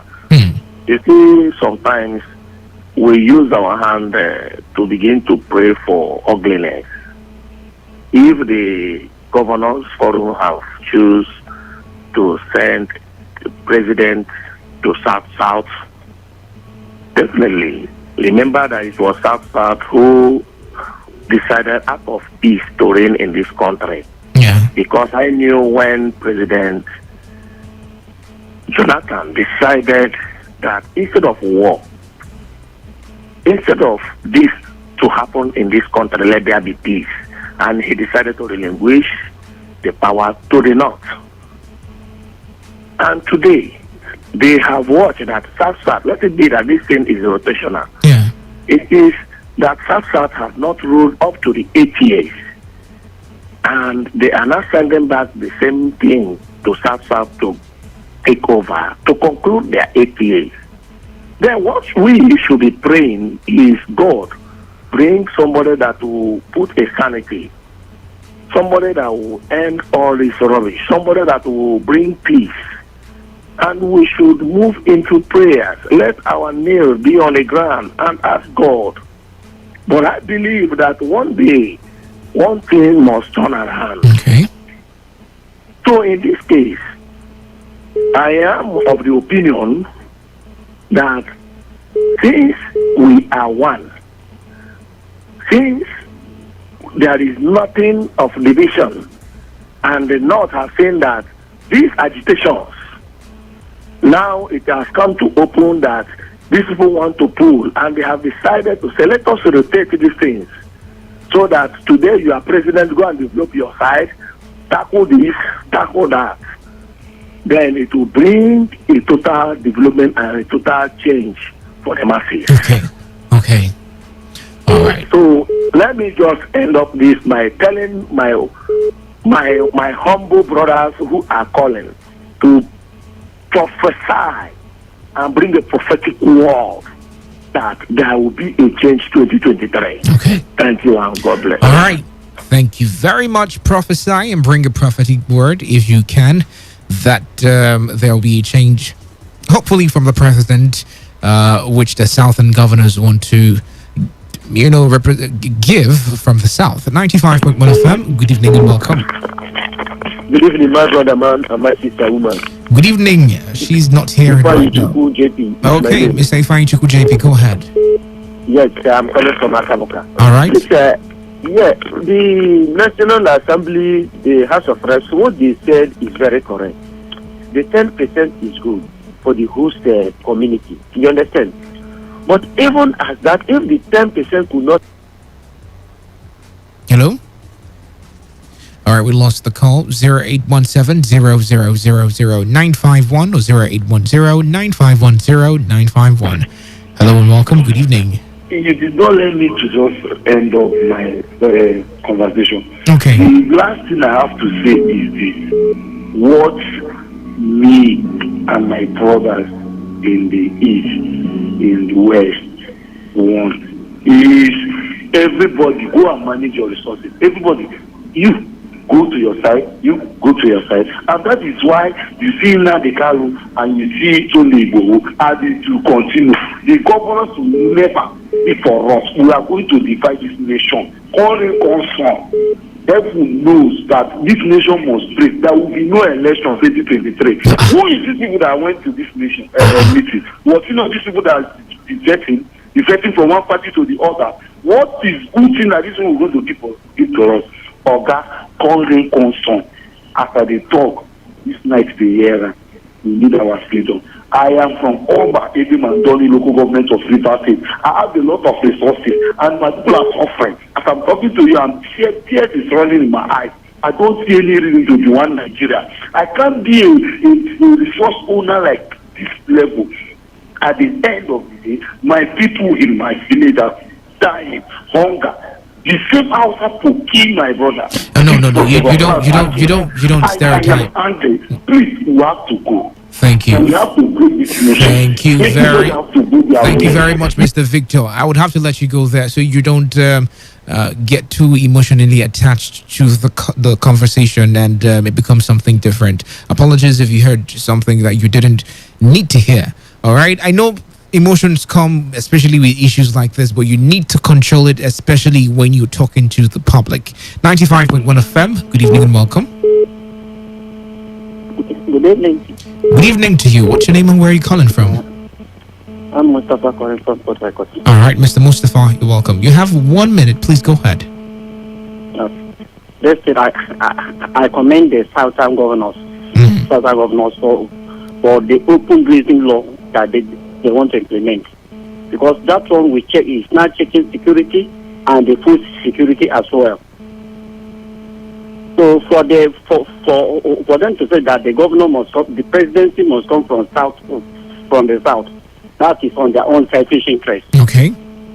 Yes, what they would have addressed, that each governor should make sure that in they provide employment of so number of employment every year, and as well, they contribute that they should also build new industries that will employ people than the one of saying that the president must come from here. What will the president do? So this is where I was looking at them, that this is what they come up to build up staff. Yes. Both financially and this in manpower development. Okay. But saying of presidency is just for their own selfish interest. All right. Thank you. All right. Thank you very much. 5 minutes to the top of the hour. We'll take 3 more calls and then we'll call it a wrap for the program tonight. 95.1 FM. Good evening. Hello, Dave. Good evening. Good evening to you. What's your name and where are you calling from? I'm calling from. My name is Emmanuel. Okay, Mr. Emmanuel, you have just 1 minute. Please make it very quick. Yeah. All right. Southern governors are doing meetings how to at least show the presidency opportunity for Southern people. Yeah, let me just say here, these people, they are decent people. They don't offer anything. Just saying they are just doing meetings just for their own interest. But now, look at as a governor, what are they doing since 1999 till now? They are building roads every year. Look now, look at building just flyover now. People are roaming up and down, no job. But look at people are doing task force. Old men that they have stepped since when they finish secondary school, university, they don't have job. Only employment they give to them pushing motor up and down, just take people up and down. See, they don't have plan for us. See, only basic thing that we need in this country is that let them bring their code down. Let them become a civil servant like other people do. Okay. At least, each governor, at least using one escort, using one vehicle. So that one governor will use 50 vehicles, 100 vehicles, blowing siren everywhere. They don't have anything. Even 50 people. Tell them they should come back and do the governors as civil servants as use their own. All right. All right. Thank you very much. Okay, 2 more calls and we'll make it very snappy. 95.1 FM. Good evening to you. What's your name? Hello. Good evening, brother man. Good evening. What's your name? Where are you calling from? Ifeanyi Chukwu JP. I'm calling from Akabuka. No, I can't take your call again because you called the first time. No. This thing just cut off. I could not make any contribution. All right, 30 seconds. Let's do it quickly. Yes, what I want to say, I am supporting the call of the Southern governors, saying that let the presidency, let the power be rotated to the Southern side of the country. Right, that is a very good call. I'm in support of that call. And also on the other part too, the 3% for the host community should be increased to the 10%. All right, thank you very much. Just hold on 20 seconds. Even if it is not like that, even if it is not increased, at least that 3%, will the almighty governors allow it to land to the host community? We asked that question. We did ask the question. All right, and thank you very much. Just one more call. Just one. Okay, if it's not coming through, I'm really sorry. Okay, just quickly. Okay, 95.1 FM. Good evening to you. Let me close you people. No. You've called before. Let me close you people. 95.1 FM. Good evening. Yes. Good evening, Mr. Producer. Yes, my name is Dave, and what's yours? Gloria. Yes. Mazi. Yeah, Mazi. Mazi, you have 30 seconds. Make it quick. Let's go. Yeah. Okay. Thank you very much. To me, Mazi, our David Carlo. I want to go back to my ancient kingdom. I don't believe in anything calling presidency. I don't believe on any post. I want to go free from this unholy marriage of your Lugard. It's a very simple arithmetic. Somebody is there speaking on everything on behalf of them there. Instead of them to have a meeting on how to build this man or how to make this man to be free so all of them can go back together. It happened to the life of the Jewish people. They say it is not going to be so. But today, where are they? They are more greater than any nation on earth. All right. It is only going to be happening once in a lifetime, generation to generation. All right. Thank you very much. Thank you very much. Yet again, I do not see how it will... I mean, is it Nigeria, the location that makes Nigeria, or Nigerians that make Nigeria. People cease to understand. There is no Nigeria without Nigerians. You understand? So if you have that corrupt nature, if you have that seed or that impression about a certain thing, whether you take it to another place and build your own nation, it will still be what you've been. That value system you've always had will still be with you. All right, this is where we draw the curtains on the program tonight. It was a very interesting conversation. I had a counter opinion with what you just said, but I'll just let that slide because of time. I mean, take a child. How do you can take a man out of a village, but you can't take a village out of a man? I don't agree with that. But Gloria and I will have this conversation later on. You can follow me on social media, Dave Melford Roberts. On Instagram, it's Dave_Melford_Roberts. On Facebook, it's David Melford Roberts. And for Gloria, it's Gloria Kati. I mean, it's always going to be Gloria Kati, Kartee. That's how you spell Kati. Go and follow me now. All right. Keep listening to your premium talk news and sports station, Today 95.1 FM. Coming up right now is the World News. Stay tuned.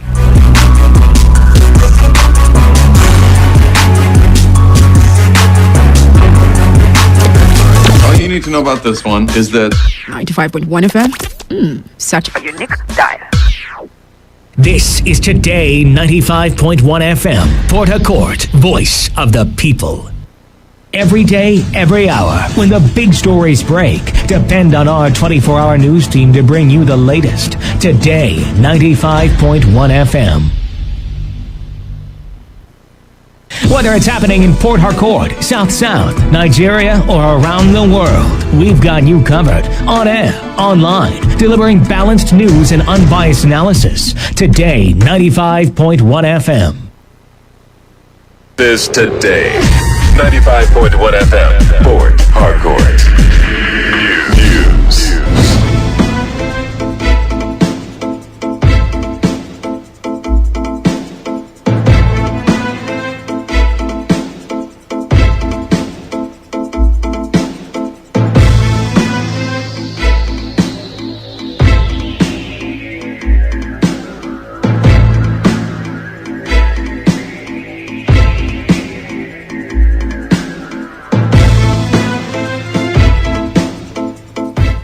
Good evening and welcome. This is the World News on your premium talk radio, Today 95.1 FM, Port Harcourt. I am Gloria Karibi-Tombury. The headlines.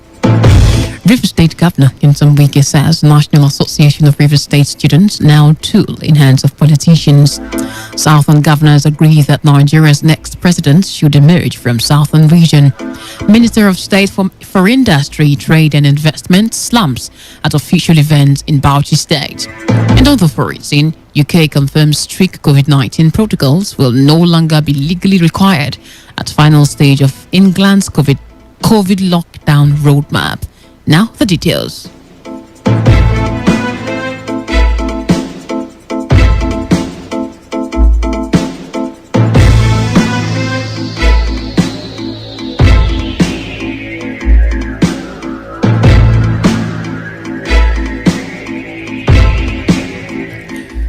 Previous State Governor Yinsom Wike has made good his promise to be the Secretariat for the National Association of River State Students. Commissioning the project at the River State University, Governor Wike asserted that NURSS has become a political tool for some politicians, just as he advised the student not to become tools in the hands of politicians. Addressing the issue of non-payment of bursary to Rivers indigents in higher institutions, the governor said bursary is a miniature issue in the state. He also said he will address the issues raised concerning the College of Health Management Sciences and Technology at his own time. Earlier, the National Association of River State Students had pleaded with the state government to intervene on the prevalent issues of the College of Health Management Sciences and Technology. A magistrate court sitting in Port Harcourt has convicted and sentenced a 40-year-old Ifeanyi Ezeji to 7 years imprisonment without an option of fine for defiling his 12-year-old house help. The court convicted Ezeji on one count charge bordering on unlawful sexual abuse of the victim at his residence somewhere around Eastern Bypass in Port Harcourt City local government area of River State sometime in February 2019. Chief Magistrate Felicitas Amande, in her judgment, said The convict is guilty of the offence, punishable under Section 32 of the Child Right Act of the state. Today FM's Uchendu Ujo reports that Chief Magistrate Amande described the action of the convict as an act of wickedness, particularly for lying to the court that the victim, who is a minor, had interest in him before having carnal knowledge of her. The court further said the evidence is tendered before the court, such as the victim's medical report, the confessional statement made by the convict to the police, the 150,000 naira offered to the victim's parents as settlement out of court, showed that the convict truly committed the crime and thereby sentenced him accordingly. Speaking to newsmen outside the courtroom, counsel to the convict, Lucy Effiong, welcomed the judgment. And I just thank God for the wisdom of the judge, that looked into the matter, was able to fish out the truth in it. And when the matter went into defense, we were unable to bring any exhibit to show that this particular offense was not committed. The medical report was tendered, and the investigation that took place by the police, they were able to prove that this young child was actually defiled. So the defendant being sentenced to 7 years imprisonment, the judge, I feel, is even very good to the defendant. Very, very good, because for you to have a child that is of that age and that child is being defined, you will not like it, you will not take it lightly. On her part, Esther Acho Kurienta, who is the counsel for the International Federation of Female Lawyers in River State, welcomed the judgment and stressed the need for victims to stop accepting monetary settlement when it concerns child defilement and rape. Instead of the defendant to go scot-free, we are pleased with the judgment of the court. And we're also using this medium to appeal to victims and parents of victims out there to stop settling cases of this nature, because from the fact of this case, during the hearing, we heard from the court that the parents tried to settle this matter for 150,000 naira, which is absurd. A child has been defiled and a parents want to take 150,000 naira to settle this matter. So we are calling people out there. The culture of silence has been broken. People should see something and say something, especially cases of this nature, cases of defilement should be reported. There is hope and there is justice.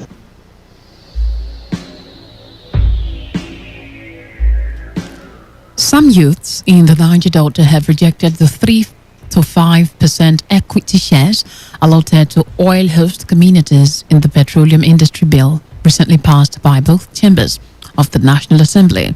The youth groups, in a protest letter to President Muhammad Buhari, said the region has been stripped of their rights and entitlement after 65 years of oil discovery, exploration, sacrifices and devastation of their environment in the region. The coordinator of Ogoni Development Drive, Solomon Lenu, who read out the position of the youth groups after submitting their protest letter to River State Government House, threatened to withdraw cooperation with oil multinational companies should President Muhammad Buhari assent to the bill. Lenu demanded for 10% equity shares for the host communities in the interest of peace and justice. We also discovered that after 65 years of oil discovery and exploration, sacrifices and devastation to our environment in the Delta, we are even now with this passage being stripped of our rights and entitlements by the bastardization of the term host community. As captured in the bill, there is no proper definition for what now qualifies a destination to become a host community or the midstream. Now, we fear that we will be worse off than we were under this system that appears to care less about the collective survival and future of the people, even though the grease to the economic engine that keeps Nigeria alive is domiciled at our backyards. We want to use this medium to inform the world that the Niger Delta people are still subjugated and made economically subservient to the Nigerian Union, even as demonstrated by the passage of this PIB, despite the contribution of the Niger Delta people to the Nigerian states. On their part, the coordinator of Center for Social Justice, Legbosi Yamabana, and another stakeholder, Ogboga Umeda, said the region must not be pushed out after enduring years of sufferings. And I want to state it very unequivocal and very clear that if the President Muhammadu Buhari-led federal government assents to this bill, Niger Delta will withdraw our social license from the oil company. And the government of Buhari must not assent to this bill in the collective interest of national healing and reconciliation. If we believe we are Nigerians and we understand what the Niger Delta has gone through, this must not be considered at all. An attempt to do it is a receipt to violence. We say no to the 3%. It's either 10% or nothing. And we also say no to the 30% because you cannot rob it out to people. 30% coming from Niger Delta region. Niger Delta region has suffered neglect over time. And then the revenue that comes from that side, take 30% to go and develop other areas. We say no to it. And that is why I lend my voice with the Niger Delta youth. We lend our voice to this position and to say that the government of President Muhammadu Buhari should not assent to that bill or will take further action. Today FM's Uchendu Ejo reports that the protest letter was received by the security personnel at Government House Gate. Youths from Choba community in Obiakwa local government area of River State have raised concerns over the delay by the traditional institution in the community to resolve the issues raised by the youths and to make peace as directed by Governor Nyesom Wike. The youth president of Choba community, Francis Ihunda, who raised the concerns, wondered why the traditional institution has refused to comply with the orders of the governor 2 years after it was issued. Ihunda, who claimed that the youth have continued to suffer hardship arising from lack of employment opportunities.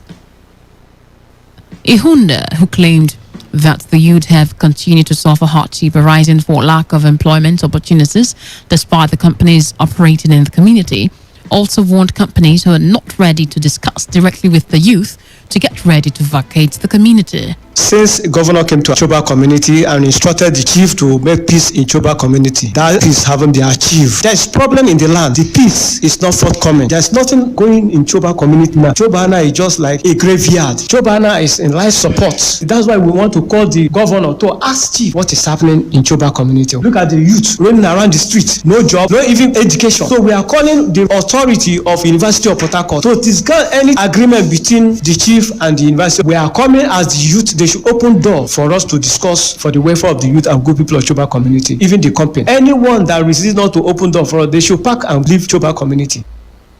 Other leaders of the youth group who spoke to Today FM, Stella Sasongo, complained about the leadership style of the traditional institution. For past 2 years now, no peace. Our boys are jobless. Our women are also jobless. Most of them, they have gone to another place just for them to hustle. Most of our boys are running mad in the street. Meanwhile, they have something that will give them money in this community. But those things have been denied. So we are calling for governor to interfere in this issue. The governor came to this place when the crisis was hammering and there instructed the Yenwale to make peace for 7 days. This is over 2 years. So on this note, we are calling on the governor of Rivers State. Our glory is lost. Our youth are roaming around the streets suffering. Wetin we dey see for this our community dey make me cry, e dey make me hunger. We youth, we are suffering for the community. Why e go be like this? For where be say our chief dey, our elders dem dey. He cannot see any better thing in Choba. We are suffering. Governor Nyesom Wike, he also our brother. Come and help us for this Choba land because we don tire.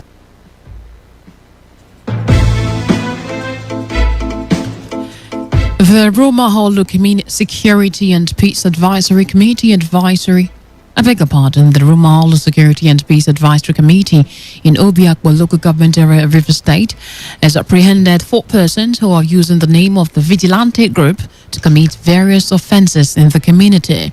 RESPAC leader Onyebuchi Amadi Henry, in an interview with correspondent Sandra Kenneth, after apprehending the alleged impersonators, distanced the group from the activities of the said impersonators. Henry, while assuring the group will fish out all the criminals in the community, cautioned the people to be on the lookout for fake RESPAC members. We apprehended some of them. For instance, 2 persons, one named Destiny and Samuel. They are under police custody at the anti-cultism unit, and the police is saying that they will charge them to court for impersonation. Then this morning, we also got information where somebody came and alleged that the girlfriend was arrested by Rospark Krimalu, and we told him that nothing like that. So what we did was to swing into action. After everything, we discovered that the girlfriend actually lied to him, joined another man for a groove last night. So when we arrested the girl, she came and confessed. Right now, as I speak with you, I've involved the police so that the police also know that what some of those unfounded allegations are not true.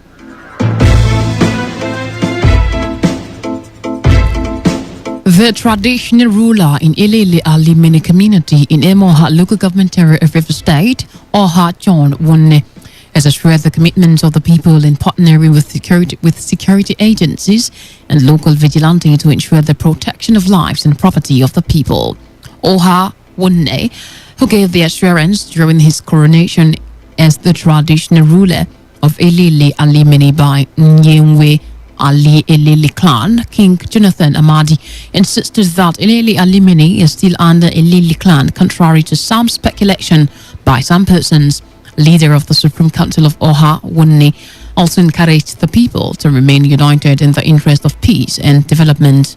When you get to a point of getting what belongs to you or your family, you don't go back. We want peace, love, we want unity, we want maintenance of the Omenele tradition, custom, and culture. And that I hope to rule them well, because my father, late Paramount Chief, stroke traditional ruler of El Alimene. He ruled El Alimene for 50 years during the British era, from 1914 to 1963, in peace, truth, love, righteousness. We will muster of any intrusion or likeliness of causing some cultist actions here. They tell us in good so that it will be quickly monitored to the police. On his part, the paramount ruler of Ilele clan, Jonathan Amadi, Chief Joseph Oka and Oha Okpaka Peter, while urging the new traditional ruler to unite the people, assured that the community will work with him to improve the economy of the area. First of all, as somebody who has been given such honor, is to make peace in the Alimene community. Not only Amobo, he is there for the Alimene community. He has to embrace, copt every other red cap chief or foreholders in the Alimene community to ensure peace and progress, and then also support the present government of Rivers State. Handle us well and sit well. He is the chairman of the Alimene red cap chiefs. In as much as today is concerned, this tool is for them. Some police people are also here, and I think after today, he will now have to call a meeting that has to all the security apparatus will be put together, and so that, because it is better to get a particular source than everybody dishing out laws and saying something that is not supposed to be.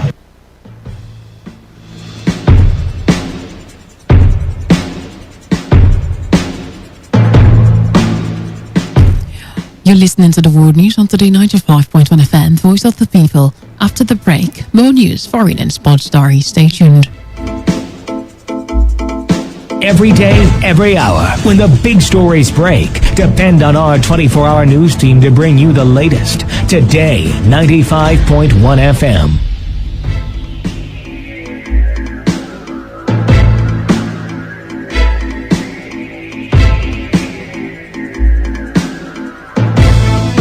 Many thanks for staying tuned. Now to more news. Southern governors have jointly agreed that Nigeria's next president should emerge from the southern region. The governors also set September 21, 2021 as the deadline for the promulgation of anti-open grazing law among its member states. Chairman of the Southern Governors Forum, Rotimi Akeredolu, disclosed this while addressing newsmen after a closed-door meeting with the governors in Alausa, Lagos State. The governor also rejected the 3% equity shares for host communities as contained in the recently passed petroleum industry bill and insisted on 5%.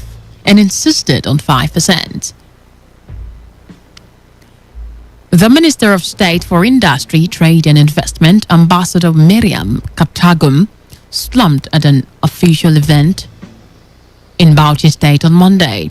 Katagum, who was in Bauchi to launch an empowerment program on Monday at the Sani Malam Shopping Plaza, was said to have suddenly collapsed as she tried to deliver her speech. She was immediately rushed by officials to trauma center of the Abu Bakar Tafawa Balewa University Teaching Hospital for medical attention. Two persons are said to have lost their lives after bandits invaded Bethel Baptist School, a private college in Kaduna State, kidnapping an unspecified number of students.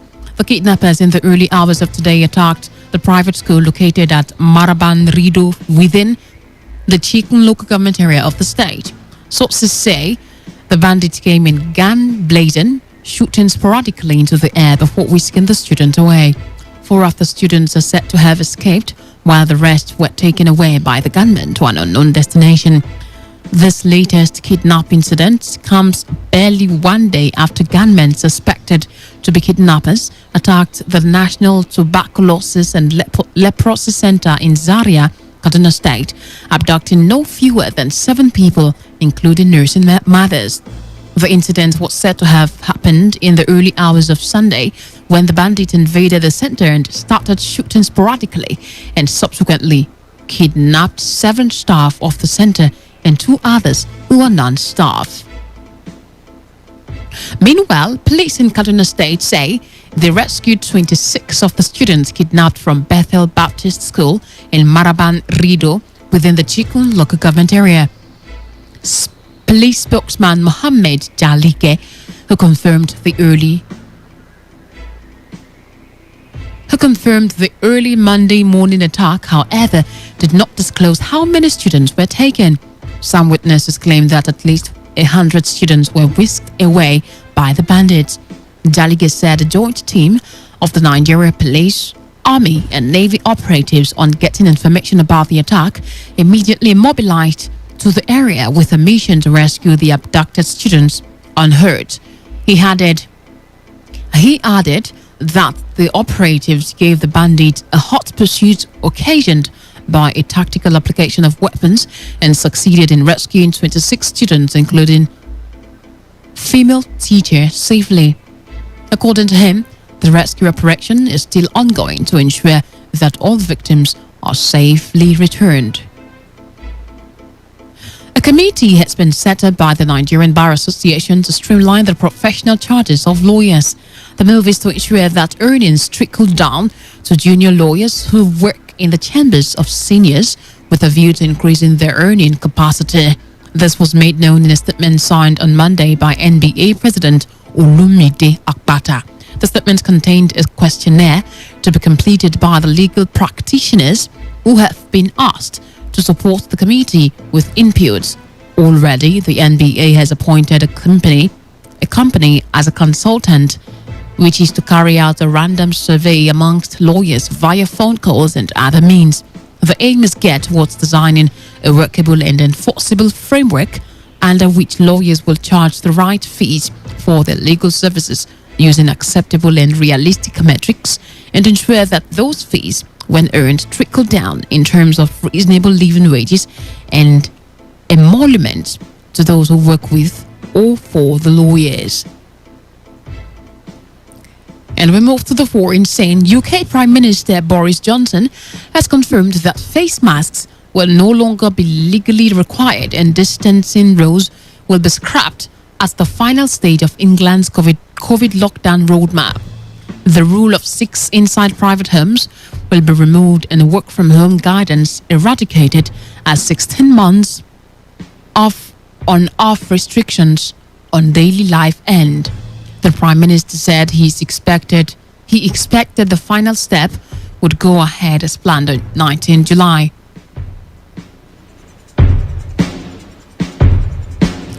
This will be confirmed on 12 July after a review of the latest data. News from US says elsewhere, LGBT activists in US state of Georgia have cancelled a gay rights event after their office was stormed by far-right protesters. Local report says newsmen and activists were also attacked ahead of the planned march in the capital, Tbilisi.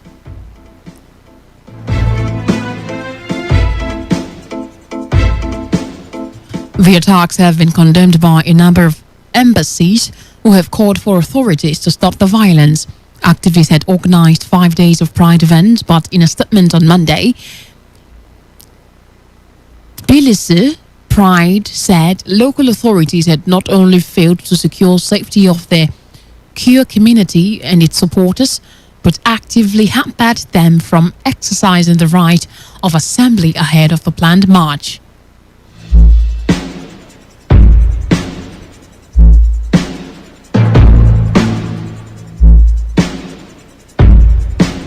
And in sports, President of the Nigeria Football Federation, Amaju Pinnick, has warned players based in the country that he will not allow them move to mushroom clubs abroad.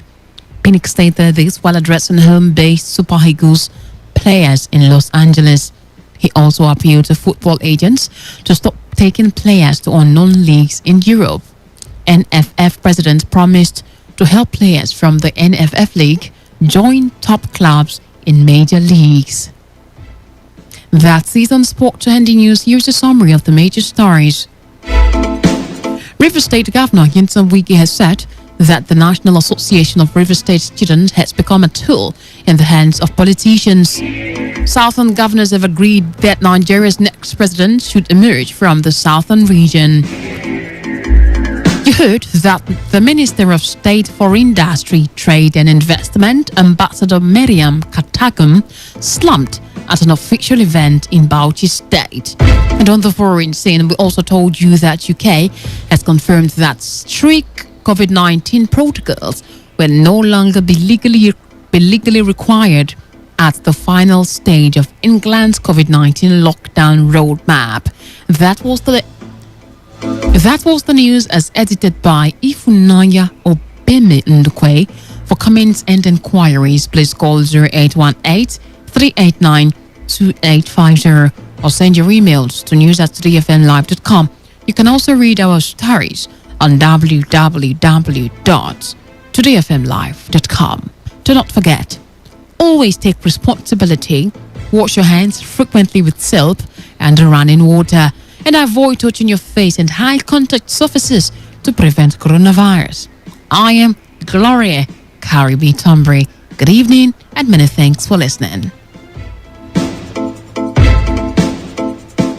Today's news, today's entertainment, today's sports, today's issues. Today on Today 95.1 FM, Port Harcourt. Here at Today, we bring you what you need to hear. But this is what they're going after. They're not going to It has to be applicable to all situations. No, it cannot be, because when the evidence... Some people are not sure of 1 meal a day in a society with such huge potentials. If a criminal passes that place, whichever means he used in passing, and you turn around to blame the citizen, for instance, people will ask you, were you not there?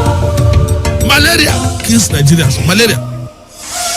News. This is the World News. I am Annie Abdul Salam. In the headlines, Federal Executive Sports and entertainment. My name is Chubogu Najib. Straight up to football on the show. This is Today. Every day, 24/7, 365. We are your official all-year radio station.